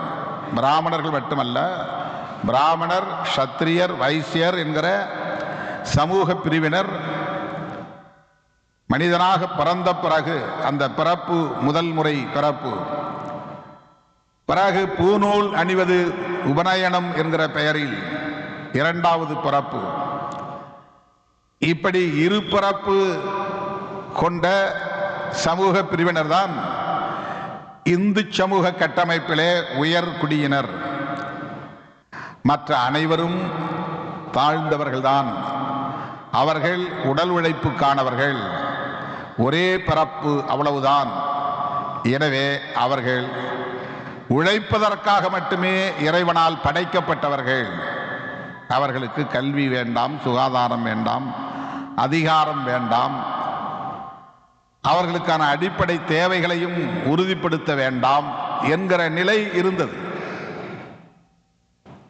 இந்த அடிப்படையை புரிந்து கொண்டால்தான் கல்வி தொடர்பான கொள்கையையும் நாம் புரிந்து கொள்ள முடியும். ஆகவே பிரிட்டிஷார் இந்த மண்ணை ஆள வந்த காலத்தில், அல்லது கிறிஸ்தவ மிஷனரிஸ் இங்கே செயல்படத் தொடங்கிய காலத்தில் இந்த பெரும் இடைவெளி இருந்தது. ஒரு சமூக இடைவெளி இருந்தது. டிஸ்கிரிமினேஷன் என்கிற பாகுபாடு நிறைந்திருந்தது. இந்த சோஷியல் ஸ்ட்ரக்சர் என்பதே டிஸ்கிரிமினேட்டரி பேஸ்ட் சோஷியல் ஸ்ட்ரக்சர் என்கிற நிலையிலே இருந்தது. அப்படிப்பட்ட இந்த சமூக கட்டமைப்பில் இந்தியாவிலேயே முதலாக 1715 சென்னையில் தான் சென்ட் மேரிஸ் ஸ்கூல் என்கிற ஒரு பள்ளி உருவானது. அதிலே டிஸ்கிரிமினேஷன் கிடையாது, நோ டிஸ்கிரிமினேஷன். யாரும் ஸ்டூடெண்டாக அதிலே சேரலாம். ஆனால் மீடியம் என்பது இங்கிலீஷ். மீடியம் என்பதும் நடைமுறையிலே சிலரை உள்வாங்க அனுமதித்தது, பெரும்பான்மையானவர்களை புறக்கணிக்கிற நிலை இருந்தது. பிற்காலத்திலே அடுத்தடுத்து உருவாக்கப்பட்ட பல்வேறு கமிஷன்கள் கல்விக் கொள்கைகளை வரையறுத்தன. அந்த கல்விக் கொள்கைகள் ஆரம்ப கல்வியை எவ்வாறு மேம்படுத்துவது, உயர்கல்வியை எவ்வாறு மேம்படுத்துவது என்பதை அடிப்படையாக கொண்டு வரையறுக்கப்பட்டன. இந்த நாள் வரையில் விளிம்பு நிலை சமூகங்களை சார்ந்தவர்கள் உயர்கல்வியை பெறுவதிலே மிகப்பெரிய போராட்டம் நிகழ்ந்து கொண்டிருக்கிறது. வெள்ளையர்கள் வந்தார்கள், கொள்கைகளை வரையறுத்தார்கள், கல்வி நிலையங்களை திறந்தார்கள், சுகாதார நிறுவனங்களை திறந்தார்கள் என்றாலும் கூட பாகுபாடற்ற ஒரு சமூகத்தை கட்டமைக்க வேண்டும் என்று விரும்பினார்கள் என்றாலும் கூட இன்றும் உயர்கல்வியை பெறுவதிலே விளிம்பு நிலை சமூகம் பெரும் போராட்டத்தை நடத்துகிற ஒரு சூழல் தான் நிலவுகிறது. யார் யார் விளிம்பு நிலை சமூகங்களை சார்ந்தவர்கள்? மிக எளிதாக நாம் அடையாளம் கண்டுவிட முடியும். இந்திய சமூக கட்டமைப்பில் அவற்றை ஏற்கனவே வரையறுத்திருக்கிறார்கள். Schedule caste, schedule tribes, OBC, minorities. இந்த சமூக பிரிவினருக்குள்ளே இருக்கிற ஆல் விமென் அனைவரும் marginalized sections in our society. இவர்கள்தான் சமூக கட்டமைப்பில் விளிம்பு நிலையில் இருக்கிற பிரிவினர். அது என்ன விளிம்பு நிலை? இந்த சமூகத்தை நாம் எப்போதுமே மேலிருந்து கீழ் அல்லது கீழிருந்து மேல் என்றுதான் பார்த்து பழக்கப்பட்டிருக்கிறோம். கீழே சூத்திரன், மேலே வைசியன், அதற்கு மேலே சத்திரியன், அதற்கு மேலே பிராமணன் என்கிற ஒரு கூம்பு வடிவ ஹைரார்கியல் ஸ்ட்ரக்சரல் அப்ரோச் என்பதுதான் நம்ம இடத்திலே நீண்ட காலமாக இருந்து வருகிற ஒரு பார்வை. இந்த ஹரிசாண்டல் அப்ரோச் என்கிற அடிப்படையிலே பார்த்தால் மையம், அதற்கடுத்த வட்டம், அதற்கடுத்த வட்டம், அதற்கடுத்த வட்டம் என்கிற அந்த கடைசி வளையம் இருக்கிறதே அல்லது கடைசி வட்டம் இருக்கிறதே, அதுதான் விளிம்பு என்று சொல்வது. the edge of a circle. Power centre, அதை அடுத்து இருக்கக்கூடிய ஒரு சர்க்கிள், அதற்கு அடுத்து இருக்கக்கூடிய சர்க்கிள், அதற்கு அடுத்து இருக்கக்கூடிய வளையம், வட்டம், கடைசியில் இருக்கிற அந்த சர்க்கிள், அந்த வட்டம் என்பதுதான் விளிம்பு நிலை என்று சொல்லப்படுகிற ஒன்று. பவர் சென்டரோடு நெருங்கிய தொடர்பிலே இருப்பவர்கள் இந்திய சமூக கட்டமைப்பில் அல்லது இந்து சமூக கட்டமைப்பில் முன்னேறிய சமூக பிரிவினராக இருக்கிறார்கள். பிராமின்ஸ், வர்ணாசிரம கொள்கைப்படி பார்த்தால் பிராமின்ஸ். அதற்கு அடுத்த நிலையிலே இருப்பவர்கள், அவர்களோடு நெருக்கமாக, இணக்கமாக, இறுக்கமாக பின்னி பிணைந்து இருப்பவர்கள் க்ஷத்ரியாஸ். அதற்கு அடுத்த நிலையிலே இருப்பவர்கள் வைசியாஸ். இது அடுத்தடுத்த வளையங்கள். இறுதியாக இருக்கிற வளையம் சூத்ராஸ் என்று இங்கே அடையாளப்படுத்தப்படுகிறது. இந்த வளையங்களுக்கு அப்பாற்பட்ட நிலையிலே இருப்பவர்கள் outcast, Avarnas, schedule caste, schedule tribes என்று அழைக்கப்படுகிறார்கள், அடையாளப்படுத்தப்படுகிறார்கள். இந்த வளையங்களுக்குள்ளேயே அவர்கள் இல்லை, விளிம்பு நிலைக்கும் அப்பாற்பட்டவர்களாக இருக்கிறார்கள். ஒரு ஹரிசாண்டல் வியூ என்கிற அடிப்படையிலே இவற்றை நாம் சமூக கட்டமைப்பை பார்த்தால், அதிகாரம் என்பது மையமாக இருந்தால் அந்த மையத்தை ஒட்டியுள்ளவர்கள், நெருங்கியுள்ளவர்கள், அதோடு பின்னி பிணைந்து இருப்பவர்கள், முடிவெடுக்கக்கூடிய வலிமை பெற்றவர்கள், கொள்கைகளை வரையறுக்கக்கூடியவர்கள், ஆட்சி அதிகார பீடத்தில் தொடர்ந்து அமர்ந்திருப்பவர்கள் விளிம்பு நிலை சமூகத்தினரோடு எந்த தொடர்பும் மற்றவர்களாக இருக்கிறார்கள், இணக்கமற்றவர்களாக இருக்கிறார்கள். எனவே கல்விக் கொள்கையை வரையறுப்பவர்களும் அவர்களாகத்தான் இருக்கிறார்கள், முடிவெடுக்கக்கூடியவர்களாகவும் அவர்கள்தான் இருக்கிறார்கள். கல்வி நிறுவனங்களை உருவாக்கக்கூடியவர்களும் அவர்களாகத்தான் இருக்கிறார்கள். அந்த நிறுவனங்களில் பின்பற்றப்படக்கூடிய, நடைமுறைப்படுத்தப்படக்கூடிய பாடத்திட்டங்களை வரையறுக்கக்கூடியவர்களும் அவர்களாகத்தான் இருக்கிறார்கள். எனவே ஏற்கனவே பாகுபாடு நிறைந்த இந்த சமூக கட்டமைப்பில் காலமெல்லாம் புறந்தள்ளப்பட்ட விளிம்பு நிலை மக்களும் அதற்கும் அப்பால் கிடக்கிற உழைக்கும் மக்களும் தொடர்ந்து புறக்கணிக்கப்படுகிற நிலை நீடிக்கிறது.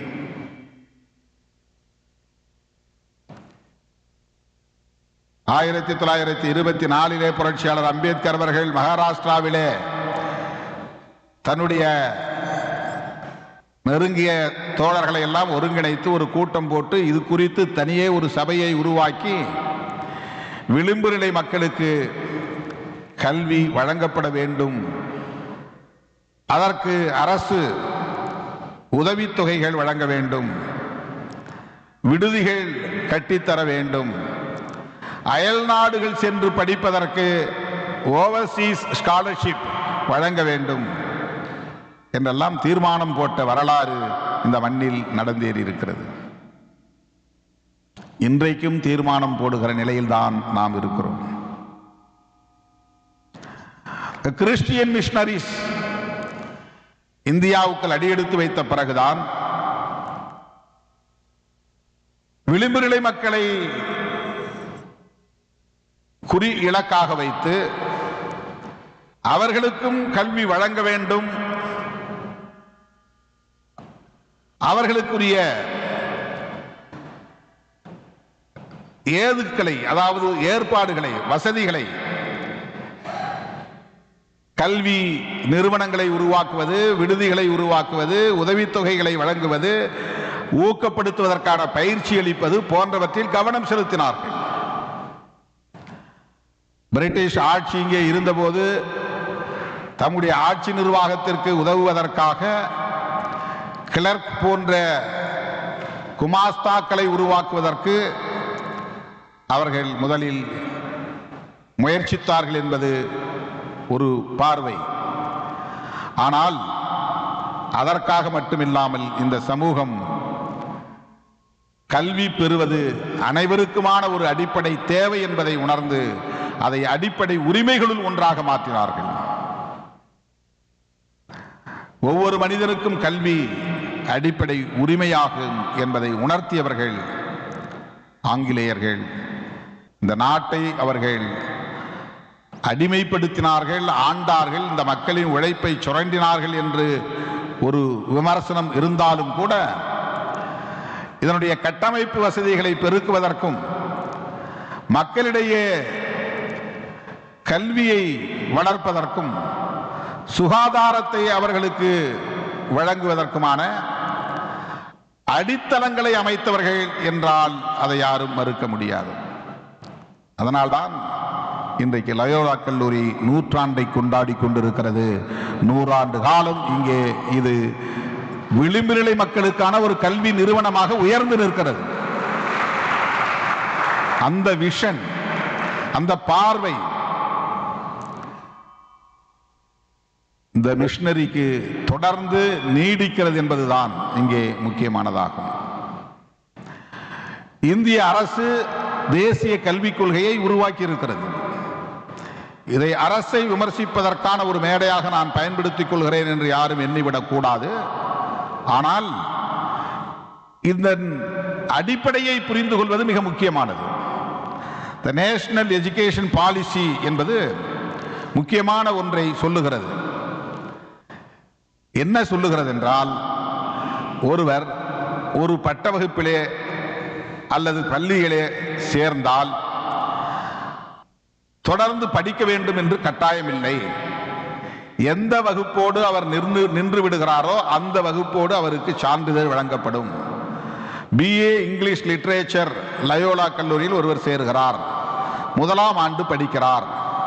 2ஆம் ஆண்டு படிக்க விரும்பவில்லை, படிப்பை பாதியிலேயே நிறுத்துகிறார் என்றால் அவர் 1ஆம் ஆண்டு படித்தார், அத்துடன் அவர் படிப்பை முடித்துக் கொண்டார் என்று சான்றிதழ் வழங்கப்படும். இப்படி ஒரு பாலிசி. இதனுடைய நோக்கம் என்ன? இதனுடைய நோக்கம் the drop outing rate என்பதை உயர்த்துவதாகத்தான் இருக்கிறது. டிராப் அவுட்ஸ் என்பதை கூடாது. ஸ்கூல் எஜுகேஷனிலும் டிராப் அவுட்ஸ் கூடாது, ஹையர் எஜுகேஷனிலும் டிராப் அவுட்ஸ் கூடாது.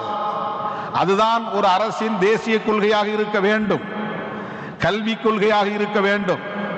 முடிந்த அளவுக்கு அவர்களை ஊக்கப்படுத்தி கல்வியை தொடர்வதற்கும் அடுத்தடுத்த உயர்கல்வியை பெறுவதற்கும் ஆவண செய்வதாகத்தான் ஒரு அரசு இருக்க வேண்டும். அதுதான் அரசின் கல்வி கொள்கையாகவும் இருக்க வேண்டும். ஆனால் நீ 3 ஆண்டு படிப்பை தொடர வேண்டும், அதை 3 ஆண்டுகள் வரையிலும் படித்து முடிக்க வேண்டும் என்று கட்டாயம் இல்லை. 5 ஆண்டு பட்டவகுப்பு என்றால் 5 ஆண்டுகள் வரையும் படிக்க வேண்டும் என்று கட்டாயம் இல்லை. பாதியிலே நீ நின்று போனால் கூட அதன் அடிப்படையில் உங்களுக்கு சான்றிதழ் வழங்கப்படும். ஒரு என்கரேஜ்மெண்ட், நீ டிராப் அவுட் ஆகலாம் என்கிற ஒரு ஊக்கத்தை இந்த கல்விக் கொள்கை தருகிறது. இது எந்த வகையிலே நியாயமானதாக இருக்க முடியும்? எண்ணி பார்க்க வேண்டும். 5ஆம் வகுப்பிலே பப்ளிக் எக்ஸாமினேஷன், 8ஆம் வகுப்பிலே பொது தேர்வு, 10ஆம் வகுப்பிலே பொது தேர்வு, 11ஆம் வகுப்பிலும் பொது தேர்வு, 12ஆம் வகுப்பிலும் பொது தேர்வு என்று ஆரம்ப அந்த பள்ளி வகுப்பிலேயே, பள்ளி படிப்பிலேயே எவ்வளவு பெரிய ஃபில்ட்ரேஷன்ஸ், வடிகட்டும் முறை. வடிகட்டுகிற முறை என்பது காம்படிஷன் அதிகமாக இருக்கிற போது தேர்வு செய்வதற்கு வசதியாக உருவாக்கப்பட்ட ஒரு முறை, அவ்வளவுதான். ஆனால் இது டிராப் அவுட்டை உருவாக்குவதற்கு, இடைநிறுத்தத்தை அதிகரிப்பதற்கு சூது சூழ்ச்சி என்கிற அடிப்படையில் உருவாக்கப்பட்டிருக்கிற ஒரு உத்தி. 12ஆம் வகுப்பு வரையில் எல்லோரையும் ப்ரமோட் செய்து இறுதி வகுப்பிலே ஒரு பொதுத் தேர்வை நடத்தினால் போதுமானது. 5ஆம் வகுப்பிலே எதற்கு பொதுத் தேர்வு, 8ஆம் வகுப்பிலே எதற்கு பொதுத் தேர்வு, 10ஆம் வகுப்பிலே எதற்கு பொதுத் தேர்வு? 2 வருஷம் சேர்ந்ததுதான் +2. அதை 11th 12th என்று கூட சொல்லக்கூடாது. 10+2. ஹையர் எஜுகேஷன்ல, செகண்டரி ஸ்கூல் எஜுகேஷன்ல, ஹையர் எஜுகேஷன் அல்ல, செகண்டரி ஸ்கூல் எஜுகேஷன். இந்த செகண்டரி ஸ்கூல் எஜுகேஷன்ல 2 இயர்ஸ் ஸ்கூல்லே படிக்கணும், யூனிவர்சிட்டிக்கு போக வேண்டாம் என்பதற்காக இணைக்கப்பட்ட ஒரு முறை. First year, second year secondary ஸ்கூல்ல +2ல, அதில் 1 வருஷம் தான் ஃபைனல் இயர். அந்த 12ஆம் வகுப்பிலே பொதுத் தேர்வு நடத்தினால் போதுமானது. அதன் பிறகு அவன் உயர் கல்விக்கு வந்தால் என்ட்ரன்ஸ் எக்ஸாமினேஷன், அவன் வேலைக்கு போக வேண்டுமானால் எலிஜிபிலிட்டி டெஸ்ட், என்ட்ரன்ஸ் எக்ஸாமினேஷன். இப்படி எல்லா இடங்களிலும் ஒரு வடிகட்டும் முறையை உருவாக்குவது என்பது தரத்தை மேம்படுத்துவதற்கானதல்ல, விளிம்பு நிலை மக்கள் படிக்கும் எண்ணிக்கையை குறைப்பதற்கான ஒரு முயற்சி, அவர்களை பாதியிலேயே தடுத்து நிறுத்துவதற்கான ஒரு முயற்சி, டிராப் அவுட்ஸ் என்கிற இடைநிறுத்தத்தை அதிகரிப்பதற்கான ஒரு முயற்சி என்று விளிம்பு நிலை சமூகத்தின் பார்வையிலிருந்து நான் உணர்கிறேன். இது ஒரு மார்ஜினலைஸ்டு செக்ஷன் பேஸ்ட் பெர்செப்ஷன், அப்படித்தான் இதை பார்க்க வேண்டியிருக்கிறது. இப்ப எக்ஸ்க்ளூஷன் என்பது எங்கெல்லாம் இருக்கிறது, உன்னை முடிந்த வரையில் புறக்கணிக்கிற ஒரு முயற்சி. ஐஐடி நினைத்து கூட பார்க்க முடியாது, ஐஐஎம் நினைத்து பார்க்க முடியாது, எய்ம்ஸ் நினைத்து பார்க்க முடியாது. இந்த உயர்கல்வி நிறுவனங்களோடு விளிம்பு நிலை சமூகத்தை சார்ந்தவர்களுக்கு எந்த தொடர்புமே இருக்காது என்கிற நிலைதான் இருக்கிறது. 0.0001% கூட அந்த கல்வி நிறுவனங்களில் மார்ஜினலைஸ்ட் செக்ஷன்ஸ் உள்ளே நுழைய முடியாது என்கிற நிலை இருக்கிறது. இது எவ்வளவு பெரிய டிஸ்கிரிமினேஷன், சப்ரஷன், இது ஒரு வகையான ஒடுக்குமுறை. இது கல்விக் கொள்கையை வரையறுக்கிற போது ஒரு இன்க்ளூசிவ்னஸ் என்பது முக்கியமானது. எல்லோரும் கல்வி பெற வேண்டும், அனைவருக்கும் கல்வி என்பது திட்டம், சர்வ சிக்ஷா அபியான் திட்டத்தின் பெயர். ஆனால் அனைவருக்கும் கல்வி கிடைப்பதில்லை. ஹையர் எஜுகேஷன் வர முடியாவிட்டால், ஸ்கூல் எஜுகேஷனை டிராப் அவுட் பண்ணிட்டா ஹையர் எஜுகேஷன் வர முடியாது. ஹையர் எஜுகேஷனுக்கு வர முடியாவிட்டால் டிசிஷன் மேக்கிங், பாலிசி மேக்கிங் போன்ற இடங்களில் உன்னுடைய ரெப்ரசன்டேஷன் இருக்காது. இது எவ்வளவு பெரிய சூது என்பதை உணர வேண்டும். இது மாபெரும் சூழ்ச்சி. புரட்சியாளர் அம்பேத்கர் அவர்கள் அயல்நாடு சென்று உயர்கல்வியை பெறாமல் இருந்திருந்தால் அவர் அரசமைப்பு சட்டத்தை எழுதக்கூடிய வாய்ப்பை பெற்றிருப்பாரா என்பதை எண்ணி பார்க்க வேண்டும். ஒருவேளை கான்ஸ்டிடியூயன்ட் அசெம்பிளி என்கிற அரசியல் நிர்ணய சபையிலே கூட உறுப்பினராகி இருக்க முடியும், பீப்புள் ரெப்ரசன்டேட்டிவ் என்கிற முறையில். அதற்கு எஜுகேஷன் என்பது ஒரு குவாலிபிகேஷனாக இருக்க முடியாது. ஆனால் drafting committee of the constitution, அதிலே மெம்பராவது, அதனுடைய தலைவராவது என்பது கல்வி தகுதி அடிப்படையில் தான் முடியுமே தவிர வெறும் குடிமகன் என்கிற அடிப்படையில் முடியாது. ஆகவே புரட்சியாளர் அம்பேத்கர் அவர்கள் இந்த டிராஃப்டிங் கமிட்டியினுடைய சேர்மன் என்கிற வாய்ப்பை பெற்றார் என்றால் அதற்கு அவர் பெற்ற உயர்கல்விதான் காரணம். உயர்கல்வி என்பதுதான் உண்மையிலேயே கல்வி. இந்த ஸ்கூல் வரையிலும் படிக்கிறது ஒரு ஃபண்டமெண்டல். அது ஒரு ப்ரிப்பரேட்டரி எஜுகேஷன். அதுவே எஜுகேஷன் அல்ல. அது நம்மை எம்பவர் செய்யாது. நம்மால் டெசிஷன் மேக்கர் என்கிற நிலைக்கு உயர முடியாது. பாலிசி மேக்கர் என்கிற நிலைக்கு உயர முடியாது. கல்வியே இல்லாமல் லா மேக்கராக கூட ஆகிவிட முடியும். லெஜிஸ்லேட்டராக ஆகிவிட முடியும். லெஜிஸ்லேட்டராக ஆக முடியும். ஆனால் பியூரோக்ராட்டாக ஆக முடியாது. பியூரோக்ரசியும் சேர்ந்ததுதான் டெமோக்ரஸியாக இருக்கிறது. அதை மறந்துவிடக் கூடாது. வெறும் லெஜிஸ்லேட்டர்ஸ் மட்டுமே கொள்கைகளை வரையறுத்து விட முடியாது. பிரதமராக ஒருவர் பொறுப்பிலே இருக்கக்கூடிய வாய்ப்பை ஜனநாயகம் தந்தாலும் அந்த பிரதமரால் ஒரு சட்டத்தை, ஒரு மசோதாவை வரையறுக்க முடியாது, எழுத முடியாது, டிராஃப்ட் செய்ய முடியாது. இந்த பாலிசி சம்பந்தமான முடிவை எடுக்க முடியும்.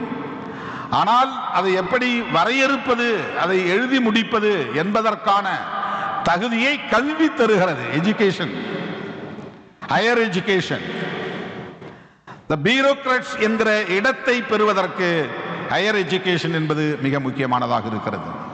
ஆகவே விளிம்பு நிலை சமூகம் எம்பவர் ஆக வேண்டுமானால், the empowerment of women, empowerment of Dalits, empowerment of tribals,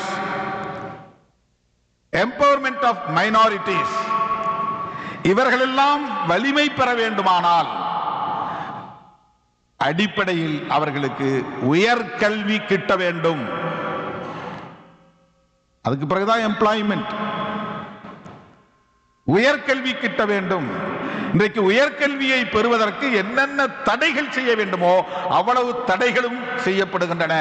அதிலே ஒன்றுதான் நீட் என்பதும்.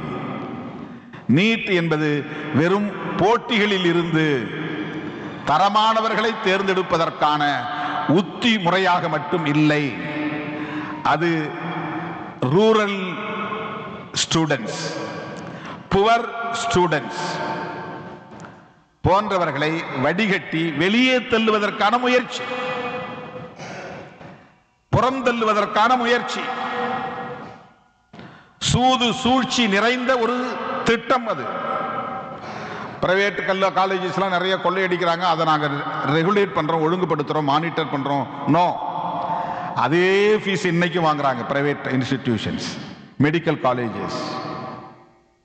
அதுல எந்த மாற்றமும் நிகழவில்லை.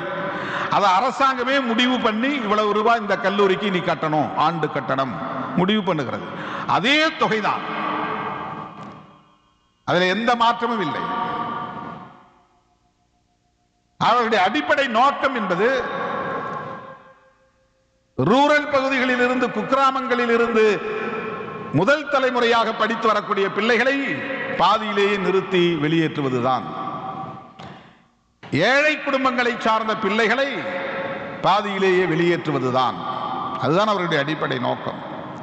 எனவே விளிம்பு நிலை சமூகங்கள் கல்வி பெற வேண்டும், உயர்கல்வி பெற வேண்டும் என்கிற இந்த நிலைப்பாடு இன்னும் எட்டாக்கனியாகவே இருக்கிறது, தொட முடியாத தூரத்திலேயே இருக்கிறது. படிப்படியாக இந்த பிள்ளைகளுக்கு, இந்த குழந்தைகளுக்கு தரப்பட்டு வருகிற போஸ்ட் மெட்ரிக் ஸ்காலர்ஷிப் ரொம்ப முக்கியமானது. இதை சொல்லி நான் முடிக்க விரும்புகிறேன். போஸ்ட் மெட்ரிக் ஸ்காலர்ஷிப் இந்த 2025 2026 வரையிலும் தான் நிதி ஒதுக்கீடு செய்யப்பட்டிருக்கிறது. 5 ஆண்டுகளுக்கு முன்பே நிறுத்தப் போவதாக அறிவிக்கப்பட்ட நிலையில் விடுதலை சிறுத்தைகள் கட்சியின் சார்பிலே நாங்கள் அரசிடம் முறையிட்டு வலியுறுத்தி பல கட்சிகளையும் அதிலே தலையிட கோரி அதன் பிறகு 5 ஆண்டுகளுக்கு அவர்கள் நீட்டித்தார்கள் போஸ்ட் மெட்ரிக் ஸ்காலர்ஷிப். ஏன் அந்த கல்வி உதவித்தொகையை நிறுத்த வேண்டும்? அதை நிறுத்துவதன் மூலம் என்ன இங்கே பொருளாதார நெருக்கடியை சீர் செய்துவிட முடியும்?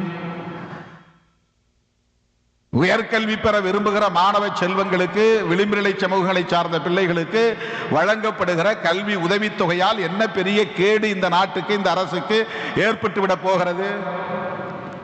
எங்கே குறிவைக்கிறார்கள் என்பதை தயவு கூர்ந்து எண்ணி பார்க்க வேண்டும்.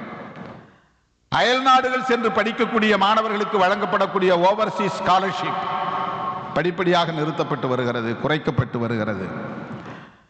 குறிப்பாக முஸ்லீம் சமூகத்தை சார்ந்த சிறுபான்மை சமூகங்களை சார்ந்த மாணவர்களுக்கு வழங்கப்பட்டு வந்த நிதி, post matric scholarship, overseas scholarship குறைக்கப்பட்டு நிறுத்தப்படுகிற நிலை இருக்கிறது. விளிம்பு நிலை சமூகங்களின் கல்வியின் நிலை, எதிர்காலத்தின் நிலை கேள்விக்குறியாக மாறுகிறது. எனவே மாணவ செல்வங்களிடையே இது தொடர்பான ஒரு விழிப்புணர்வு தேவைப்படுகிறது. எப்போதுமே யாருக்கு என்ன தேவையோ அவர்கள் விழிப்புணர்வு பெற்று அவர்கள் அதற்கான போர்க்குரலை எழுப்புகிற போதுதான் அந்த உரிமைகளை வென்றெடுக்க முடியும்.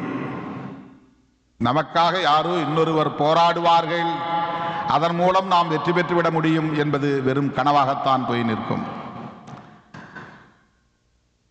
பெண்களாக இருந்தாலும், தலித் மற்றும் பழங்குடி சமூக பிரிவினராக இருந்தாலும், இதர பிற்படுத்தப்பட்டவர்களாக இருந்தாலும், சிறுபான்மையினராக இருந்தாலும், இந்த விளிம்பு நிலை சமூகங்களை சார்ந்தவர்கள் தங்களுக்கான தேவைகளை உணர்ந்து அதன் அடிப்படையில் அமைப்பாக திரண்டு போராடுவதன் மூலம்தான் இவற்றை வென்றெடுக்க முடியும்.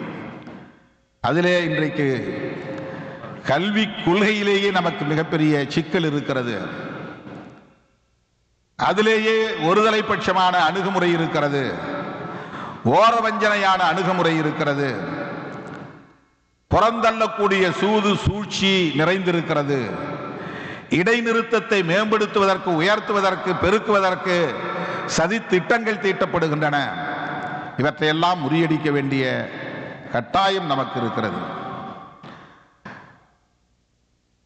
இந்த மொழிக் கொள்கையை பற்றி பலரும் இன்றைக்கு பேசிக் கொண்டிருக்கிறார்கள், விவாதித்துக் கொண்டிருக்கிறார்கள். யாரும் விரும்புகிற மொழியை கற்றுக்கொள்ளலாம், விரும்புகிற மொழியில் ஆய்வுகள் செய்யலாம். அந்த சுதந்திரத்தை யாரும் தடுக்கப் போவதில்லை. இந்தியை படிக்க விரும்புகிறவர்கள் இந்தியை படிக்கலாம், பிரெஞ்சு மொழியையும் படிக்கலாம், டோச் மொழியையும் படிக்கலாம். எல்லா தேசங்களிலும் அதற்கான கதவுகள் திறந்திருக்கின்றன, இந்தியாவிலும் உண்டு. ஆனால் ஒரு அரசு ஒரு தேசத்தின் கல்வி மொழியாக, பயிற்று மொழியாக, பாடமொழியாக ஒற்றை மொழியை திணிக்க முயற்சிப்பது என்பதைத்தான் நாம் சுட்டிக்காட்டுகிறோம். ஒரே தேசம், ஒரே மொழி என்கிற திணிப்பை நாம் எதிர்க்கிறோம். எந்த மொழி மீதும் நமக்கு வெறுப்பு கூடாது. எந்த மொழிக்கு எதிராகவும் நாம் அரசியல் செய்ய வேண்டிய தேவையில்லை. பன்மொழி திறன் வளர்த்துக் கொள்வது அவசியமானது. ஆங்கிலமாக இருந்தாலும், இந்தியாக இருந்தாலும், பிற மொழிகளையும் கற்றுக்கொள்வது என்பது ஒவ்வொருவருடைய மேம்பாட்டுக்கும் அடிப்படை தேவைகளாக இருக்கின்றன. அதில் யாருக்கும் மாற்று கருத்தில்லை. ஆனால் ஒரு அரசு ஒரு கொள்கையாக வரையறுத்து ஒரே தேசம், ஒரே மொழி என்கிற நிலைப்பாட்டை எடுக்கிற போதுதான் அதை நாம் சுட்டிக்காட்ட அல்லது விமர்சிக்க தள்ளப்படுகிறோம். அந்த வகையிலே கல்விக் கொள்கையிலும் அவரவர் தாய்மொழியில் கற்பதற்கு ஆவண செய்ய வேண்டும். கல்விக்கு நிறைய நிதியை ஒதுக்கீடு செய்ய வேண்டும். 6% கல்விக்கென நிதி ஒதுக்கீடு செய்ய வேண்டும் என்பது கல்வியாளர்களின் கோரிக்கையாக இருக்கிறது. ஆனால் இன்றைக்கும் 3% மேல் இல்லை என்கிற நிலைதான் மாநில அரசுகளிடையும் இருக்கிறது, மத்திய ஒன்றிய அரசிடமும் அந்த நிலைப்பாடு தான் இருக்கிறது. பிற திட்டங்களுக்கு கூடுதலான நிதிகள் ஒதுக்கீடு செய்யப்படுகின்றன, அவை விரயமாகின்றன. கல்வியை கட்டணமில்லாமல் வழங்குவது ஒன்றுதான் ஒரு தேசத்தை மேம்படுத்தும்.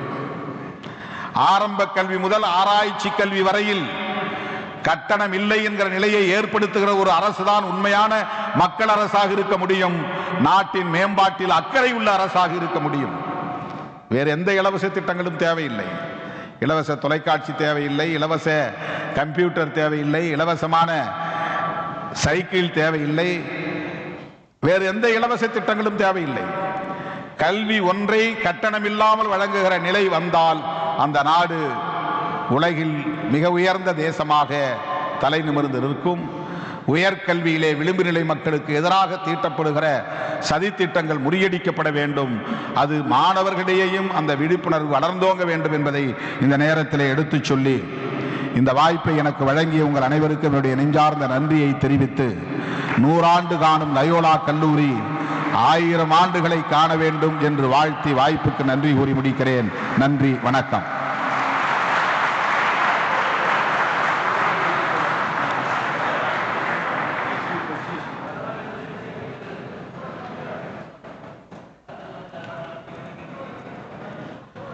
Thank you, sir, for your fiery speech. At the same time, the contents were very deep enough, something responding to the reality today. Dr.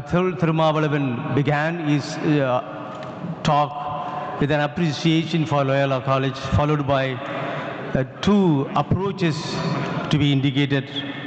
One is inclusive and the exclusive, where he was indicating the Bautham, which was very much inclusive. At the same time, even today, Christianity is following the same, and Loyola College is an example for the champion of the education of the poor children. Coming to the second point, he was able to dwell at length on NAP, where it leads to dropouts, where it leads to preparation of the bureaucrats. Only those bureaucrats are able to design the policies, and because therefore the other sections belonging to the peripheries are not able to go into the core of the policy making body. Therefore today it has become a question mark about the higher education for the simple and the poor and those who are at the periphery. Finally, he was insisting on education without any fees, an education which will be where we can offer to everyone without any constraints. Therefore, we are very happy that our speaker was able to make a relevant suggestion, at the same time go deeper into and make some reflections. Thank you so much, sir, for a wonderful speech. Shall you give him a round of applause? அருமையான ஒரு பேச்சு, இன்றைய நிலைக்கு தகுந்த ஒரு பேச்சாக அருமையாக நம்முடைய பேச்சாளர் பேசியிருக்கிறார்கள். அடித்தளத்தில் இருக்கக்கூடியவர்களும் இந்த முடிவு செய்கின்ற அந்த நிலைக்கு வர வேண்டும். அதற்கு தேவை உயர்நிலை கல்வி என்பதை அழுத்தமாக சொல்லியிருக்கிறார்கள். நண்பர்களே, we shall have a few questions now, maybe 2 or 3 questions. Yes. Yeah, the first one, the brown shirt, please give the mic.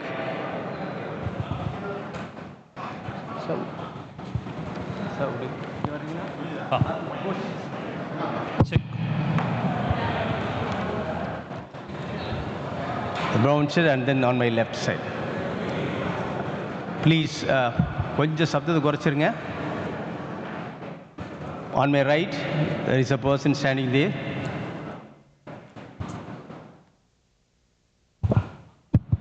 Check.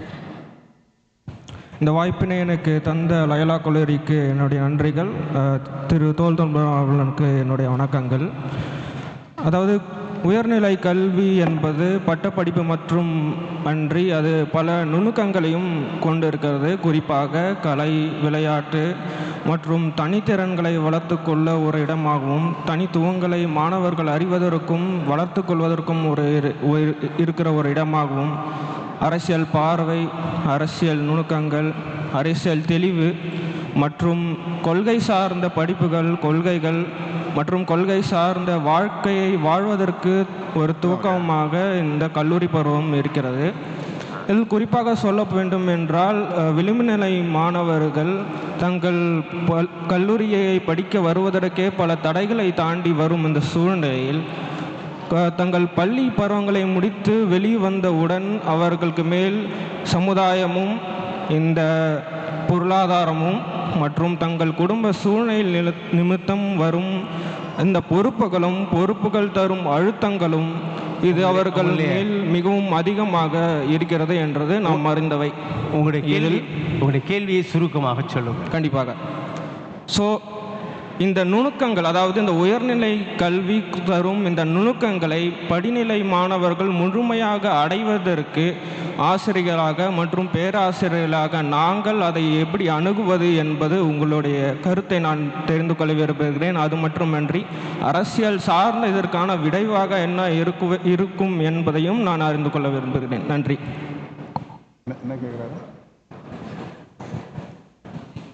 ஆசிரியர்கள் பின்பற்ற வேண்டிய அணுகுமுறைகள் சரிதானா? உங்களுடைய கேள்வி இன்னும் தெளிவாக வர முடியவில்லை. அதாவது உயர்நிலை கொடுக்கக்கூடிய நுணுக்கங்களை விளிம்பு நிலை மாணவர்கள் முழுமையாக அடைவதற்கு, அந்த தடைகளை தாண்டி அதை அடைவதற்கு பேராசிரியர்களாக நாங்களும் மட்டுமன்றி இதற்கு எப்படி அவர்களை அணுகுவது மற்றும் அரசியல் சார்ந்த இதோட விடை என்னவாக இருக்கும் என்பதை நான் அறிய விரும்புகிறேன். அரசியல் சார்ந்த விடையா? அரசு அறிவிக்கின்ற சில புது புது திட்டங்களை அல்லது புதிய அணுகுமுறைகளை நாங்கள் எப்படி மாணவர்களுக்கு எடுத்து செல்வது? டெக்னாலஜி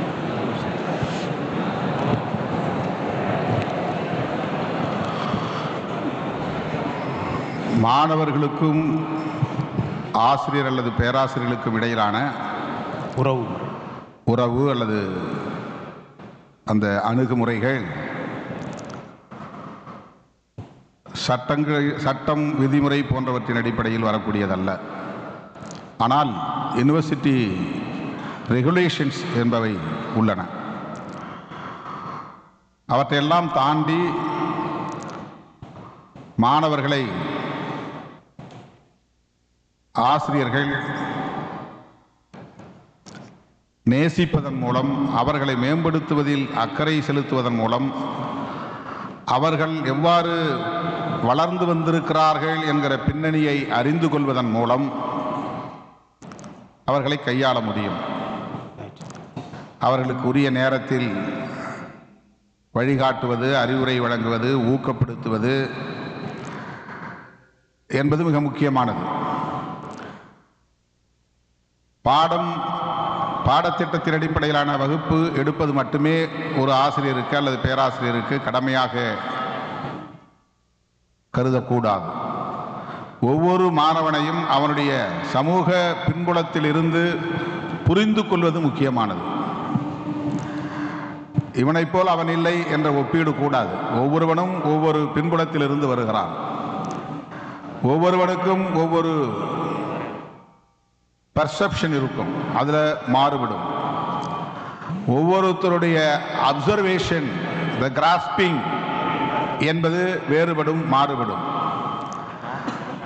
அவற்றையெல்லாம் நுட்பமாக அறிந்து அதன் அடிப்படையில் அவர்களை உளவியல் சார்ந்த அணுகுமுறையோடு கையாளுவது என்பது முக்கியமானது. ஒரு மாணவனுடைய சைக்காலஜி என்பது ஒரு பேராசிரியருக்கு தெரிந்திருக்க வேண்டும். அவனை வெறும் லிசனராக மட்டும் பார்க்கக்கூடாது. நான் பாடம் எடுக்கிறேன், நீ கவனிச்சோ. பாடம் எடுத்து முடிச்சுட்டே நீ பாஸ் பண்ணுறது உன்னுடைய கடமை என்கிற இந்த அப்ரோச் இருந்தால் இந்த சமூகத்தில் எந்த மாற்றத்தையும் நம்மால் முடியாது. எனவே ஈன்ற தாய் தந்தை எவ்வாறு தன்னுடைய பிள்ளையின் வளர்ச்சியில் அக்கறை காட்டுகிறார்களோ அதே பார்வையும் அணுகுமுறையும் அக்கறையும் இந்த தேசத்தை உருவாக்கக்கூடிய பெரும் பொறுப்பை எடுத்துக்கொண்டிருக்கிற, தேசத்தின் எதிர்காலத்தை தீர்மானிக்கக்கூடிய பெரும் பொறுப்பை மேற்கொண்டிருக்கிற பேராசிரியர் பெருமக்களுக்கு இருப்பதாக நான் பார்க்கிறேன். அது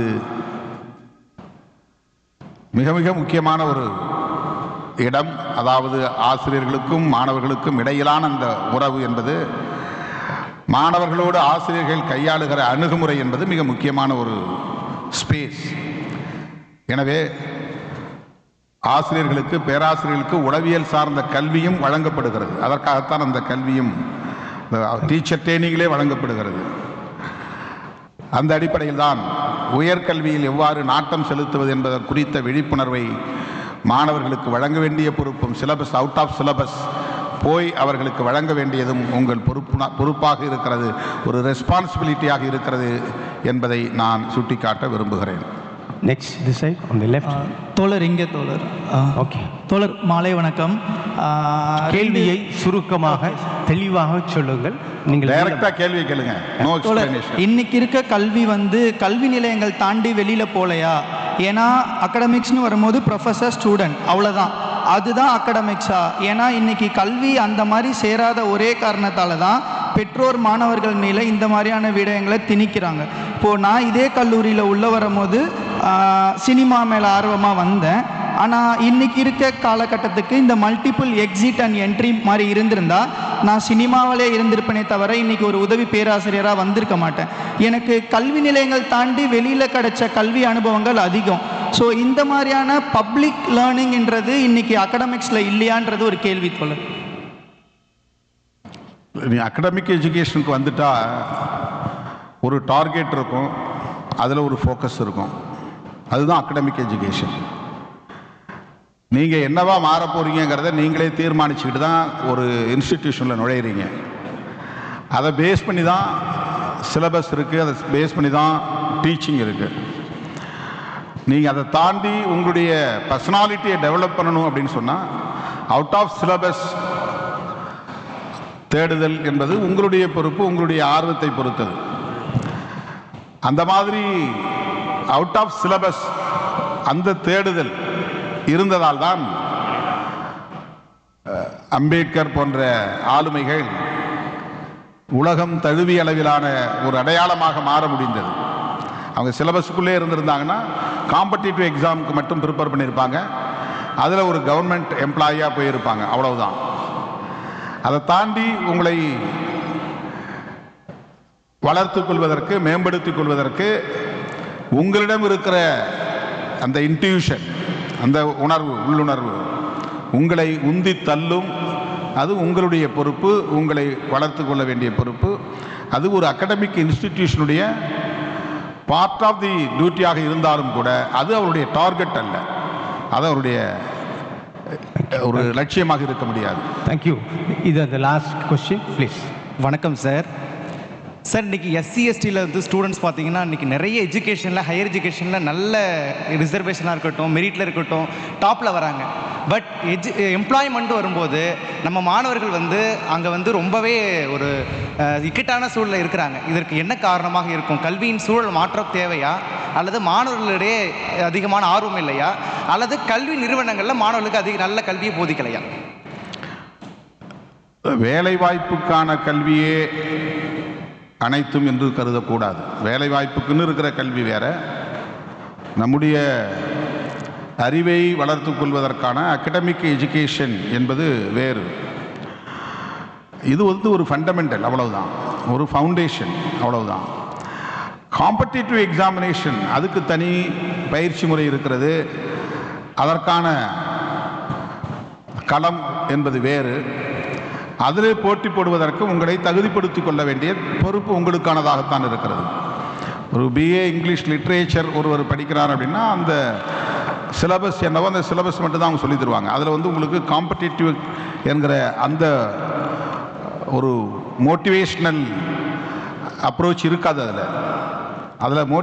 அந்த போட்டிக்கான உணர்வு, உந்துதல் ஒரு பேராசிரியரால் தர முடியாது. ஆனால் professional courses, employment based courses, technical education இருக்குது, என்ஜினியரிங், எம்பிபிஎஸ், இந்த மாதிரி லா, இந்த மாதிரியான எஜுகேஷன், அதில் உங்களுக்கு போட்டிக்கான ஒரு மோட்டிவேஷன் உருவாகும். அதற்கான தளங்களும் களங்களும் தனியே. எனவே ரெண்டையும் போட்டு நாம் இணைச்சி பார்க்க வேண்டிய அவசியம் இல்லை.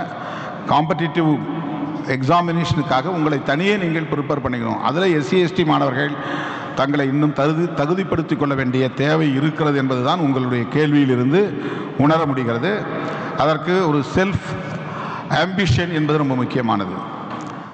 அது எல்லோரும் கற்பித்து வருவதல்ல, நமக்குள்ளே இருக்கணும். அந்த மாதிரியான ஒரு உணர்வை வளர்த்துக் கொள்வதும், அந்த தேடுதலை வளர்த்துக் கொள்வதும், தேடுதலுக்கான திறனை வளர்த்துக் கொள்வதும் தனிநபரின் பொறுப்பு என்பதை சுட்டிக்காட்டுகிறேன். தேங்க்யூ. Thank you so much. இதோடு நாம் நிறுத்திக் கொள்கிறோம். அடுத்த பேச்சாளர் காத்திருக்கிறார்கள். ஆகவே சுருக்கமாக சொல்லுங்கள். அப்படியே சொல்லுங்கள். மைக் வேண்டாம், சொல்லுங்கள். அனைவருக்கும் வணக்கம். உயர்கல்விங்கிறது நம்ம பாலிசி மேக் பண்ணுற இடத்துக்கு வர்றதுக்கான ஒரு மிகப்பெரிய இடம் அப்படின்னு சொன்னீங்க.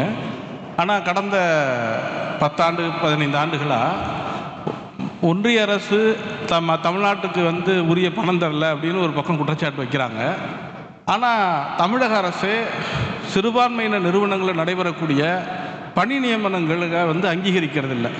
ஏற்கனவே உருவாக்கப்பட்ட பணியிடங்களுக்கான ஊதியத்தை இதுவரைக்கும் தர்றதில்லை. இன்றைக்கி சிறுபான்மை நிறுவனங்கள் எந்த நோக்கத்துக்காக ஆரம்பிக்கப்பட்ட போதிய நிதி ஒதுக்கீடு இல்லாமல் பணியிடங்களுக்கான அப்ரூவல் கிடைக்காம ஒரு பெரிய தேக்க நிலையை அடைஞ்சிருக்கு.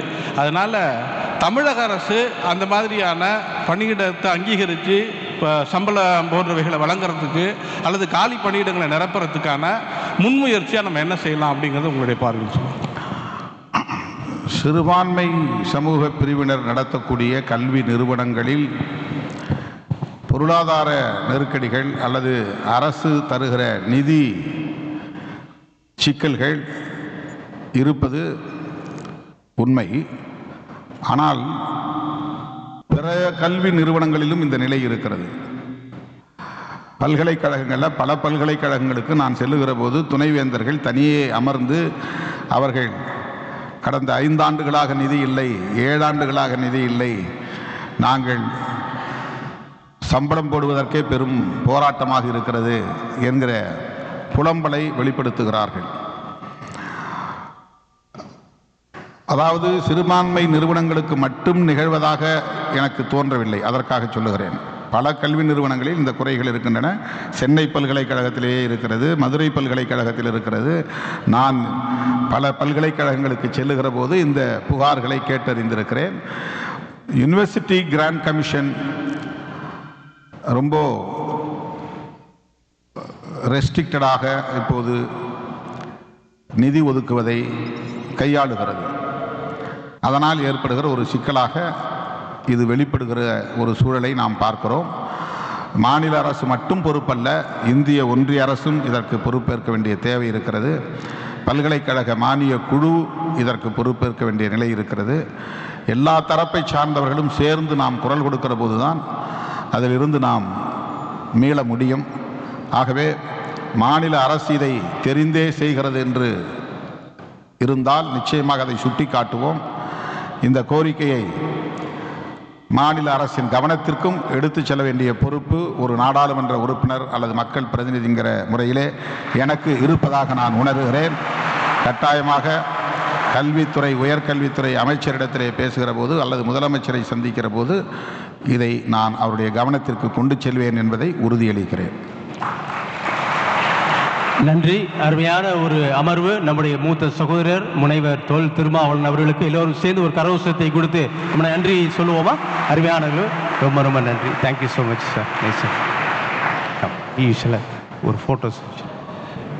அனைவரையும் உள்ளடக்கிய கல்வியே அனைத்தையும் உள்ளடக்கிய கல்வி என்பதை அழுத்தமாக பதிவு செய்த சிறப்பு விருந்தினர் அவர்களுக்கு எங்கள் உளமார்ந்த நன்றிகள். I further thank Father Thomas Alexander, Secretary, Loyola College of Education, for chairing and moderating this session. Thank you, Father. Thank you to all the participants for enthusiastically participating in this session. Thank you all. I now request our Deputy Principal, Dr. J.A. Charles, and Reverend Dr. Danish Ponnaya, and Dr. Merlin Saila, convener of this conference, to join us on stage for a photograph.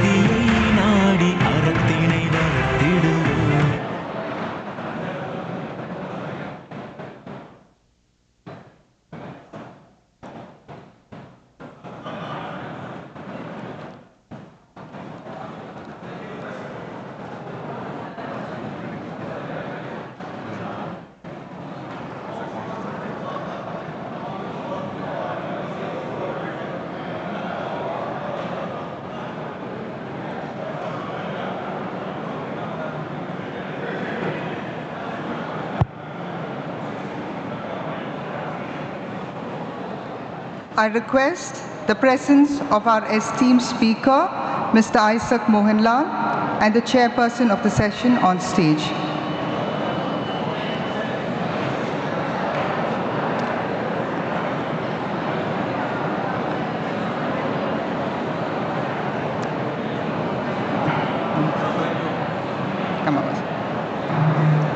Education is an invaluable force that has profoundly shaped the foundation of our society and nation, touched the lives of millions, leaving a deep-rooted mark that will benefit generations to come. Join us for the session on the governance of minority higher education institutions, a constitutional perspective, presented by our eminent speaker, Mr. Isaac Mohanlal, Senior Counsel, High Court Madras, and chaired by Dr. Malin Shaila, Dean, Research and Development.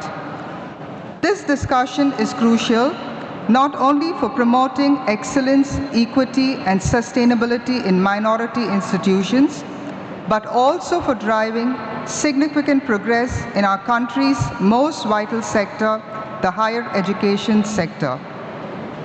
At this moment, it is my pleasant duty to introduce the chairperson, Dr. Malin Shaila, the convener RHEEES 2025. With over 18 years of teaching and research experience, she has made significant contribution to research through her numerous publications.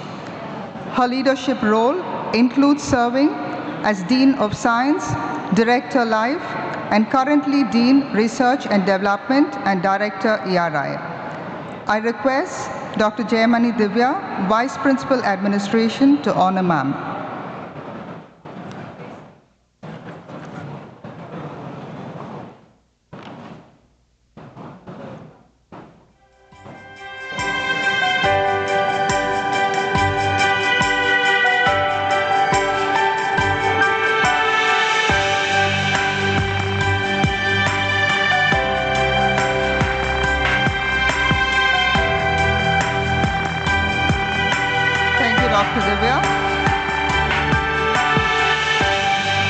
It is time now to honor our esteemed speaker, Mr. Isaac Mohanlal.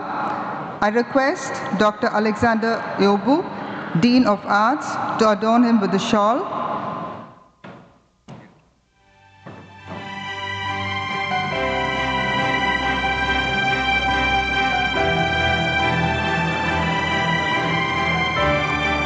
Dr. Gauthaman, Vice Principal Administration, to present the memento.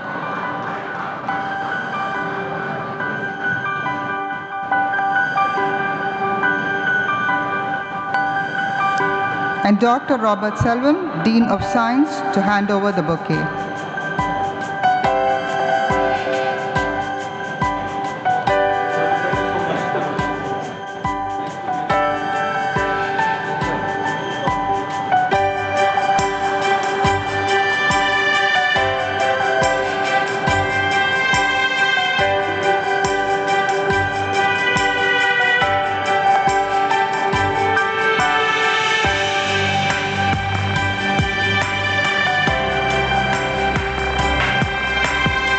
Thank you all. Over to the chairperson.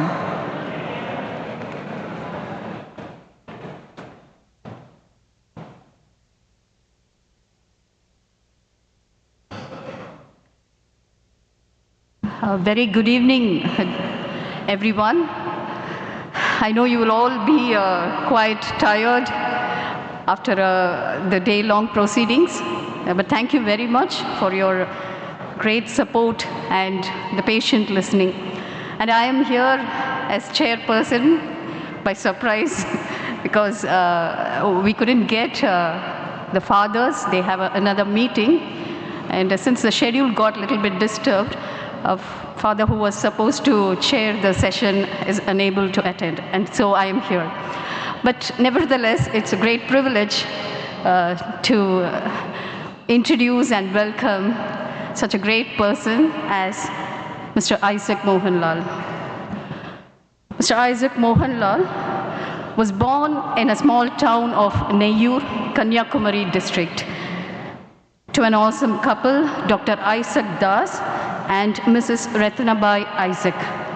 Having completed BA English Literature from the Lakshmipuram College of Arts and Science, Kanyakumari, and after graduation in law from the Mangalore University, he commenced his practice in the year 1989 in the office of the illustrious Professor G.S. Thambi, Senior Advocate and a part-time Professor of Law. With over 35 years of practice before the High Court of Judicature at Madras and the Madurai bench of the High Court, Sir was designated as a senior advocate in the year 2016, a rare feat for a person of his age. What was started as a traditional law office in 2000 with a single man and a typist at Kodambakam has now grown into a full-fledged law firm in the name of Isaac Chambers, with over 25 lawyers and a diverse family of clientele. Sir has offered legal advice and appeared for several educational institutions, and Loyola College is a proud client of Mr. Isaac Mohanlal. Besides, he is the counsel for Stella Maris College, Chennai, Madras Christian College, Women's Christian College, St. Xavier's College of Engineering, St. Joseph's College, Trichy. He's a counsel for the Consortium of Christian Minority Higher Educational Institutions, and also for giant corporate bodies such as PepsiCo India Limited, Renault, Dalmia Cements, the Airports Authority of India, Neyveli Lignite Corporation, and so on. He has been appointed by the High Court as amicus curiae in several cases and has hundreds of reported judgments to his credit. He has appeared in several cases for the helpless and marginalized people and has contributed generously to their growth and development. Mr. Isaac Mohanlal is also the founder president of the Madurai bench of the Madras High Court Bar Association and has been re-elected as president for 7 consecutive times. I think he deserves a big round of applause. In 2022, he was nominated by the state government of Tamil Nadu as one of the senior counsels to defend cases on behalf of the government. He was also the chief coordinator and the joint secretary of the Tamil Nadu Mediation and Conciliation Center, Madurai, and the general secretary of the Madurai Law Academy. Now, this aside, Mr. Isaac Mohanlal, as I mentioned in my speech in the morning, is known as the champion of the cause of minority rights. He is fondly called as a tiger of the Madurai Bar Association. And when Sir rises to address or deliver his arguments, there is pin-drop silence in the court, and I am witness to it. That is the respect he commands, because there is complete audience from the judges and everyone there wants to listen to him. It's definitely a pleasure to listen to him. And our minority institutions over the past 2.5 decades or so, as far as I know, have been functioning seamlessly without any hassle, despite all the turbulence, thanks to the efforts of Mr. Isaac Mohanlal. But for him, I don't think the governance would have been as smooth as it is going on now. I vividly remember the 2011 verdict that he fetched for us from the bench of Justice Vinod Kumar Sharma and Justice D. Murugeshan, which stood as a landmark verdict for more than a decade. I think it's not only for the state, but for the entire country.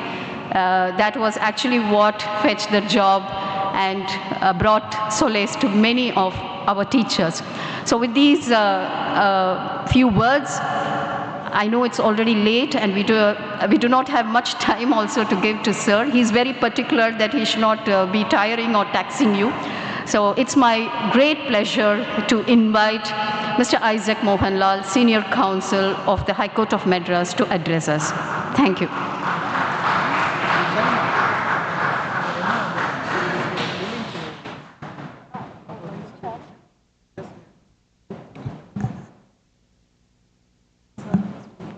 Chairperson has come, I'll ask. Yeah. Yes, Come. Body may even moderate. Yeah.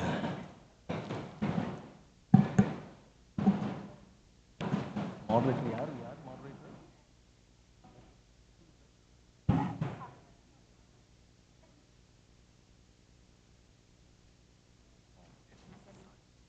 Father, welcome. It's always good that the moderator arrives late.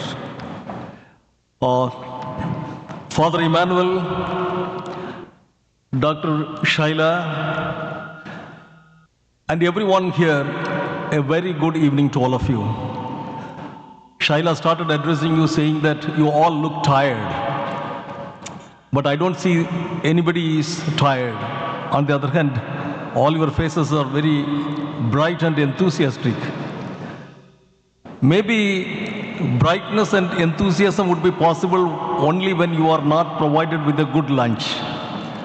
Had you taken a good lunch, by this time you must all be drowsy, no? I'm so happy to see all of you sitting with a sparkling face. And the topic today is higher education, particularly in the perspective of the constitutional rights of the minorities. Shaila warned me that the time slot is too short for me. Therefore, I am very conscious of the time, not only of mine, but of you as well. One or two small things I would like to point out at this moment. I believe always that education is absolutely related to freedom. Free inquiry is the foundation of all education, right?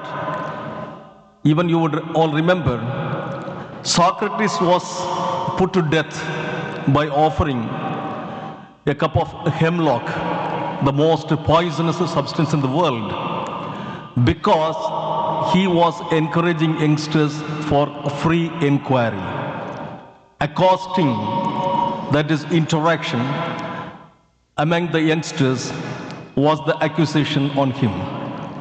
When he was offered hemlock, the sergeant who tendered that at the prison, he was holding that cup of hemlock, but his mind is set on something else.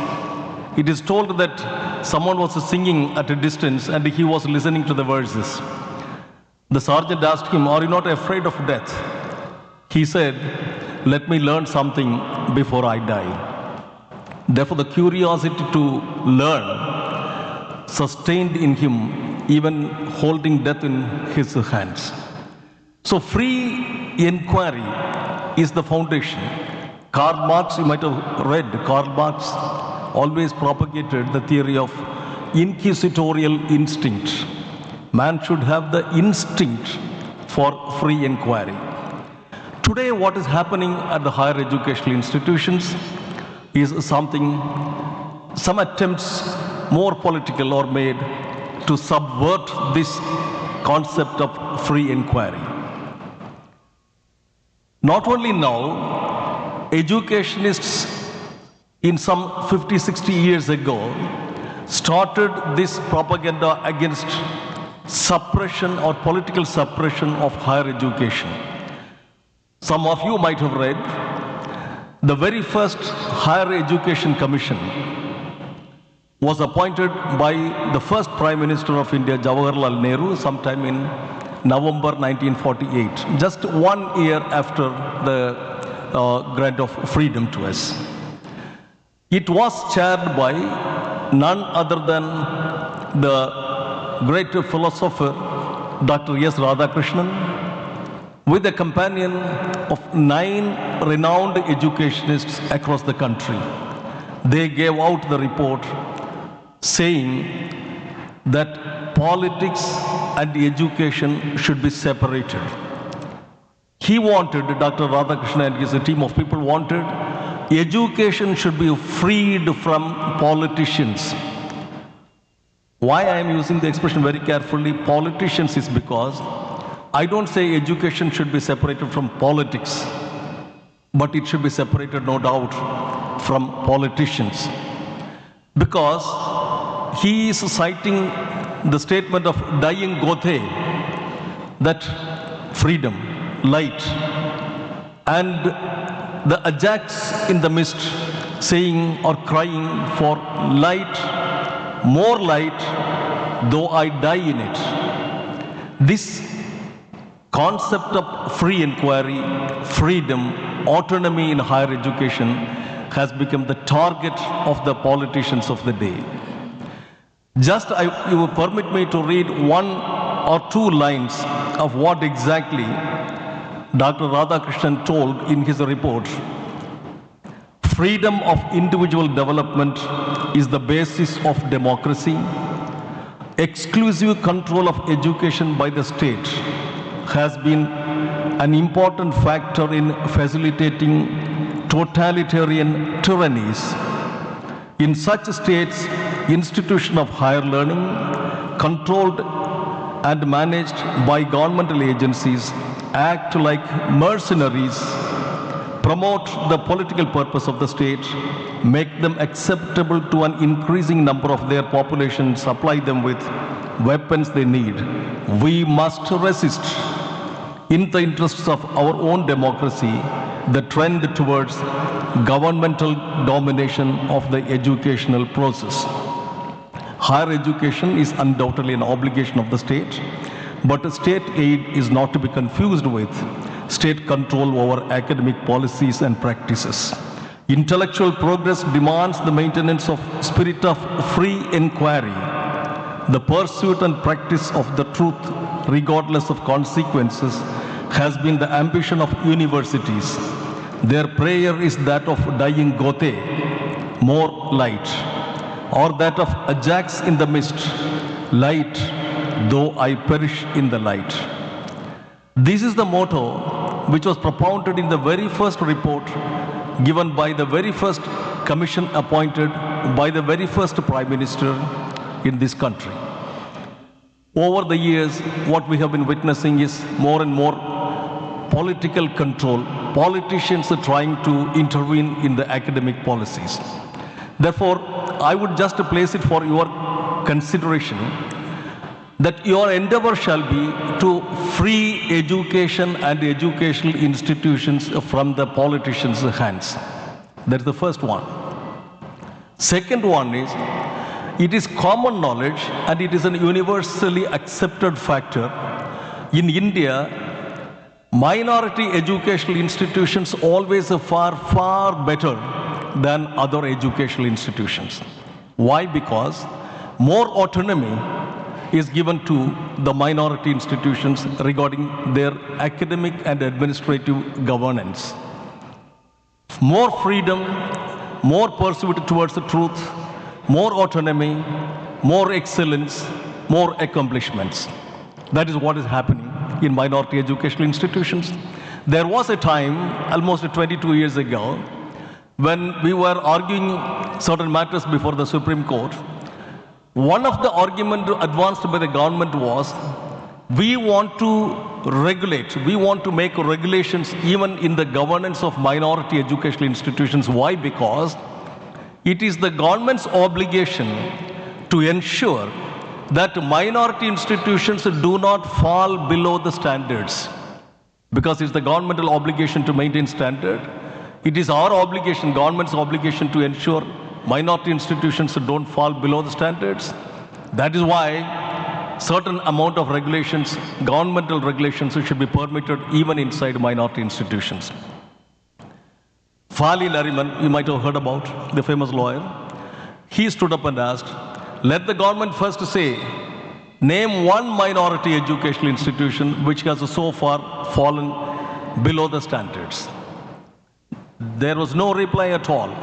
On the other hand, minority educational institutions have been setting themselves as role models for excellence in education. That is a proven factor. If you look back at history, why this minority rights is related to education? There is a very dominant role played by this Jesuit society in the gaining of that education as a fundamental right. If you look back in the 1940s, you all know that the Constitution was made by a large body of 272 persons, deliberating, discussing, and deciding over a long period of 2 years, 11 months, and 17 days. Dr. Ambedkar was the chairperson of the drafting committee. In the course of these deliberations, there was a lot of debates, a lot of compromises made by various communities, various sectors of the people, ethnic, linguistic, religious, so on and so forth. Coming to the rights of the minorities, the leaders of the minorities wanted reservation in the electorates and reservation in the bureaucracy.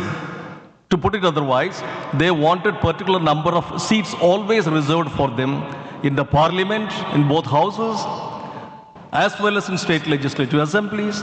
So also in this bureaucracy, so from IAS, IPS, so on and so forth, down up to the panchayats. These were the demands by the minorities. Britishers were telling, on the other hand, in the British Parliament, unless you agree to the demands of the minorities, we will not confer you with the freedom. Why? Because you are going to adopt a democracy as the rule of governance. Democracy is nothing but the rule of the majority. What will happen if you make laws by majority? The rights of the minorities, what will happen? Therefore, unless you ensure and satisfy the demands of the minorities, we will not hand over freedom to you. That was the debate that was going on in the British Parliament. So, in reply to that, our leaders said that we will protect this and that. At the end, when the demands for reservation in politics and reservation in bureaucracy was demanded, great leaders like Mahatma Gandhi, Nehru, Patel, so on and so forth, all those people persuaded the minority leaders. Please don't try to identify always yourself with reference to language or religion. Give up that. Please come out with any other demand. We are prepared to oblige. And the days were set, and our minority leaders were so magnanimous, they decided to give up those demands. Later, when the day was set for the placement of the demand, it was a great shock for the entire Constituent Assembly, because two gentlemen, Father Jerome de Sousa, a Jesuit priest, and Mr. Frank Anthony, an Anglo-Indian, both rose up and said, "Give us education as the fundamental right." It was thought very, very simple, small at that moment. But today, after the passage of 75 long years, we understand how far-sighted those two gentlemen were. They probably thought, why this electoral reservation? Why should we get elected or appointed on the basis of reservation? On the other hand, we will make our people more educated. Education will take care of itself. They will occupy the bureaucracy, they will occupy the seats in the legislative assemblies and parliament. Probably that would have been the great idea. Today we are great as minority institutions, not only serving the minority community, but serving everybody. We don't deny admission to other community people, but this excellence became possible only because of the little autonomy, the little freedom, what our institutions enjoy. I would stop by telling one more aspect of this matter, the state of complacency. First is freedom shall be the foundation of higher education. Second is minorities' autonomy favored for the excellence achievement. Thirdly, complacency is the problem today. We all believe that our forefathers, maybe people like Jerome de Sousa and Frank Anthony, were so brilliant, so far-sighted. They accomplished all these rights for us. They got these rights enshrined as a fundamental right in the Constitution. Therefore, we are all safe. This is the complacency we develop nowadays. Our leaders proved to be timid in contradistinction with boldness and courage nowadays. They all wrongly believe that the Constitution is there, Article 30 is there.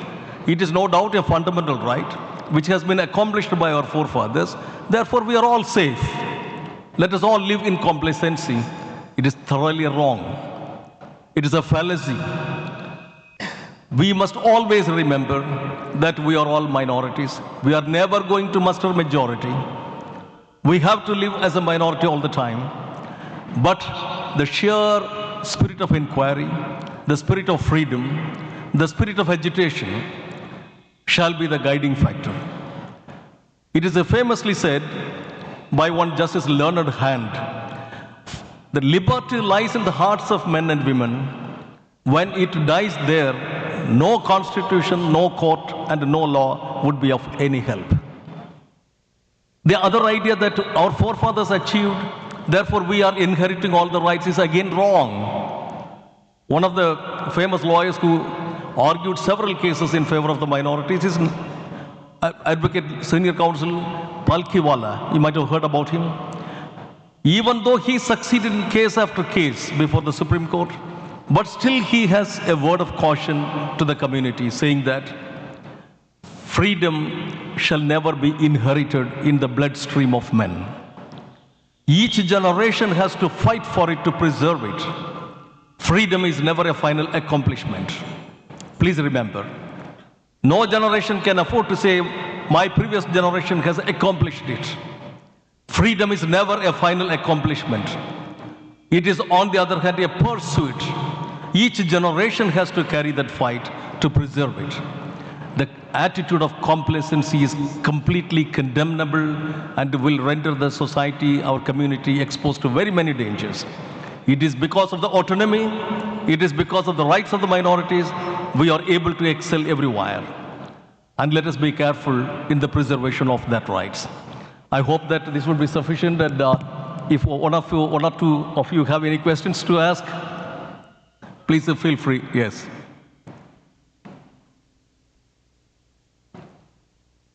What about the time? Would you like to be seated, sir, or you want to? Yeah. The governance of minority higher education institutions is a big challenge here.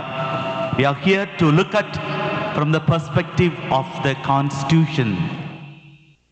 Law is one hand, our rights is another hand. Sir has very well explained the nuances of getting the minority rights based on education. Our forefathers were very great and intelligent enough. If we give education, that is power. Now, we are in crossroads of the history. One side it is the politicians, another side it is the bureaucrats. How to maintain our minority institutions? The questions are raised. Please come forward to ask the most experienced person in this field. Anybody? Yes. Yes, sir. So good evening, sir. Yes.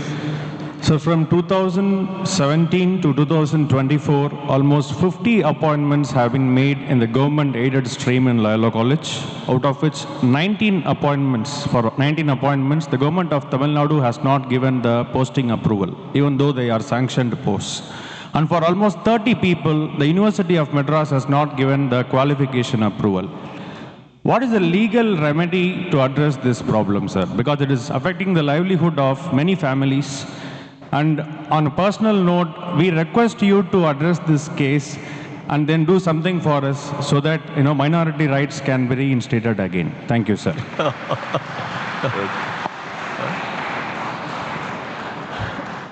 From the clap, I could understand several people are sitting here who are waiting for approval from the university as well as from the government.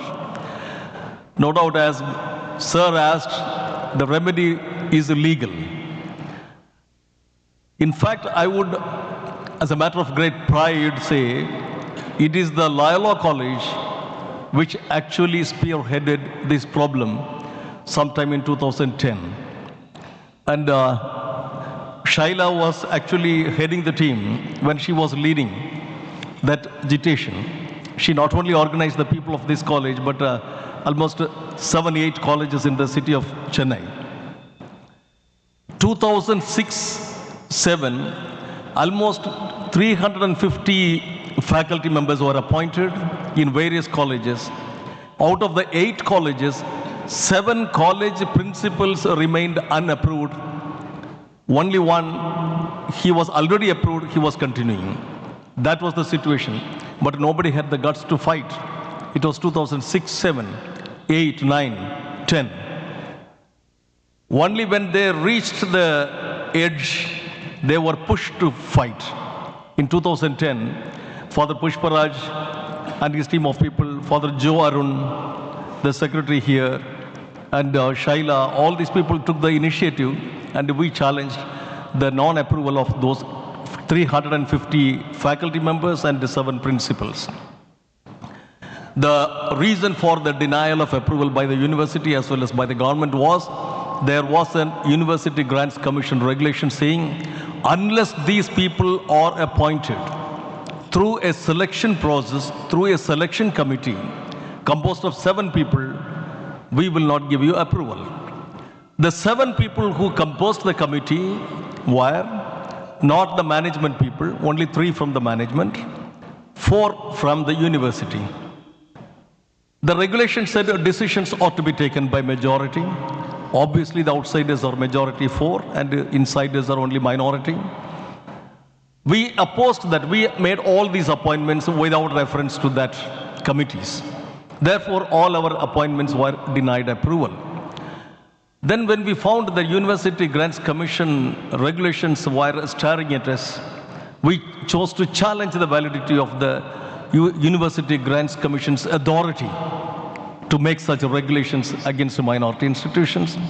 That was argued by us in the Madras High Court, and the High Court said UGC has no business.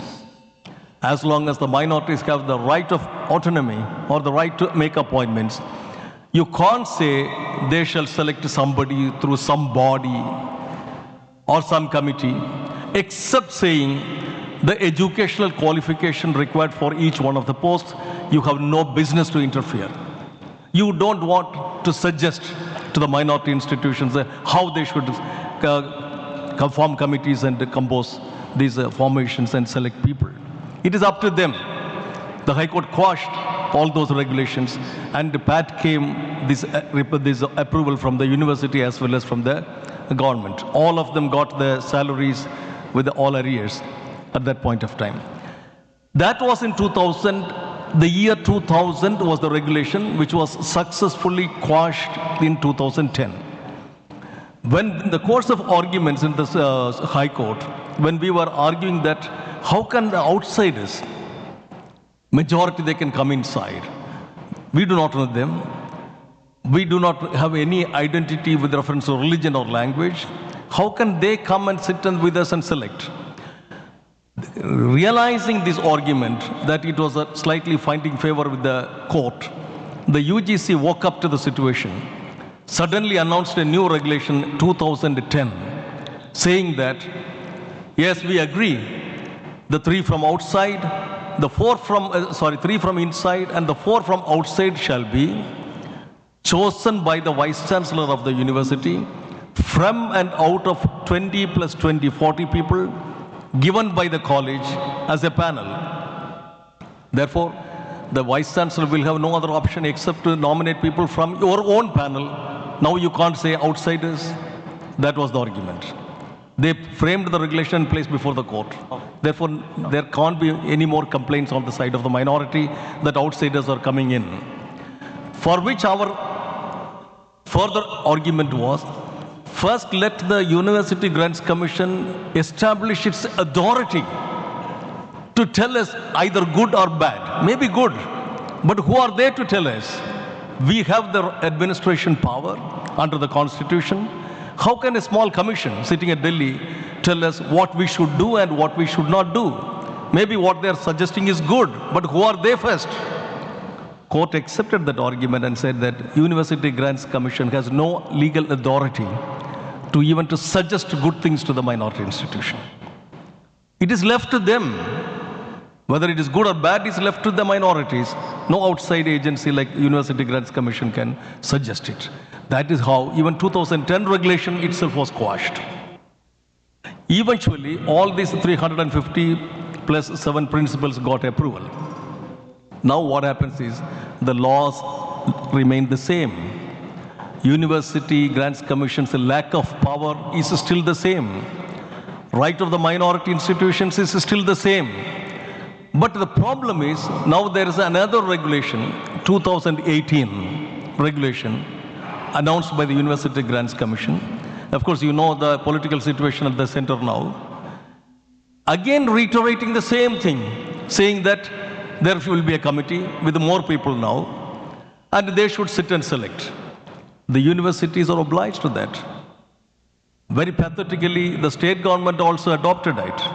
I don't know why this state government is adopting it, notwithstanding the factor it is already laid down by the courts that such regulations are bad. The other factor is some political announcements are being made by the parties that we shall be the Aran for the Sirvanmainer. But when they come to the power, I don't know why they are not agitating against it. They could have simply said, we don't adopt it. But unfortunately, the government of Tamil Nadu has adopted it, and the Madras University and all other universities are simply bound by that. But now, there are several cases, both in the Madras High Court as well as in the Madurai bench of the Madras High Court. Numerous cases have been allowed, saying that though 2018 regulations talk about the composition of committees and selection system, but the law remains the same. Where is your power to suggest that? Therefore, to your question, my answer is, you started with the question, where is the legal remedy? My answer would be, the remedy is legal. We can certainly agitate if there is a still problem, and we can definitely find something favorable to you. Thank you, sir. Thank you. Is there any more question? Yeah, last question. There is one person.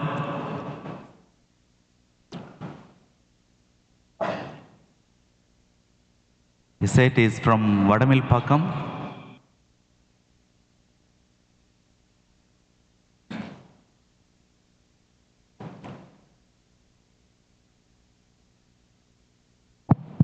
Check. Thank you, sir. Kindly introduce yourself and then ask the question. Hello, sir. My name is Juban Solomon. I'm an alumni of Loyola College. And my question for you is, in this prevailing totalitarian environment, I'm not saying all, but most of the minority institutions, as we are speaking about the governance of minority institution, most of the minority institutions have a centralized way of governance. Do you think it is the right way of governance to go against the totalitarian environment, or should we have a decentralized and distributed authority system for us to go against the totalitarian environment? Yes. Yes, according to you, the regime is totalitarian. We are centralized and not we are decentralized. Centralization or decentralization shall be your choice, the minority institution's choice. Totalitarian tyrannies is always possible at the hands of the politicians. But please remember, minorities are never born with full freedom. They are born under some kind of threats, some kinds of bondage. It is by sheer fight we have been establishing these rights. If we start thinking that we should be born as a free citizen, as a free community, and we should always live safe as a minority community with all freedom, it would never be possible. And I do not know on the linguistic side, but I am sure on the religious side, especially as Christians, Christianity is born in trouble, lives in trouble, but still succeeds amidst all troubles. That is our position. Let us not be scared, let us not be afraid whether we should centralize or decentralize depending upon the political environment. It is our environment that matters. It is our environment. Even the Constitution of India was framed amidst all the difficulties. One of the famous statements by a jurist, English jurist, Granville Austin, he says, at the time when the fundamental rights were framed inside the Constituent Assembly, there was absolute peace and calmness. But the situation outside the Constituent Assembly was absolutely different. There were ghastly murders, mutilated bodies lying here and there in the drains and sewage. curfew announced almost in all parts of North India. But there was absolute peace and calmness in the deliberations inside the Constituent Assembly. In his beautiful words, he says, "It is an irony in history that fundamental rights were to be framed inside amidst the carnage of fundamental wrongs outside." Therefore, this is nothing new. Christ was killed and he was crucified. On the cross, we have constructed the church. We are living so long amidst all the trouble throughout the world. And I tell you as a word of caution, if no trouble, no development, no excellence possible. Excellence is always possible amidst all troubles. Let us not be afraid of that. Thank you, sir. Thank you. Yes. Kindly be seated, sir. Thank you so much. Thank you, sir. Thank you. It gives me immense joy to say thanks to our experienced senior counsel and lawyer, Mr. Isaac Mohanlal. He started his input talk on education should inspire freedom. That freedom is what we long for. And of course, he said, education must be separated from the politicians. We must all register this powerful statement in our minds, in our hearts, that the politicians should be separated from the process of our education. Of course, he said that minority right is the most powerful thing that we got out of the forefathers who saw that education is the true power and weapon. Of course, sir, now these days we are, as you said, complacency is a big problem. You have opened the gates of a thing to be courageous and look forward. On behalf of the organizers, I extend my thanks to you, sir. Thank you so much for coming over here and giving your expertise. Maybe in the days to come, we'll approach you for further accents. Thank you so much, sir. Thank you, Father. Thank you, sir. And congratulations for that excellent presentation. As always, it was simply a pleasure to listen to you. I wish to thank Mr. Isaac Mohanlal specifically for two things. One, when I first invited sir to be one of our guest speakers, after having readily consented, I also sought his help to find some of the high-profile people we really wanted to have. One among them was Mr. Kapil Sibal. So was so generous enough to offer his support through his friend in the Supreme Court. And actually, we reached out to Mr. Kapil Sibal. Unfortunately, due to his work schedule, he was unable to join. So thank you very much for that kindness, sir. And also, we actually kept sir waiting for more than half an hour. Of course, our previous speaker, Thirumavalavan, also had some inconveniences in arriving on time. But he really displayed a very kind gesture. He didn't want to disturb by entering the hall, and sir was standing there in the balcony for about 20 minutes. Thank you very much, sir, and please accept our apologies for the inconveniences. Thank you. Thank you, ma'am. I request Dr. Joel Nanadas, Head Department of Plant Biology and Biotechnology, to honor our chairperson, Dr. Justin S.J.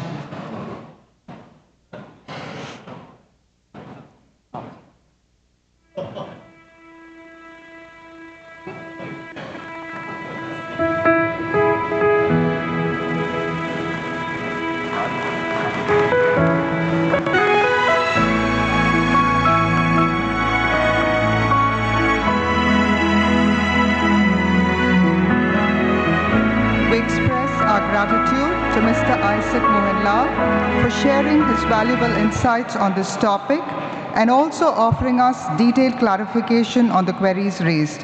Thank you, sir. I thank Dr. Justin S.J. and Dr. Shaila for serving as the chairpersons for this session. Thank you, one and all.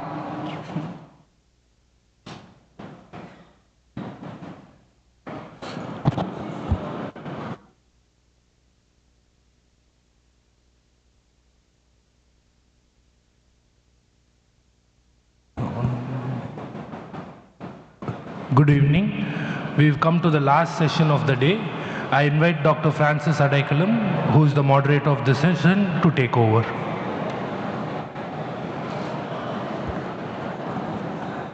I know it's very, very late for all of us to be seated here. We have recorded speaker from US last session, and he's also available online for our queries. The last session is will be delivered by Chris Looney, a one-time Jesuit seminarian, now chairs the board of Common Spirit Health, America's largest faith-based healthcare system, with 140 plus hospitals and 150,000 employees. Previously, Chris served as a managing director of JP Morgan & Co. on 3 continents, and he has authored dozens of books, including the best-selling, one of the best-selling books, Heroic Leadership, Best Practices from a 450-year-old company that changed the world, that's about Jesuits, which has been translated into 11 languages. Chris has also authored Pope Francis, Why He Leads the Way He Leads, and Make Today Matter, 10 Habits of a Better Life and the World. He holds his BA and MA from Fordham University and is a holder of more than 10 honorary doctorate degrees. Over to his video. He's also available online, and we sincerely apologize on behalf of the organizing committee. To him, he has waited for more than an hour now, also for all of you. Please listen to him now. Over to the technical team. Colleagues, thank you for the chance to address this important conference and gathering. When I discussed it with Father, we thought it would be safest not to run the risk of bandwidth problems. And so this first piece for about 25 minutes is obviously recorded, but then I hope to join you in person for discussion and questions. And so to begin the discussion, let me ask that each of you think for a moment. Let's try to compare the world today to the world 5, 10, 15 years ago. I wonder if you think that the world today is changing more quickly, it's more complex, you have to make more decisions, it's more complicated. And if we had a few minutes, we could have a discussion about that. But I know what would happen. In every group, people are always feeling, yes, the world is more rapidly changing, it's more complicated. We would surface many ideas, even within the last 2 years, the advances in AI and how this is disrupting so many industries. Or we might think of the geopolitical tensions and violence and issues around climate change that are continuing to accelerate, and so on and so on. We live in a complicated world, and the military in the United States gave us a very handy acronym for describing the world in which we live. They say that we're living in a world that's become VUCA. V-U-C-A. It's volatile. It's unclear. It's complex. It's ambiguous. And even though the military came up with this idea to convey what it feels like to a young soldier to go into a battle zone, I speak to groups in many industries in many countries, and always people feel that by analogy, it also somehow describes their life. Complex, difficult, hard to see what the future will be like in 5, much less 10 years. And I suspect for an esteemed group like you, given your profession and your commitment, that if we discussed it further, it wouldn't just be the reality of VUCA, the fact of change that strikes you, but also the fact that the nature of the change, the trends, in many cases are not very promising or positive. We might talk again about geopolitical tension, climate change, worsening inequality, the problem of social safety nets where so many people feel they are left out, and so on and so on and so on. Well, the reality of VUCA creates a need for good leadership. I think this is pretty much apparent. Whatever definition of leadership we use, well, if things are complicated and the future is unclear, leadership is really important. If the world is completely stable and every one of us can see where the world is going, we don't prize leadership as much because we can all understand where we need to go. But in these kinds of environments, leadership is clearly very important. And don't take my word for it. There's a very interesting piece of research done by one of the big accounting firms in the US, Deloitte, and they asked their corporate clients about the challenges within their organizations and the imperative for leadership.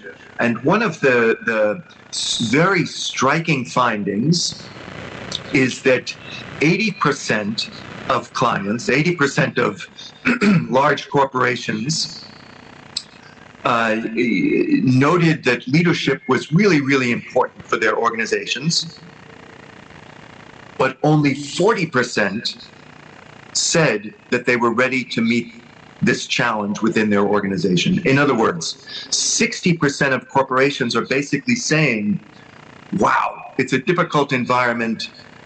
We do not have the leadership skills that we need within our own organization. That's a damning self-criticism when you think about it. But the reason why I begin my talk with these few minutes about change and VUCA is because I think there's a very powerful opportunity and implication exactly for all of you. Because in a way, these kinds of realities and these kinds of research findings are saying to people like you, okay, look, we need a generation of good leaders. And are you forming this generation for us? What can you contribute to this challenge? And that's where I really want to focus the majority of my comments, which will be about the fact that this reality of VUCA creates an invitation, a challenge, a great opportunity for universities, especially those who touch the Jesuit tradition.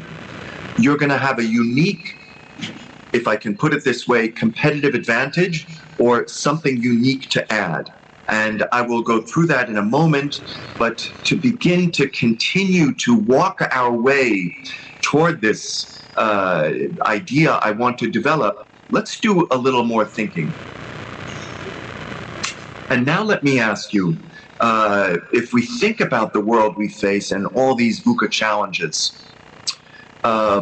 what do we need? What would be better in terms of leadership? Let me ask you to think to yourselves of the names of 1 or 2 living leaders. And then why are you thinking of such a name? So please think as well of the personal qualities, the personal attributes, the personal characteristics you would associate with someone who's leading well. We could have a very interesting group discussion if I were there and we had more time. But frankly, I'm pretty sure I know what kinds of results are going through your mind, because groups almost always come up with the same kinds of thinking. With respect to the names of leaders, often groups are thinking of very famous people. Maybe somebody is thinking of the Pope or Prime Minister Modi or even Donald Trump in my country.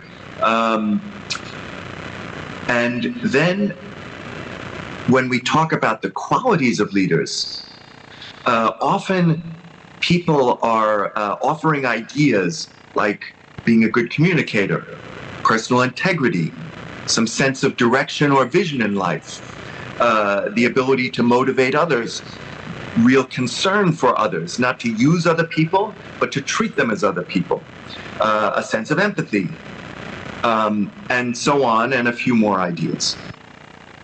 And then I like to point out this interesting disconnect. When we all think of the names of leaders, we stereotypically tend to think of famous people, even super famous people. But when we think of the genuine qualities of good leadership, as I hope you were just doing, for the most part, we tend to think of qualities, behaviors, characteristics that we ourselves could embody every day. So if the ideas you came up with were like some of those on the list I just mentioned, communicate well, personal integrity, empathy for others, so on and so on, well, these are qualities that you don't need to be prime minister of a country or pope to embody. Everyone can embody. I can hear you fine. Can you hear me? Yeah, your video is going on there, sir. I see it. Yeah, there's a I will just general in the United States in the waiting room, and whenever you need me, you can retirement just speech made this very striking comment. Yeah, you can stay And online, he sir. said The video is that going on. in order to be a leader, Yeah, sir. you must love those you lead. It will be around 15 minutes. The video will be Even done, though sir, he was and in a the question very and answer session will hierarchical be started, profession, perfect. I look forward to it. You where stay we online, tend sir. to think of the military as one person giving orders to another, his first comment about what's essential in leadership is loving those you lead. And so now, this sets the table for 4 invitations or challenges I want to give to you, especially to those of you who are working in schools within the Jesuit tradition. And the first idea of the 4 will be, given what I've just said so far, can you be, or are you being, sufficiently intentional, purposeful about your role, your opportunity for developing leaders? In other words, I just went through, you might understand the idea of leadership as not applying only to super famous on top of some hierarchical, but in a sense, as pertaining to everyone. One of the dictionary definitions of leadership is to point out a way, direction, or goal and influence others toward it. And isn't it true that all of you, as teachers, administrators, whatever your role, are doing this all the time? You're implicitly pointing out a way to your colleagues, to your students, about how human beings ought to live, how human beings ought to treat each other, what human beings are, and you're having some influence. And the same is absolutely true for the students who come to you for formation. And even though I've read some of your websites and documents, you talk about the role of forming leaders. Intentional are we really? In other words, do we sit around as administrators, faculty, staff, and say to each other, gee, one of our aspirations is to form leaders. How are we doing that? How does your role as a coach, my role as an administrator, your role as a teacher of language, yours as a teacher of philosophy, how are we each contributing to this puzzle of helping our students understand their leadership calling and opportunity in a VUCA world? So this is my first of 4 ideas for you, 4 challenges, invitations for you. Can we be very intentional about our role and opportunity to develop leaders, especially now, something that's so badly needed in the VUCA context? Here's my second idea. It's coming directly from that little quote from the general, you must love those you lead in order to be an effective leader. I guess that within your universities, a phrase like cura personalis is probably fairly well known among many, usually within Jesuit educational institutions. Some folks are talking about this idea as a core element of what should distinguish any higher education in the Jesuit tradition from other places. So cura personalis, care of the person in Latin.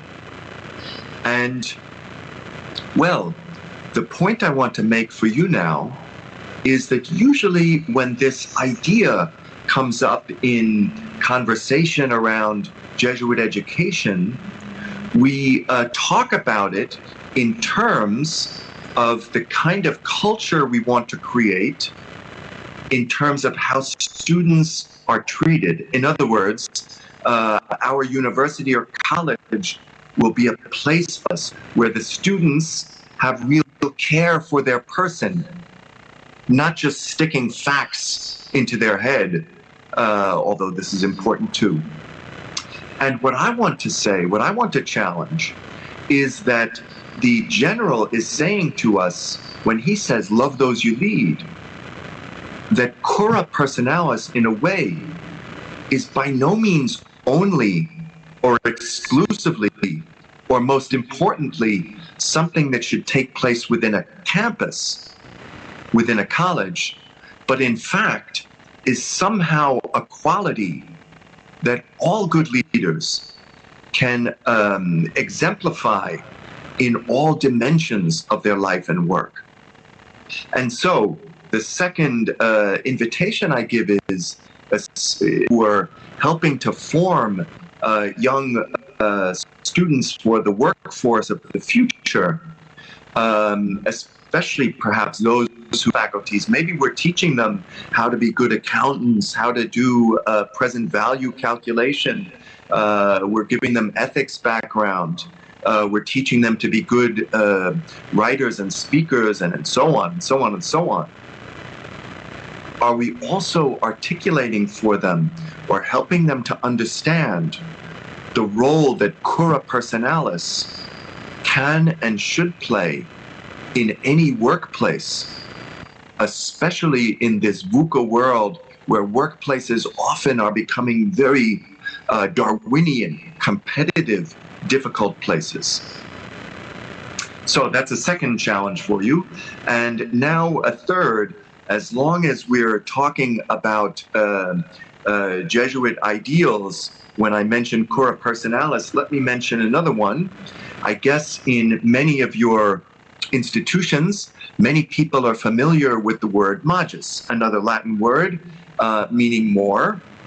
And it's often a kind of a slogan, is not a fair word because it has much more depth than that, but it's often a word that gets thrown around in Jesuit circles, that we have to do what is the magis. And maybe even some place in your institutions or in many Jesuit institutions, somewhere in some building, the letters A, M, D, G are chiseled or painted, which means ad maiorem Dei gloriam, a kind of a motto of the Jesuits, to do what is for God's greater glory.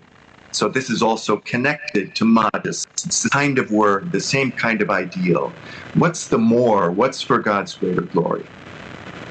Now let me try to quickly connect this to good leadership in a very diverse world where people have many different religious beliefs.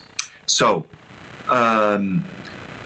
when we think of magis, often what goes through our mind is working harder, being excellent, trying to be ambitious, trying to be the best.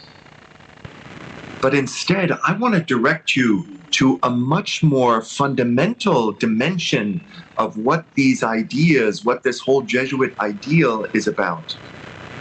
And in its most fundamental sense, I could say this: it means to work for some purpose that is greater than yourself, not to work for your own self-interest and purposes alone. For Jesuits, when they say ad maiorem Dei gloriam, they're saying, okay, we're here on earth to work for God's greater glory, not for it. And when I put it in the way I just phrased it, it becomes an idea that all of us, whatever is our religious belief, can find some common ground. In other words, of your institutions and universities is that you are places where people from many diverse religious beliefs come together to study. And how they call God or what they understand will differ from one person to another.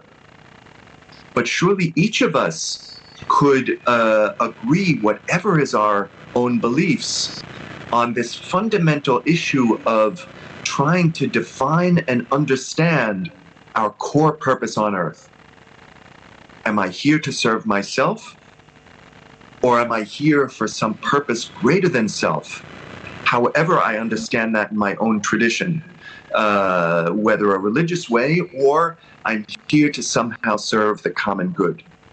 Let me now connect it to our leadership amidst VUCA challenge, because it's the third idea I'm leaving with you.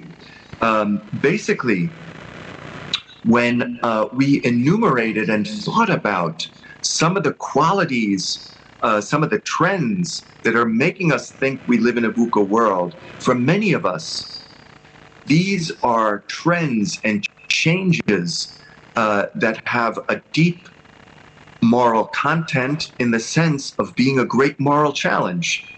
For example, our climate is destabilizing in ways that are not healthy, or we are becoming more isolationist, more nationalistic, more prejudiced, more biased in the ways we treat other people, or the social safety nets are falling apart and those who are extremely poor are not enjoying a fair opportunity for education, healthcare, what it may be. And these kinds of big challenges, they will only be solved or will only make progress if we have leaders who have some sense of magis, as I put it, or let's put it more basically, leaders whose sense of the world is, you know something, I'm here on earth not only to make myself rich, to improve my own status, for my own ego, for my own power, but I should be here on earth also to show some leadership to help address some of the challenges brought on in our world. So 3 ideas so far. Can we be more intentional about the role we play as educators in forming leaders and understanding how we do that? Second idea, when we think about the qualities we want to inculcate in the leaders we are forming, can we think of love, care for the other person, desire to have the other person improve and reach their own potential? Can we think of this also as a constituent quality, a priority of the kinds of leaders we want to?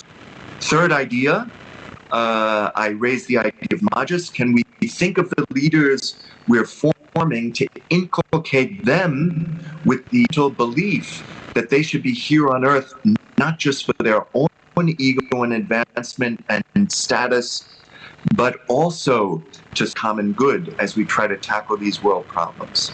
And my fourth idea will be about self-awareness. I'll cover it just in 2 or 3 minutes because I'm coming up to the time it me to speak. My fourth idea will be self-awareness.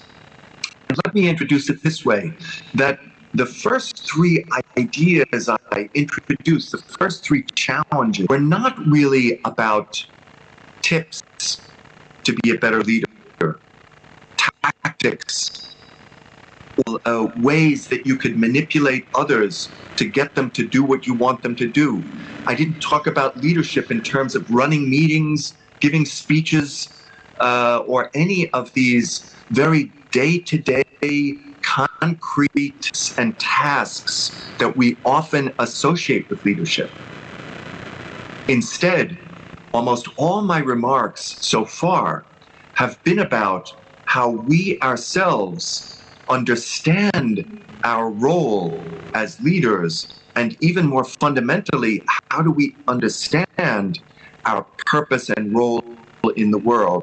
And much of what I discussed so far was really a self-awareness exercise, thinking deeply about myself and my calling to lead. And you know that the Jesuit tradition includes a wonderful little self-awareness tool or exercise that anyone in this group, and importantly, any one of your students, could begin implementing tomorrow in less than 5 minutes.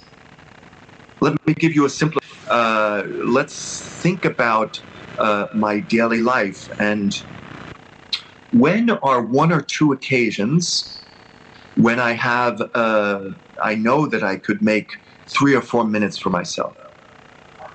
So right after the midday meal, I always have a few minutes before my next class or obligation, or when at the end of the school day or work day I'm going home, I know I always have a few minutes, or even before I go to sleep. And let me make a habit of carving out those few minutes. No phone call, no social media, no music, no interruption. Just myself, and if I'm a religious person, my understanding of higher power. And let me think of 3 little things. First, why am I grateful as a person?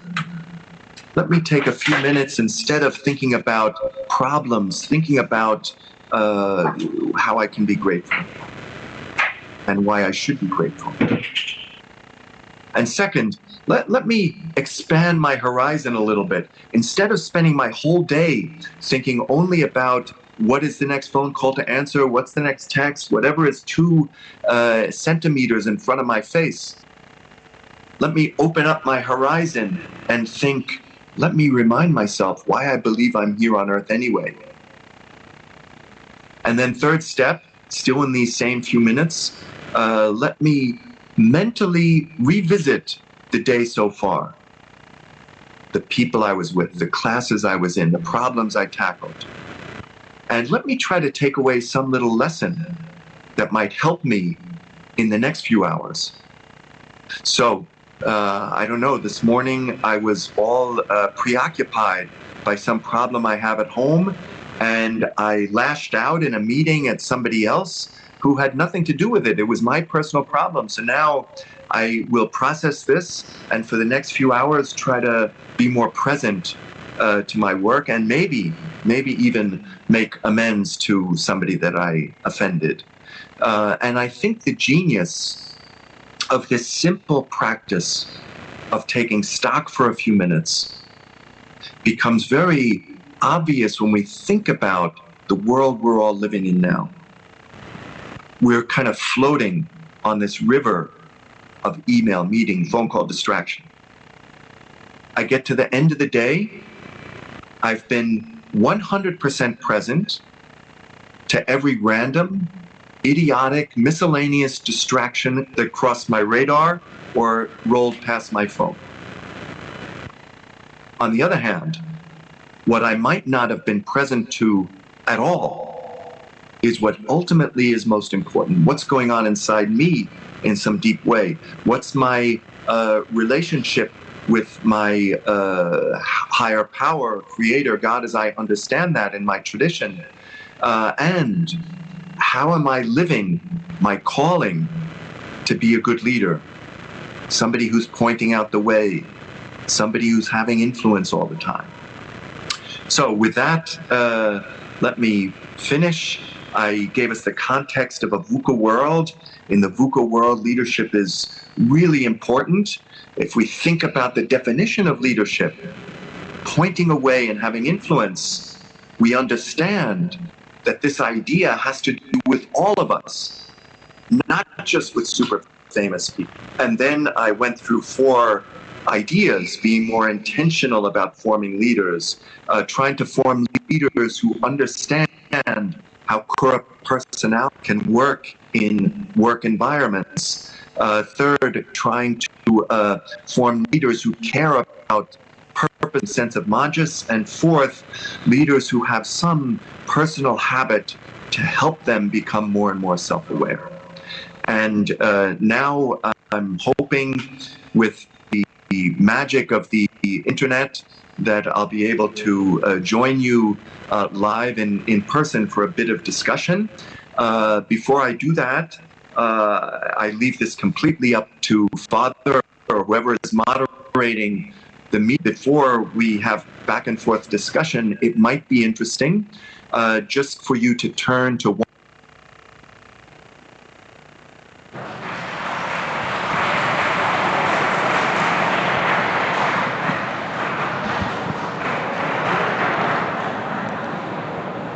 Thank you, Mr. Chris Looney. He's online now.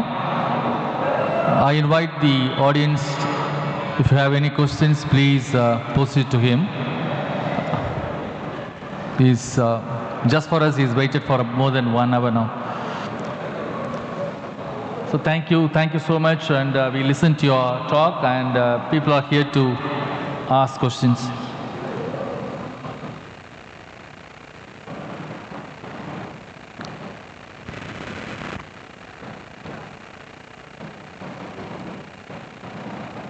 Can you listen to us?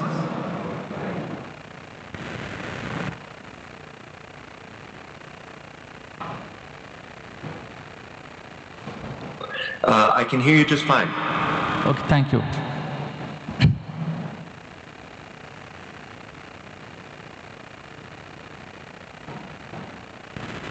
So it's a very long day for us actually from morning.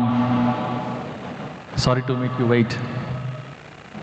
Don't apologize to me. I'm sorry that I'm the one who has to hold you at the end of a long day. It's a pleasure actually.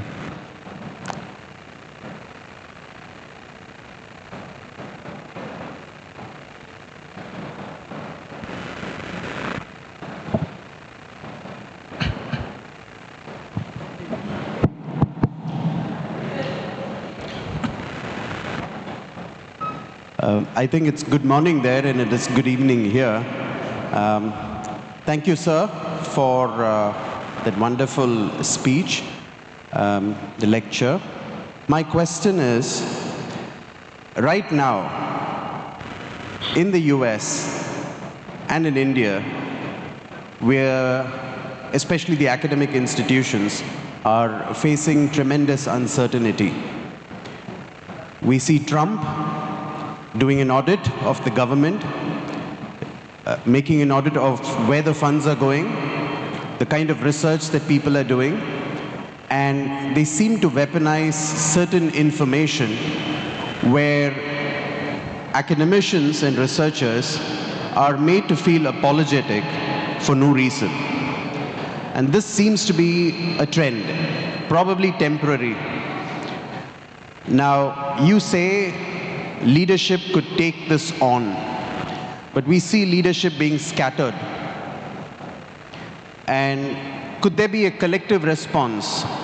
How do we tackle this vulnerability, if you can call it as a vulnerability? How do you address this ambiguity here? I know it is a very broad, probably status quo and contemporary statement put together, but however we see that academic institutions always, right from the corona time, we had the gain of function research where the idea was basically to prevent another pandemic. But when people started politicizing these things, many of the researchers were made to feel and sound apologetic for something that they wanted to do to prevent a deadly spread of a virus. So basing this on the last 5 years context, how do academic institutions cope with these kind of vulnerabilities? Thank you. I know it's a long question, but thank you. It's fine. First you can hear, okay, the audio is coming through fine? I guess that's yes. So let me continue. We could hear you, yes. We could okay, hear you. beautiful. Perfect. So thank you for the question. And well, I can't imagine what you're talking about when you mentioned someone named Trump. I haven't heard that name. But let me now seriously answer your question. And in a way, it's a sprawling one that we could have a whole conference just on this question in a practical way. So let me try to answer it from a leadership perspective in line with the themes I raised. And I think I would make 2 or 3 points. The first thing I would say is that, as you clearly gathered from the way I structured the talk, I try to focus on how we could understand leadership as relevant to each one of us. And of course, there are other definitions of the word leadership and other ways of thinking about leadership that are very hierarchical and so on. And the reason why, not just in my talk to you, but in general, I focus on understanding our own leadership opportunity is because my observation has been, not only my observation, but my observation has been that over these last couple of decades, increasingly, because of the level of uncertainty, because of many of the impacts of social media that tend to give more prominence to more famous kinds of leaders, we tend to abdicate upward our own leadership opportunity, if I could put it that way. In other words, increasing, I'm not talking about the people in your room, but increasingly, in general, people tend to feel a lack of agency, somehow disempowered, that it's these people at the top who are making all of the important decisions. And therefore, when I'm giving talks, including this one, I'm somehow trying to help us to say, okay, well, how can I recover some of my own agency and leadership opportunity and responsibility? So that's the very first thing I think I would say about your question, that, speaking myself in the United States, I'm on the board of a hospital system. The hospital systems in the United States will also now feel that they're coming into focus for certain government actions that are going to impact our funding and many other things. And it seems to me a fundamental part of our response must be to say to ourselves, okay, fine, there are certain things we will not be able to control. On the other hand, what can we control? What agency do we have? What can we do within the circumstances in which we now find ourselves? So I have not solved your problem in any practical way, but I guess what I am encouraging and urging is that as individuals, as groups, as an education sector, that we're also saying to ourselves, okay, what is the situation in which we find ourselves, and what leadership can we show? We won't abdicate our leadership opportunity. We'll try to understand in what small or large ways we can show a way and have some influence in the environment. So that's the first idea I would share in this very true and complicated picture you're pointing for us.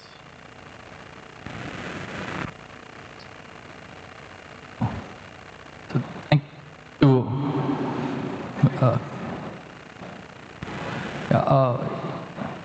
One more question to ask. So look at the camera. Sir, one simple question. What are tell me 2 or 3 core competency under VUCA environment. Just 3 competencies, core competencies under VUCA environment. Okay, I don't know if I can come to 3 necessarily, but I'll tell you what strikes me. Surely one of the 3, if not the first, must be the ability and willingness to adapt. If everything around us is changing in dramatic ways, then chances are we ourselves are going to have to make some changes. And I often find that the challenge to being open to making change is not usually the facts about the external environment. Usually it's completely apparent to anybody who's willing to read a book or a newspaper that certain changes are happening around us, and those present a challenge to us. Our reluctance often comes, I find, from something inside us, individually and in groups. Our fear of making a mistake, our fear of the uncertainty that we're being asked to do something different and we can't see 100% clearly what the solution is. And so therefore there's some kind of risk. We might get it wrong. Or we become somehow enslaved to the fact that, well, we've always done it this kind of way, and this is not really the right way, this is not really the way in which we've always done things here, and so on, and so on, and so on. So to me, adaptability would certainly be one of the key aspects of reacting well to VUCA, and adaptability often involves some willingness to understand what is it within me or within our group that makes us resistant to being open to change. What kinds of fears, what kinds of attachments to the old ways of doing it. So that would be one thing.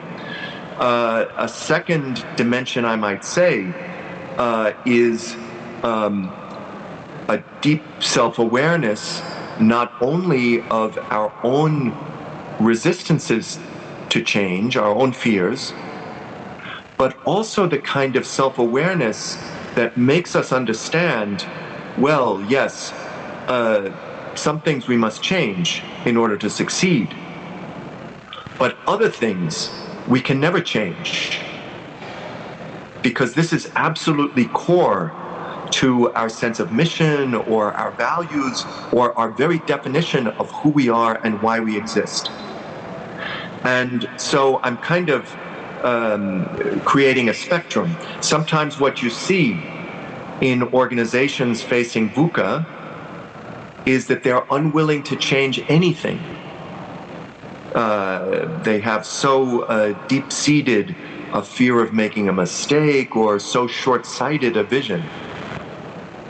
On the other hand, you sometimes see exactly the opposite problem, that organizations have no clear, deep sense of what is non-negotiable, what can never change because it's core to who we are and how we define ourselves. And I would think that in educational institutions, especially institutions that have a deep spiritual tradition, there surely are some things about us that we never want to surrender or give away. And so another, a second aspect of being able to manage VUCA well is this kind of self-awareness, this ability to step back and understand ourselves in a deep enough way to understand what's non-negotiable here and what is negotiable here.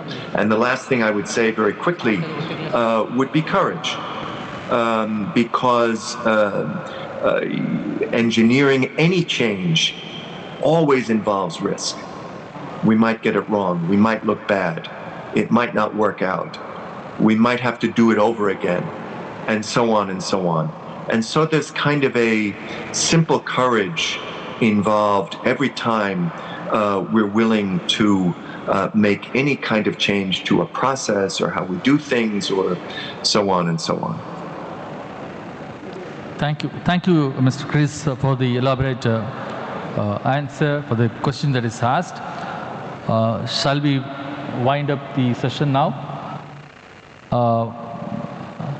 And thanks for everyone to be available until the end, for people who are around, for colleagues who are around here.